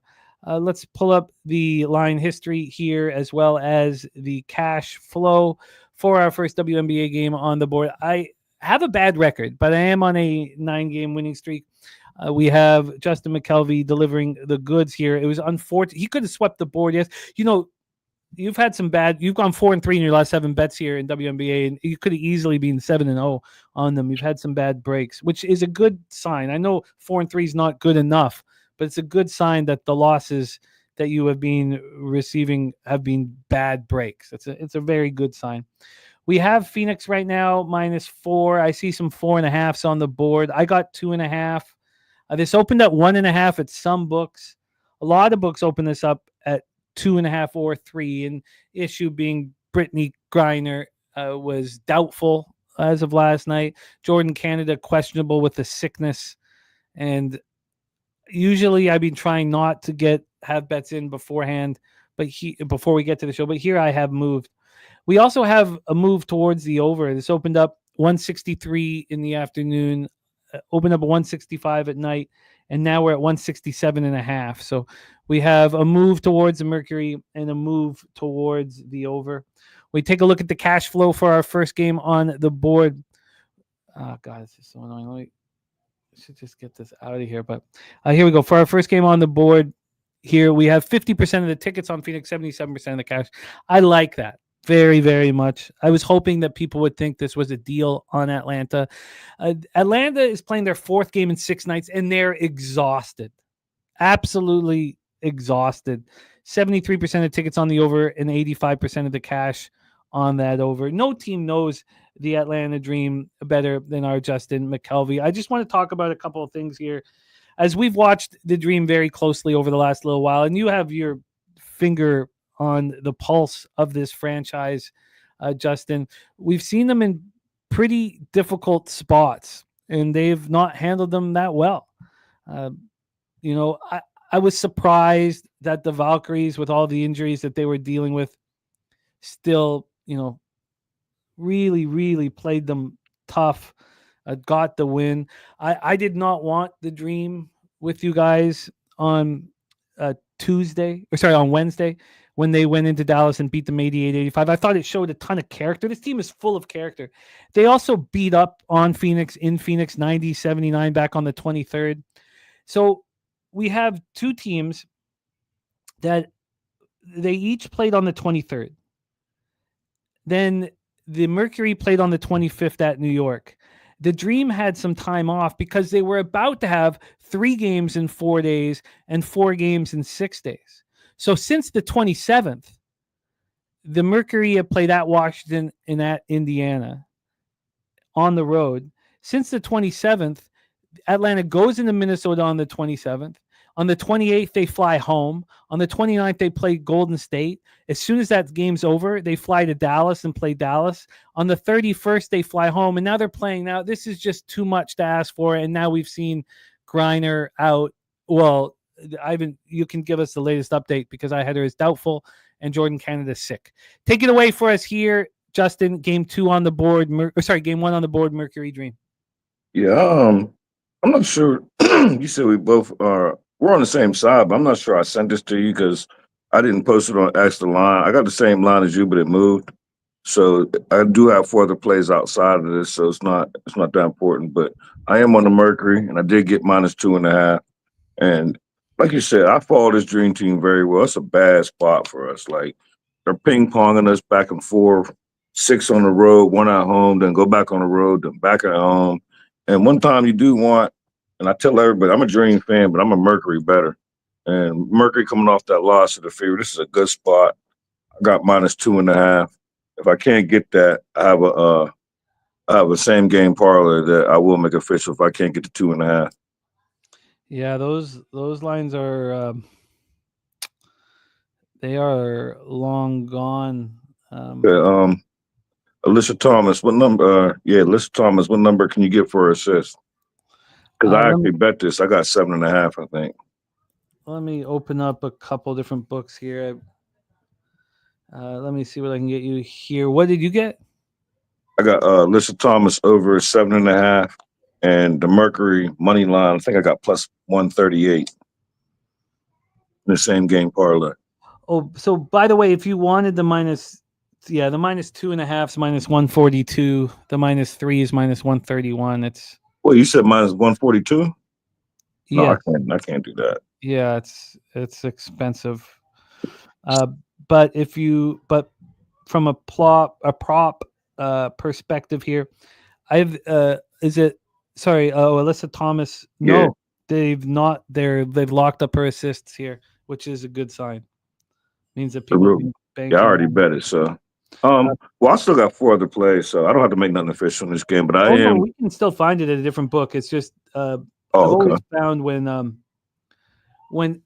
some like when 365 didn't offer the first 3 in the Cubs game. It made me very angry, and I knew it was going to cash. When someone locks up a spot, there's a reason why 365 doesn't give you first 5 team totals, because cappers were cashing on them at a very, very high rate. So Yeah, I cashed out that. I don't even have MGM no more. We fell out. Alyssa Thomas is at an 8.5 here. Okay, I'll take What it. do you have? Okay, so 8.5 assists, and let's see let me know if you can beat this. But if we tied that with the money line, it's a plus 160. I like it. Okay, so we'll make that official. Yeah, make that official. All right, so Justin here is on. Sorry, here we go. We have Alyssa Thomas over 8.5 assists. Mercury money line, that is a plus 160 spot on the board. Let's roll on. Is there anything you want to add to the breakdown here? No, I just it's a bad spot. Like, seemed like towards the end of the season, I know I don't take it personal, but it just seemed like they just keep putting my dream in bad spot after bad spot. And I personally think this is the worst spot than the last one was. But the last one was coming off a 6-game road trip, and then 1 game at home, and then going to go play the Wings, which I got hooked on. But yeah, it's a bad spot. So I think, and Mercury, this is when you want them coming off a loss. Absolutely. Yeah, absolutely. If they'd have won the last game, I wouldn't be on the Mercury. I probably would have just took the over or something. But the crazy thing about it was I missed all these games. I missed the video yesterday, the 2-3 zone. I've been dealing with this head cold. They gave me 2 different times to make it to record it, so I didn't get a chance to cap the game with them. So I did these games and had to put it in the chat. I was so mad that I missed it. I just slept right through it. Oh man, that'll happen. I was so mad. You are producing great work. Mercury are not. They're 1-3 since the All-Star break. This is game 4 of a 5-game road trip. I don't like the last game of a road trip. So this is I think a great opportunity for us to make money. Let's move on to our next spot on the board. Now, this was a mistake. I did not think that what's her name was going to start in this game. I kept thinking that she was still in New York. The 29 WNBA Finals MVP is in the lineup here for the New York Liberty, making her a season debut, and that moved the line towards the New York Liberty. Now, this was almost a bet I didn't make. I almost cut this bet here because it's the first of 2 games at Mohegan Sun Arena for the Liberty. They play tonight and they play on Sunday. And because of that, I almost held off, but I didn't. And another thing is that the Liberty coming off that game at Minnesota, I don't like fading a team that goes up against the best team in the league and fights hard and loses. I feel like they're ready to go. But then I started thinking psychologically here. You have the Liberty off 3 straight losses. Obviously, they're an angry group, not playing well without Stewie. Now they have, how do you pronounce the girl's name? That's Misselman, who the new addition to the Liberty, making her season debut tonight. Don't embarrass me. I know you're talking about, but I don't know. Let me. I can't even say that chick from the Dallas. Umbawap, the dude that got the brother play football. Emma Meesman will suit up here for the Liberty. Signed on last Friday. Former Finals MVP. But that's what we want, though. Exactly. That was another thing. But it does change a bit of the angle for me. And what I should have done was not. If I had a thought, I thought they were waiting to bring her out at home, and that was a mistake. First of 2 games in Connecticut. So they have a new player into the rotation. But my thought was, you go into Minnesota, it's jammed for that game. And now you got to go to Mohegan Sun Arena to play the Connecticut Sun. Looking back at it, I probably should have waited on this. When the announcement that Miesman was going to play, this line moved from 9.5 or 10 to 11. Let's see what it is right now. I got it 10.5. This total is a 173. It's minus 114 to the under. Opened up at 169. So we've gone up 3 points to 172. And then when we get to the point spread here for this one, we have 11.5. So it was a mistake. I should have waited. This opened up at 10.5. And at 6 in the morning, it dropped to 9.5. And it was 9.5 only for about an hour. And now we're sitting at 11.5. I'm upset. I should have waited. I should have realized that Miesman was a possibility of her playing here. But what it is, it's in. And I don't hate the bet, but when 2 teams are playing in the same arena, with 1 day off in between, I'd prefer not to bet the first game.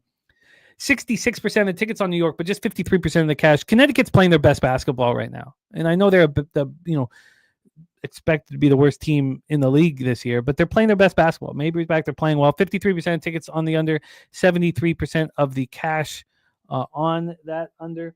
And here, taking a look at the chat for this one, Gorki saying that she is a great player, Miesman. Liberty Sun over 167.5 for AM. And that is the situation. Take it away, Justin. Am I in trouble with my action on the Connecticut Sun plus 10.5?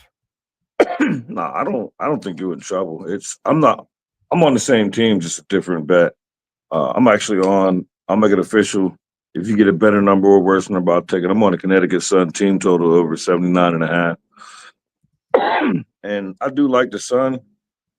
I wanted to get there with the Sun, but with Liberty, with back-to-back losses, I don't really want to keep standing in front of them. Eventually, then this home and home or this back-to-back, I don't even know what the next game is. I got a little NBA trend, and I haven't tracked it or nothing. I'm not used to this should be this public thing and tracking, but I always bet the dog the first game and the favorite second game. It's just something that I've always done. Dang, excuse me. No worries, man. So, yeah, I'm on Connecticut. I'll make it official. Connecticut team total over. Like you said, they're in better form. Tina Charles been going crazy. She didn't come through for me last time. So, but at home, get up a spot for the Liberty. I think it's a good spot. I think you in a good spot. It's just when I broke it down to I like points in this game. I just don't want to be standing in front of the Liberty win. But I didn't know that player was coming back either. But when I found out she was coming back, that made me lean towards the spread more. But still, they lost, I'm going to say 2 or 3 in a row, so I don't want to get in front of Liberty. But I can count on the Sun to score. Team total over 79.5 for Justin. I'm on the Connecticut Sun plus 10.5. I would still bet it. I would obviously take the 11.5. Well, what'd you get that at? The team total over. Well, I was wondering what you got the 79.5 at, because I'm looking at an 80.5 and an 81.5. I want to say it was 120. Is it a 120 or 122? One of those two. Okay. So I'll take the 122. You are in business here. That was on Bet Rivers. Let's talk about the next spot on the board, Golden State Valkyries at Chicago Sky. The issue is all in the injuries and then the setup. So, look, we've talked about how bad the Chicago Sky look without Angel Reese and Ariel Atkins, and we watched them lose Courtney Vandersloot earlier. Haley Van Lith has not played very much. I would be playing Kia Nurse 40 minutes a game. But obviously we're big Nurse fans up north. But there's huge injuries for Chicago Sky.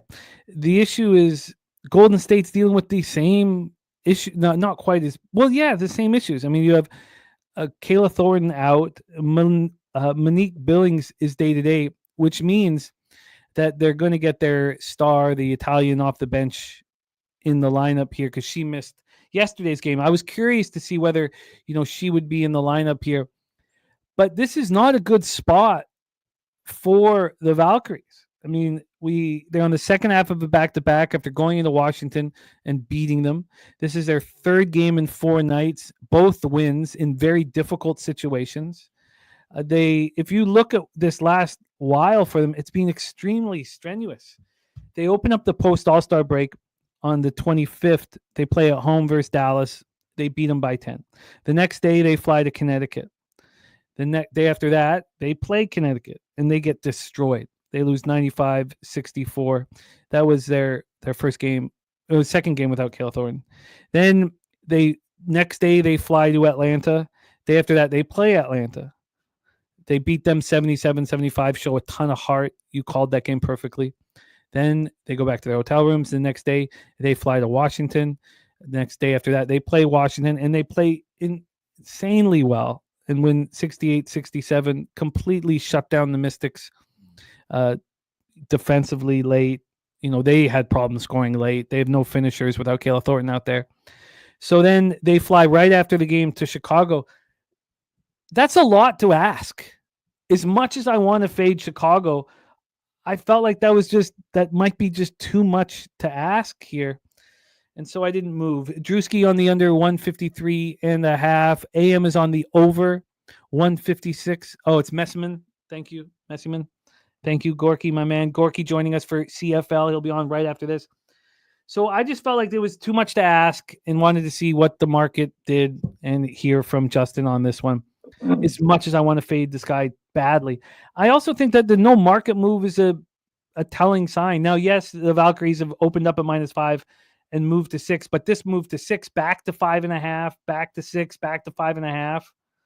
They're telling us that the sky is live in this game, and it's a horrific spot for Golden State, which is all well and good. There's zero chance that I'm going to have a cent on the sky ever.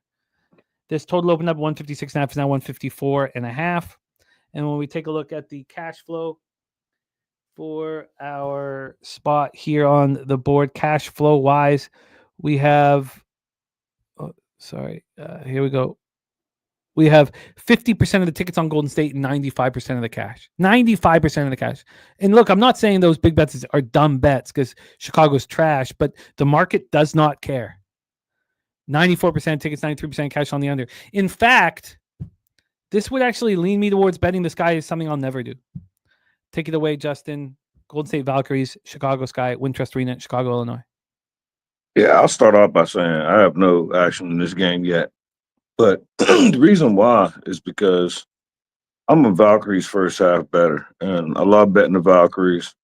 I love betting the first half. But then when I started digging into this shit, like I said, I missed the podcast, so I was digging into it. And I'm like, with no Angel and no Ariel Atkins, why is this line? And as of yesterday, it just wasn't moving. And we all knew Angel wasn't playing. Ariel been gone. Like, why is this line not moving? So the line was telling me, like, it's not moving because it's a sky spot. And I'm not an anti-sky bettor, but I need Angel in there. Like, I at least need Angel in there to get me rebounds and all that other stuff. So I didn't get to it. I want to get to the sky and get off the Valkyries, but the Valkyries treated me so well in the sky. On the average, they lose by 20 to 40 every single game without them two in the game. Like every single game, they're getting blown out. So I don't think I'll be, regardless of what the line tells me, I don't think I can get to the sky. And I'm not going to be on the Valkyries because I feel like they're in a bad travel spot off the second game and travel. So like I don't want to be on the Valkyries, so I let that go. And everything was pointing me to the sky, and they haven't shown no fight. Like if they would have shown a little bit of fight and keep it close like into the fourth quarter and then get blown out, but they're losing by 30 or 40 every single game early and often. Like there's no fight without them. And I can't bet the sky. So I don't have no action. I don't even know if I like if I would like anything, it would also make me flip. It would make me want the Sky maybe first half, but take advantage of the Valkyries off the back to back. But I can't do it. The I can't. the Sky bench is so bad. 7 points they scored in their last game, the bench. And so, like, when they played the Fever, their starters are in. It's a 5-point game. Bench comes in, it's a 15-point game. Starters come back in, make it a 5-point game. It's a bad team. Yeah. No, let's just pass this one. I don't expect, honestly, because I'm watching these games. I don't expect to have a bet on the Chicago Sky. And it's funny that my homie was texting me this morning before he went on vacation. And he asked me the same thing you always ask your chat. He was like, yo, if I gave you $1,000 to put on the Valkyries game, what would you do? And I told him I would lie to him and take the Fever over. Like, there's no way you can't convince me who to bet on in this game. And this is my favorite sport to cap. Like, there's 13 teams, so if I can't figure out one game, I learned just to walk away. If I had $1,000 given to me for Valkyrie Chicago Sky, I would take. Hey, Jimmy, I need a winner, and it has to be this game. I would take the Sky +6. I would take the Sky. This is now in WNBA. We've talked about it. These teams don't step up when their stars are out. No, so I would feel sick betting it, but I would be on the Sky. Yeah, betting the Sky would have me throwing air punches at the TV, picking a fight with my girl for no reason. Like, it's just bad. Let's roll on. Drewski, though, is going to back the Valkyries. It is helpful that Xanda Lassini's back. Very, very helpful. She's great off the bench. She can roll. Let's roll on to Fever Wings. That is our next spot here on the board. Fever Wings. Let's set this one up, get into the line history and the cash flow. We've seen a move towards the Indiana Fever. They've been playing pretty well without Caitlin Clark in the lineup. This total has just skyrocketed. It opened offshore in the afternoon at 167.5. It opened here at night. Let's see what time it opened. At 9:12 at night at 170. So it already been climbing. Now we are sitting here at a 175. That is insane to me. And it makes me want to bet against it, honestly. I don't know if I can, but I feel like it can't be the models, advanced models, and it can't be that far off. But we'll talk about it further. I've actually had quite a bit of success once a total in WNBA has gone up 8 points off of the opening line to fade it. But it's not a fun thing to do. Let's get into the point spread here for this one from a spread perspective. We are sitting here with Indiana -4. -4 at -112. Looks like a 4.5 could be coming, but it's actually moved 5 cents back. It looked like it would have come. The -4 got up to -117, so we haven't moved back. But this opened up at -2.5, so a 1.5 move towards the Fever. This is a legitimate move. Let's take a look at the cash flow here and then talk some X's and O's. We have Drewski on the Wings money line here. AM on the under 170. Says projected 166.9. You know what? That makes me even want to take this under one. You know what? I bet you I think I should bet this as soon as possible. Bet the under. And I don't care about the 9-game. I like the 9-game winning streak, but I'm not going to not make bets that I think I should make because of it. When we take a look at the cash flow here, you have 66% of the tickets, 79% of the cash on the over. You have 62% of the tickets and 86% of cash on Dallas, which again tells me that the Fever probably take care of business here. If all this cash is on the Wings and this line is moving against them, maybe that is the move to make. Let's just touch on the rest situation and then here the plan of attack. Oh, sorry, what's happening? My goddamn computer's fucked. Got some real problems here with the computer. Let me see if I can get this. God, Annoying. Okay, here we go for the rest situation. We have the Fever on a 3-game winning streak. We just saw them in a very impressive home win, 107-101 over Phoenix, which was their third straight victory. Dallas is playing really good basketball. They beat the Liberty and we're just destroying them. I was on them in that one. And I stayed off that last game, Atlanta-Dallas. So they've only won one of their last 4. But if you look at the games that Paige Beckers has been in, they've been delivering. You were on the Paige Beckers point prop over 16.5. You cashed that very easily. Take it away for us here, Justin. Fever, Dallas Wings. Well, this is Stocks Play Today number 2. And it's the Fever Wings over. And I got over 171 minus 115. And when I capped this game yesterday, and I meant to post on X, I know I keep saying it, but it's still on my mind. I capped it at 169 when I looked at it, and I wrote it down in my notes for the video, and I was going to post it. But I fell asleep. And then when I woke up and posted it, I got 171, I believe. I think that's what I posted on Twitter, 171.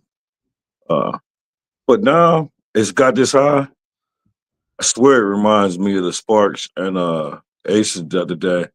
I was on them, and I missed the line, so I couldn't make a stack, so I made something else, but I put it in the chat on Medicaid Monday because they played on Tuesday, and I thought that game was going to sky over.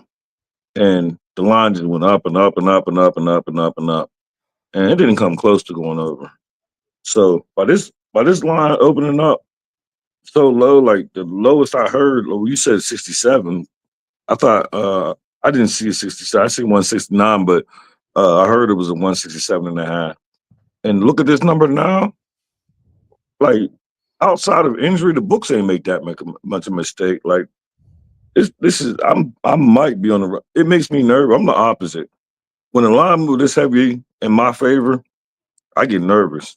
I'd rather move against me than like. If that's the case, Justin, then you should start betting middles. I do that, but it's bad for my mental health.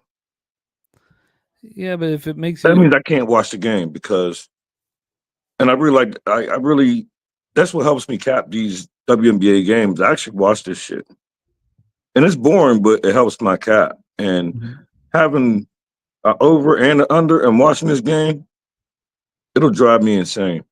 So I'm gonna trust my cap. I capped the over. I made the stacks over, and I'm gonna keep the over, and just hope that the books made a mistake and this game goes to like both times they played each other. This game went over. One time with Clark, one time without Clark. So I feel like I'm on the right side. I'm gonna trust my cap. But I've done that twice, and both times I've lost when I did try the middle, and it's very stressful. So they wasn't on totals. Both of them was on sides though, but it's just not good for me. No, I feel you. It's all legitimate. Thank you, Turnsy, my man. I'd write in the chat, but my computer is all screwed. Are you getting on the under? Oh yeah. If it's at 175 in 30 minutes, yeah. If it drops down, I just have to. My ROI when we go past that 8-point difference is massive. Well, that'll be my way in middle, and I'll be cheering for you like a 172 to 174 total. Oh, I love it. I'm excited. I like doing it. I find it this part of it fun.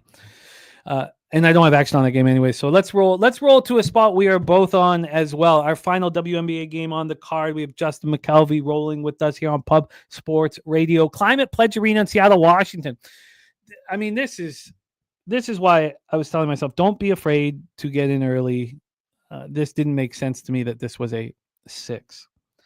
Just did not make sense. It is no longer a 6. I see a 4.5. Now, it's not a real 4.5. It's really a 5. Let's call it a 5.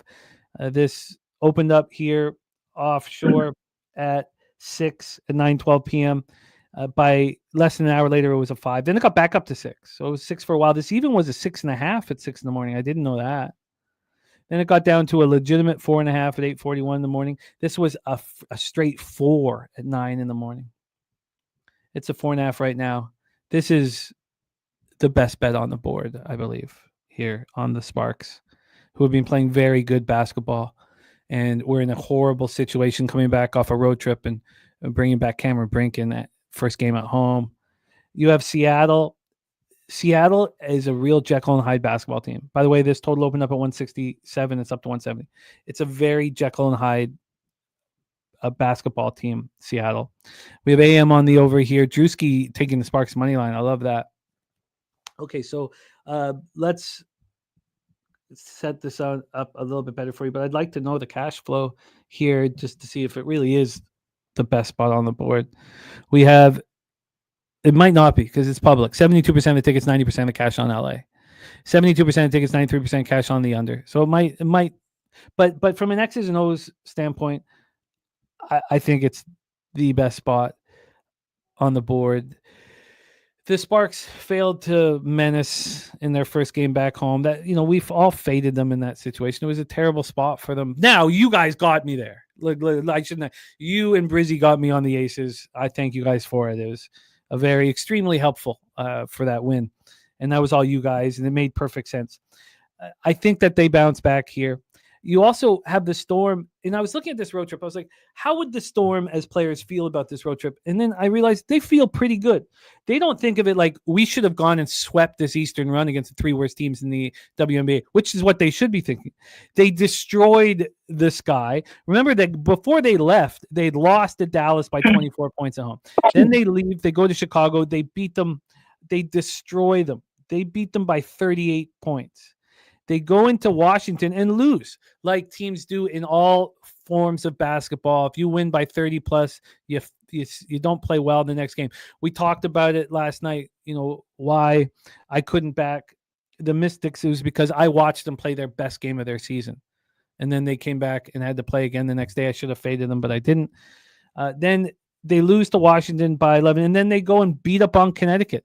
They beat them by 16. That was on the 28th. They feel good about themselves. They come back to Seattle, and I think that the Sparks give them a very tough game. Sparks are playing very good basketball right now, the best basketball of the season, and they're 8-6 on the road. They've been playing great on the road.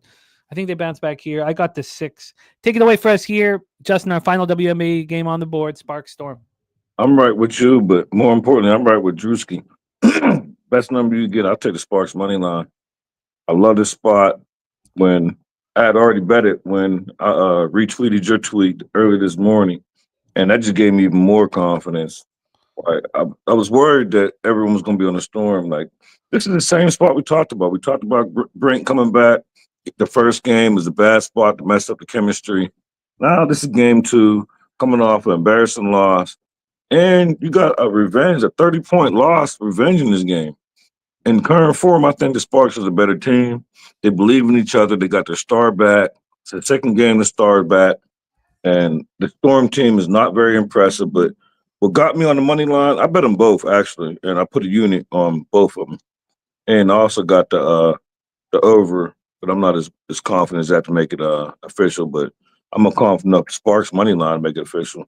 Like, if it wasn't for that 30-point revenge loss and then coming off a loss to the Aces, which they was in a bad spot, I wouldn't be so, like, heavy on the Sparks, but I love the Sparks tonight.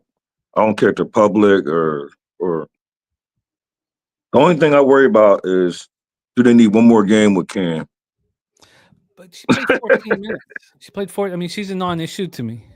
Get her off the bench. Maybe she plays 15 to 20 today. I mean, block a couple shots, hustle for some rebounds, and just be a non-issue.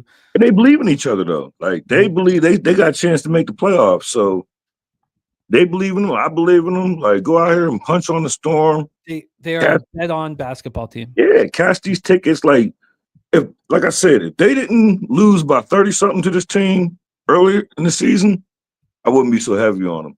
But I like the form they was in.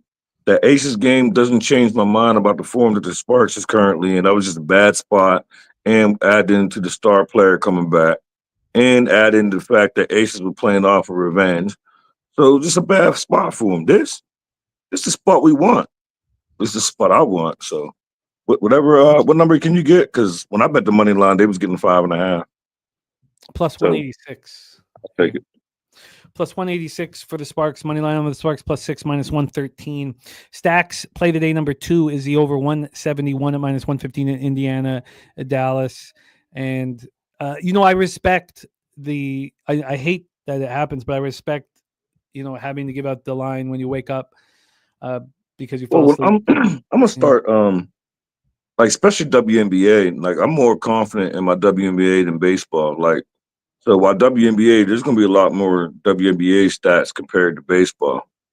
So, and I'm gonna start tweeting it out. Like I said, I got to do the one game for tomorrow in like 3 minutes. So when I cap it and I give out the plays, I'm gonna start putting it on X a lot sooner because Makes the sense. following day the lines is never to where I want it to be. Massive changes. And I would love to have a fever over 169.5 and then jumped up because then I would think about the middle at 174, 175. 175.5, 6-point middle. Yeah, I would consider that. For sure. We have Justin 10-8 on the season here on our show. He's the only WNBA capper in the black on our show right now. Mercury -2.5 at -115. He is on the Connecticut Sun team, total over 79.5. No, you said that wrong. Remember, you couldn't get the 2.5. So we did the Mercury money line and Alyssa Thomas. Shit. That's my sorry. That's my 2.5 at -115. My bad. Yeah. Alyssa Thomas over 8.5 assists, Mercury money line +160. Yep. Yeah. And Connecticut Sun team total over 79.5. -122. Sparks money line and Fever over 171. Yeah, you're in business, my man. Thank you for taking time to rock with us. I know it's so close to your next show. That next show is a big show. It is Justin Mcelvy alongside Ramon Scott and alongside Ron Crawford for Tony Spix dropping WNBA action. Thank you for making time for us, my man. It means a ton. Please support Justin on X. I'm having a problem with my computer right now. I won't be able to copy and paste this. Are you good? I'll come back and watch the CFL and see if I won the horse racing after I record this video. Respect, my man. Thanks for having me. Our guy, Justin Mcelvy. You'll be seeing a lot more of him on our channel. Now it is time to talk Canadian football. Our guy, Gorki, rocking with us. He went 1-1 with us last week, and we're going to go over the 3 games remaining on the CFL card. Yesterday was my biggest investment on any game in any sport in 2025, and 5-0 board sweepage. And it felt very, very good. And I want more money. Please welcome our guy. You can rock with him if you come to Woodbine with us on August 23rd, but he's here right now. Please welcome our guy, Gorki, in the house. Gorki, what's good, man? How are you? How are you, boys? Let's have a day. Let's cash. Let's roll, Gorki, my man. Excellent call on the Hamilton Tiger Cats. That was a hell of a football game. Your Rough Riders failed to menace, which I'm excited to hear your breakdown for that Alouette spot, the final game on the board here. Yeah. Steve G on Winnipeg -120. Has that line moved that much? That is bananas. Winnipeg -120 is nuts. Is that really what's happened here? I got it at like +300 on Tuesday. Oh, you mean you had the Argonauts at +300? Yeah. Okay, because the Argonauts are +145 between. Well, still, but it's double down towards the Argos now. Oh, huge! Yes, Zach Collaros out of the lineup. He's not been playing very good. It's a bit of a surprise that has happened here. The line history though for the cash flow. Now again, Bet365 comes out before these offshores that we use for our line shopping, but over here at this offshore, 1:57 p.m. on the 29th, +251 was the Argos money line. That's down to +145. A big move with the injury news. From a total side of, let's go to the spread. From a point spread scenario here. Now, the final draw to me yesterday was when the Stampeders went down to 2.5, +2.5 from the 4. And I was like, but there was a lot of final straws. I couldn't get my mind off of that football game. But here we have a -3. Wow, I thought this was a 2.5. It is on my book. Pro line is giving it -2.5. Yes, right now. It moved to 3 at 1:42 p.m. So this opened up at 6.5, went down to 2.5, and is now at 3. Streveler will be at quarterback. We heard Bobano move on the over in this one, over 49.5. It is now a 50, and it is juiced to the over. But this opened up at 51 and dropped to 50. So the 49.5, probably, I forget which book he got it at, but this has moved very slightly to the over since it moved to 50.5. So that is the situation. Let's set this up quickly here. AM also on the over 50.5. Oh, Steve G, that's -2.5 and -120. Thank you. That's what I thought, Steve, my man. Spooner says Gorki swept the board on walk-off wagers this past Sunday. I love to hear it, Gorki. Did I? Princess Auto Stadium in Winnipeg, Manitoba. We talked about these teams' second game in a row playing against each other. And I took Streveler in Winnipeg and the line in week 2 against BC. The line had moved very, very heavily against me. And they lost by 20, right? Who? BC, I believe, won that game by about 20 points. No, the Bombers dominated 34-20. Right, 34-20 for the yeah. Okay, yeah. Yeah, the Bombers dominated, and I got all the cash.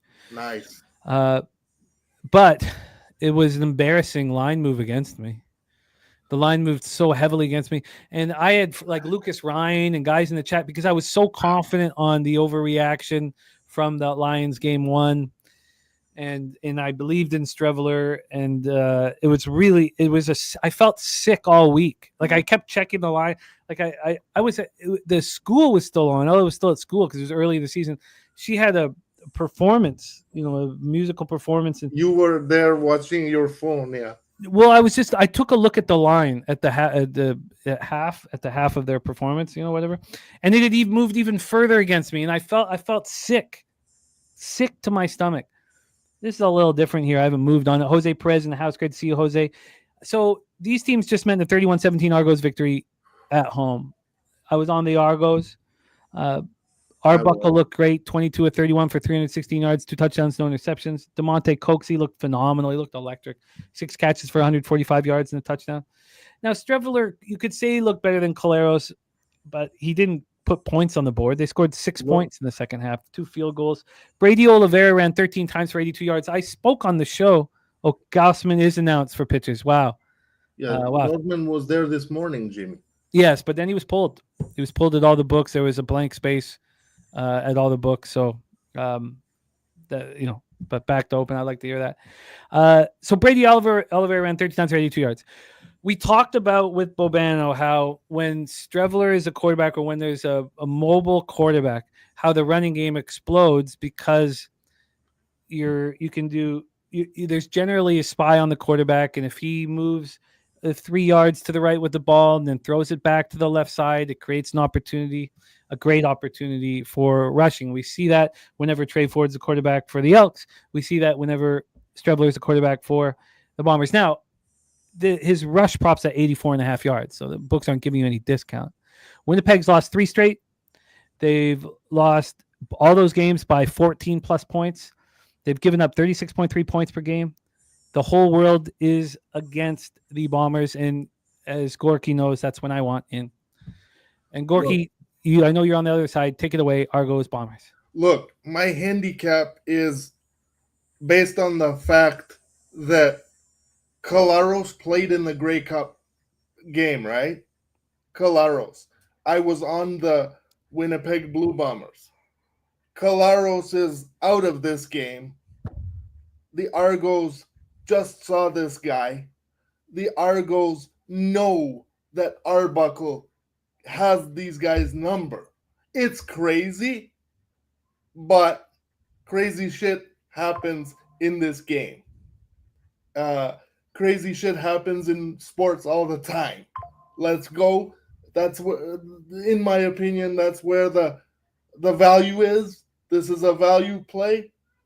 You got to take it for the Argos in this spot, in my opinion. But with Collaros not playing in the game, how does that? Because you've opened talking about Collaros, so you think that because Collaros is not playing, because Collaros is not playing, I believe Arbuckle has a better chance of beating these guys Definitely. because these guys are both backups. And he already did it against Colaros in the biggest stage of the season. Jimmy, the Grey Cup final, there's no bigger spot, especially for the Winnipeg Blue Bombers, who were going for a back-to-back, I believe. No, they'd lost the year before, right? It was the Yes, it was the walk-off. Yeah. I was also on the Blue Bombers that final as well. So you expect Arbuckle to beat the Bombers 3 straight times? Crazier shits happen, Jimmy. No, we saw Ottawa beat Calgary for the 5th straight time. Yes. Look, I had $1,500 on that football game.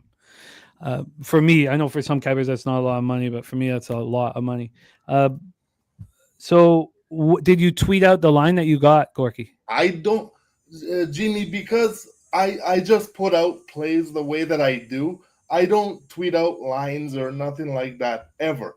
If you follow my Twitter, but I just put out my plays for what they are, and if people follow them, they follow them. If not, I play on Pro Line, and that's it. Do you mind putting out your lines as we move forward if you're going to be on the show so we can track your record? Of course, I will do that. Thank you. Okay, so then, do you want the Argos money line now? Do you want them spread for our record keeping purposes? What would you like? Either way, Jimmy, I will take it money line because that's what I have. All right, well, let's get you. And no, I have the ticket with me, so I can tell you exactly what it is. I got it on Tuesday, or we can do it for the show. What it is now. Sure, if you got the ticket, I got it on Tuesday, where I put down a unit 20 to win 62. Okay. So that's a plus 320, plus 310 situation. Yeah. All right, you got it. So we can use that, Gorki. Gorki on the Argos money line. I'm going to be on the Bombers here, but I want to study it more. I'd say I'm 80% sure that I'm going to be on the Winnipeg Blue Bombers here. But you guys know, and Gorki, you know that when everybody gets off of a team, it's generally when my interest peaks on them. I also, Strevler is the most beloved guy in all of Winnipeg, maybe more than Mike O'Shea. He is. No, he is. And so that game that we saw was, in that first game of the year was absolutely spectacular because the team was so fired up in the sold out Princess Auto Stadium. Yes. And it it requires him not to make mistakes and Brady Oliveira to run wild, which I think is all as a possibility. Cubs win 1-0, Big Zo. Beautiful. Excellent work. It's a bomber spot. The reason why I took it is because I like really big dogs in spots where I feel like they're live. Oh yeah. That's the reason why I took it. It doesn't. Would I say that they should be favored? No. The Argos are in a spot where they should get swept off the field. But my unit size is small enough to where I can confidently take crazy shots and believe in them. Well, no, it's all very valid, Gorki, my friend.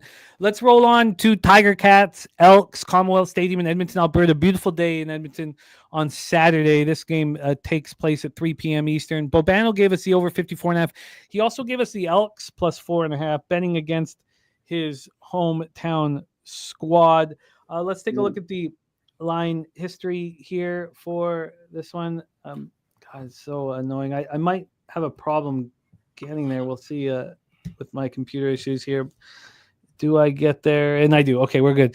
So let's get into the point spread and the total. Now, Bobano got the 4.5. We saw this moving towards the Elks. Went down to 3.5. Right now we have a 3.5, but you can get a 4 at a decent price. Line moving towards the Elks. From a total standpoint here, we have a 54.5. 54.5 minus 110 towards the over. When you're capping this game, Big Zo says Edmonton looks like a beautiful town in the summer. It does look like a beautiful town in the summer. It is not beautiful in the winter, which is 9 months of the year over there. It's not a city that I enjoyed spending much time in. I found Calgary more enjoyable than Edmonton, but it does. You can see all the parks in the summer, and as a comic in Canada, you get all your gigs in the wintertime. You're not working that much in the summer. There's Todd Clinton in the house. Great to see you, Todd. I hope you rocked with us yesterday. It was a smash and grab day. Let's roll here. This one, Tiger Cats come off this 37-33 victory at BC on Sunday. I'm not going to challenge their character. And because of that, I can't get to the Elks. There's going to be 1,000 people at Commonwealth Stadium, and the Ticats are going to go all out. Bo Levi Mitchell threw for 389 yards, 3 touchdowns. We saw Keandre Smith come out of nowhere when Tim White and Kenny Lawler were being, focused upon. The Elks' offensive line was putrid. I kind of like Cody Fajardo. I think this total is too high in front of 1,000 people. We saw the Edmonton defense look a little better, but still didn't. They got 1 sack late in the game. They got out sacked 8-1. I find it very, very difficult to join. You know what, Todd? We did not get Wally's NASCAR action. We did not get it, my man. I'll look into it, but I'm sorry, Todd. We did not get that today. AM is on the over 54.5, has projected at 68.5. Jim Dewigger's on the over here. So take it away for us, Gorky. Tiger Cats Elks. Jimmy, I think this game is going to fly over, and the majority of the scoring is going to be done by the team that's the more solid team overall in all assets of the game of football. I think ever since the Edmonton football team, I'll call them for this purpose here, and I'll tell you why. Ever since they fucked around and decided to change names and this and that, I think their juju is done. The fans deserve to have their Eskimos back, and that's the only way this team will be good again. This, for me, it's Tiger Cats or nothing. And I have it as part of a parlay with Saskatchewan. We're going to touch on that game next. And it's Edmonton for me. Edmonton all day. You mean Hamilton all day? Sorry, Hamilton, yes. Hamilton all day. Sorry, you caught that. The third straight road game does not concern you? I misspeak. It doesn't, because all they have to do is really put together one quarter, overcome whatever, maybe a 5-point deficit, and just win. Because I'm not chasing points, I'm not chasing halftime, double results, nothing. Just give me the win. And Big Zo, Bobano gave us the Elks plus 4.5 yesterday. So you don't need to wonder about it. He is fading his team. Do you want to make the over or the team total over official picks, or you just want to stick with the money line parlay? I'm just gonna put out the money line parlay because that's all that I have played. If I move on anything else, I will let you know as I do. But I respect Bobano's ability to fade his team. That's that's what we're supposed to do as handicappers. But I just think they're the better team. Oh, they're overall. The better team. No one's questioning that. And no. But also, football is a game that's only played once a week. So you have time to get ready for each week that is ahead of the team. But I hear what you're saying. In the CFL, it's a little different. There's weeks where you get 4 days off, 5 days off. Here, the Rough Riders here the Ticats have 6 days off, and they flew back. So they flew back on Monday. They practiced Tuesday, Right. So Wednesday, Thursday, and then they fly out today. That would give me even more confidence on the Tiger Cats, because they feel confident enough to do that. They feel confident enough to fly back to the east, change time zones, and then go back. They feel ready, in my opinion. Have I lost before? Yes, we all do every day. But they're just the better team for me, more well-rounded, just win. I'm going to stay off the Elks Tiger Cats game. I do not want to trust the Elks. I did with the +9 in their 21-18 loss to Saskatchewan, but I lost on the team total over for the Elks, so I did lose a little bit of vig on that one. The fact that Javon Leake and Justin Rankin ran 5 times for combined 5 yards is putrid. Can you repeat those numbers again? Javon Leake and Justin Rankin combined to run 5 times for 5 yards. 5 yards. Okay, thank you. It's horrific. So they have no offensive line to run behind, Jimmy. That's why. And Fajardo got sacked 8 times in the game. No, I'm right with you. And Hamilton's defense has only gotten better throughout the year.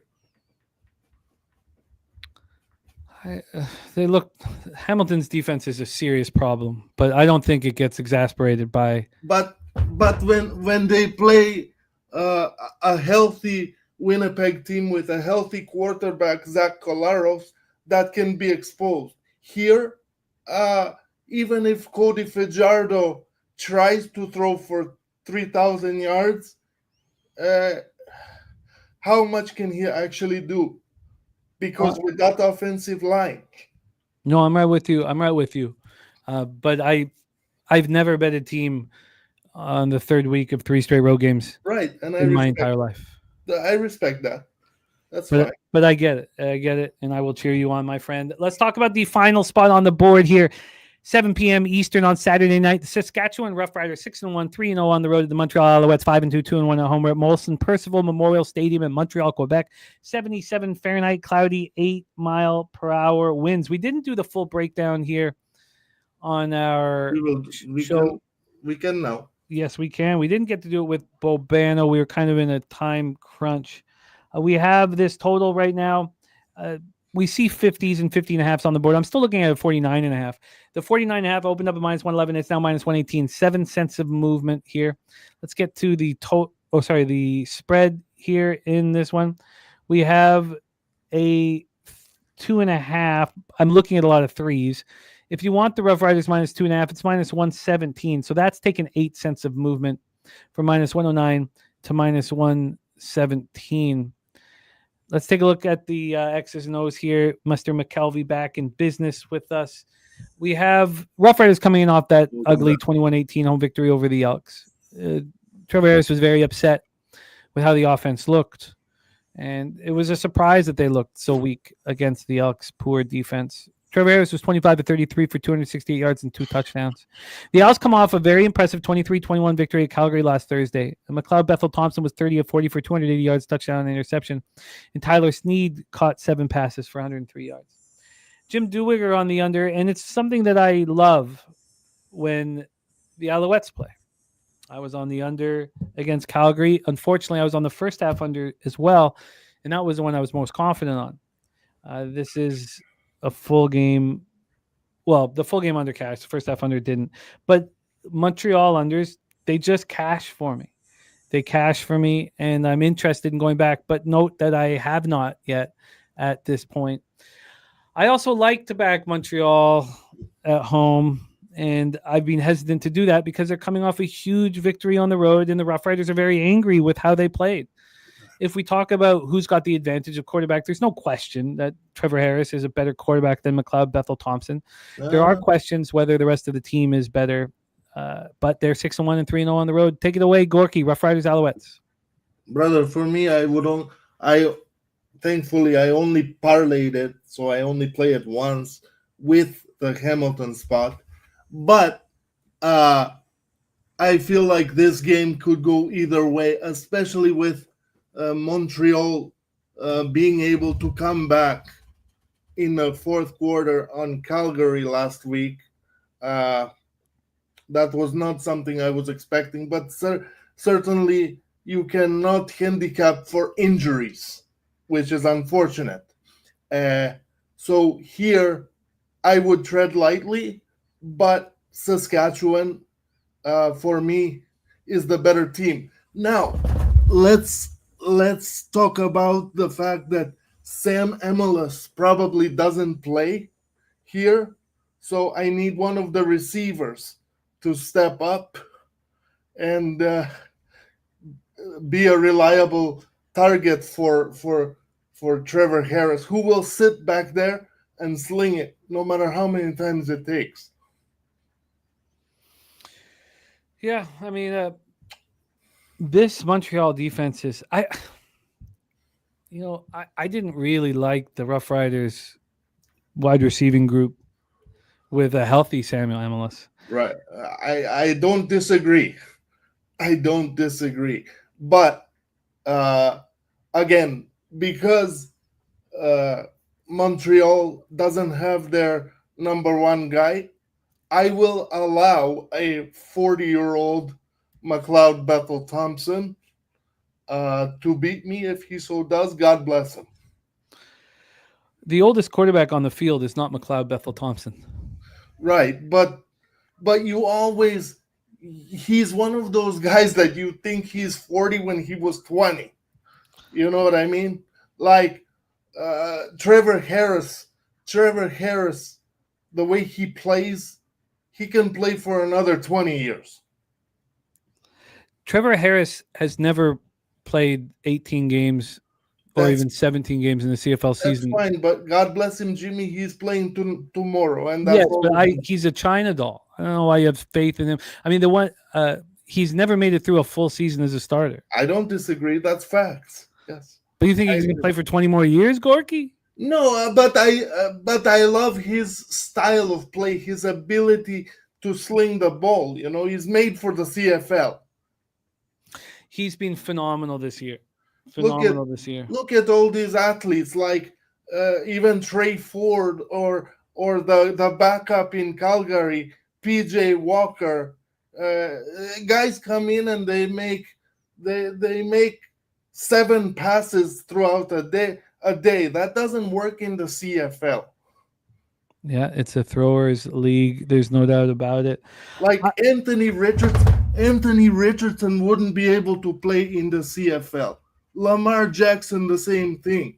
Like these athletes, yeah, you can be athletic in the NFL where the field is smaller and the linebacker can't pop you anymore. And Lamar Jackson may be an outlier because he is such a freak of nature. He is athletic way more than anyone on the football field week to week. So this is why he maybe would be able to succeed. But as a passer, no. Look, I agree with you. It's very difficult to quarterbacks to wrap their head around just how wide our field is. And we saw PJ Walker, throw that huge interception. It wasn't that big because they were losing, but threw a right, but blatantly poor interception. 3 of them, Jimmy. You cut down to 1, and they only may be down only 1 possession. No, I hear you. The one interception was egregious. I felt the other 2 were right. The one that was returned for a touchdown. Yeah. I think Lamar Jackson would easily be the best quarterback in the CFL. No, okay, I was exaggerating on Lamar Jackson, but you know what I mean. Like the guy throws it maybe 15 times a game. No, I feel you. I feel you, Gorky. You're getting a plus 149 right now on the Tiger Cats Rough Riders money line parlay.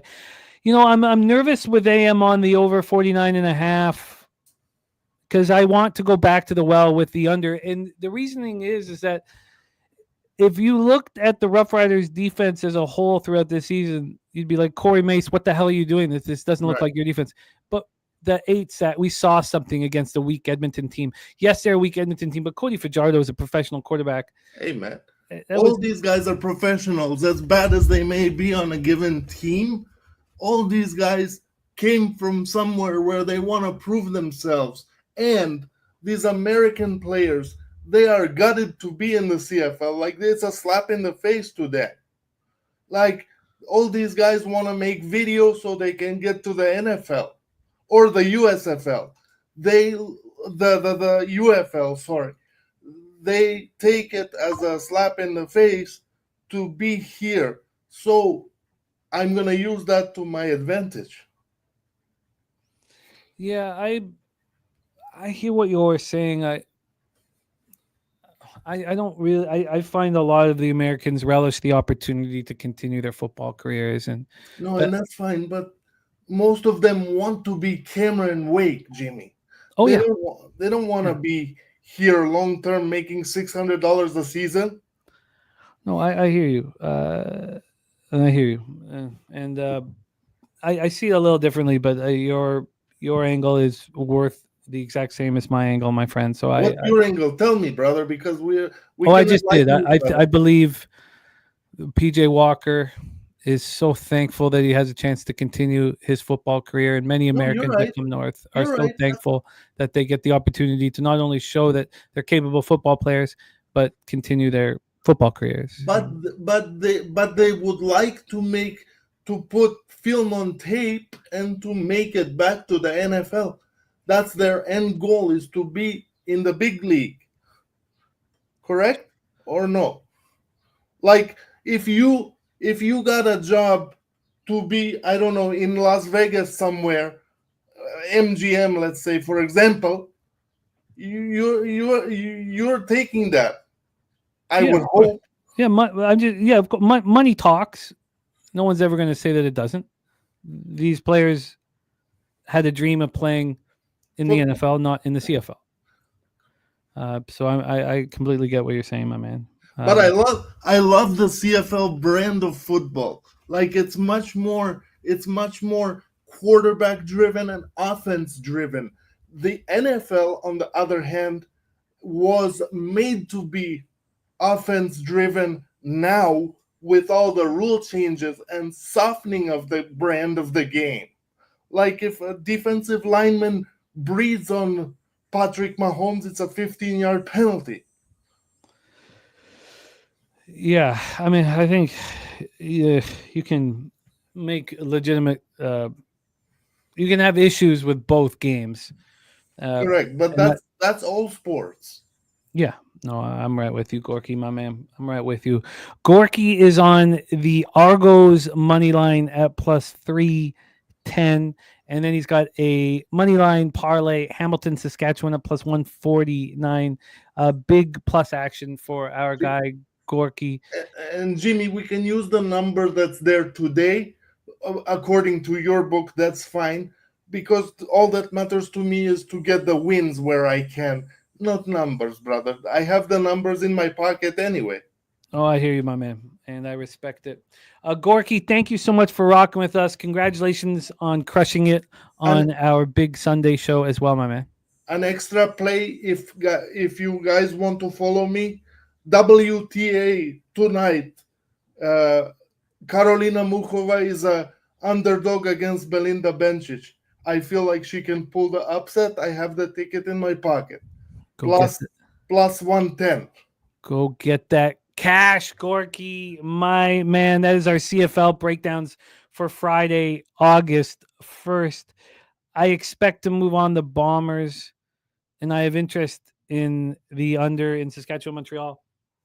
5-0 yesterday on that one game. It's it's going to be tricky to have $300 on a game after sweating out last night's action. Let's review action. So I've got a computer issue here that I will have fixed. I'm going to get a mouse fix this. Troy, send us recommendations. Yes, it was a beautiful recommendation from our friend Troy. So I will do that. Yeah, Peanut, I feel you, man. A young native Tino in the house. Yes, top set. Let's review all action. I got my bets in, by the way. That was all nice. Oh, beautiful, beautiful. He was happy to oblige me, Jimmy. Who would have thought? Yeah, so Kel Surprise, man. Credit and locals is a dangerous thing. Yeah, but we got that at cash in the under. We did. We've started the day 1-0. Let's review action here. We have Pig Milk play. Well, Taint play today. Toronto first 5 -1/2. Pig Milk play today. White Sox first 5 money line. We have then Tone Miggins, Bryce Harper over 1.5 bases at +120. Flank stake play of the day. Freddie Freeman over 1.5 bases and the Angels -1.5. Michael Johnson on the Dodgers team total over.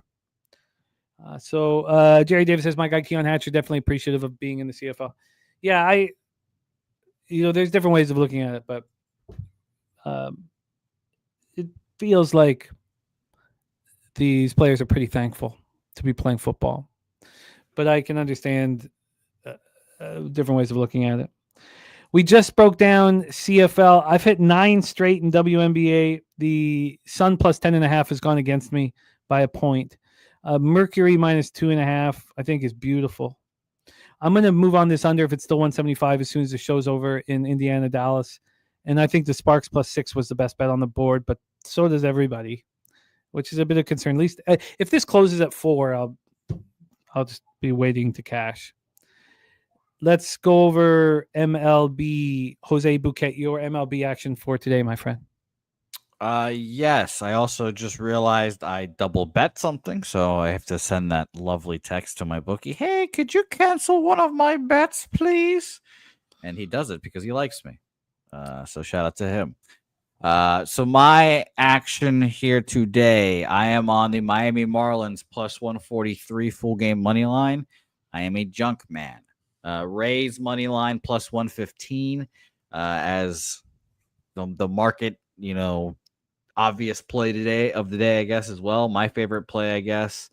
Red Sox +112. I'm going to bet Arizona. There's no line for me right now. I guess they're trying to figure out pitchers. Minnesota first 5 money line -110, and the Giants over 7.5 in that game. Giants Mets even money for me. Yeah. I like the action. Gorki, my man, says, I did not say guys are not thankful, says NFL is the goal. Yeah, no doubt about it. Everybody dreams of playing in the NFL, no doubt about it. Let's go over my action here. I did cash on that under at Wrigley. I'm looking at a few different things here. I still am going to look at the first 300 Milwaukee, Washington. I don't think I'm going to get there. My card starts with the first 302 in Minnesota, Cleveland. I've already bet it. I bet it during the show, but I haven't tweeted it out yet. I don't need to go into that again. I'm going to be on the over 7 with you in Giants, New York Mets. I'm also going to be on the Tampa Bay Rays with you. I need to look and study this line in Pirates, Colorado a lot longer. A lot longer. My bookie's such a great guy. He canceled my -110 and not my -105 bet. Look at what a humanitarian. So Twins first 5 -105. Look at that. I assumed he was going to cancel this shit. A good one. I'm going to be on the White Sox money line. Padres -1 in the over in San Diego, and the Mariners -1. Not a huge card for me. Not a huge card. Jerry Davis is 4-1-1 start. Maybe I should quit for the day. Something. Jerry, shut it down, Jerry. Shut it the fuck down. Shut it down. Let's race, my friend. Let's race. Now, I'm telling you, we got big things in store for our members. This is just a thank you to you guys here right now. But we've got big things in store for our members, our gold members, as well, that we'll be telling you guys about next week as soon as we get back together. But this is we have a new, and for those of you who have ordered merch and it's taken a while to get there, we have a whole new thing for merch. It's going to make it much easier for us to get the merch out. Young Native Tino is on the Cleveland Guardians money line. You can take full game, Tino. Just let me have first 5.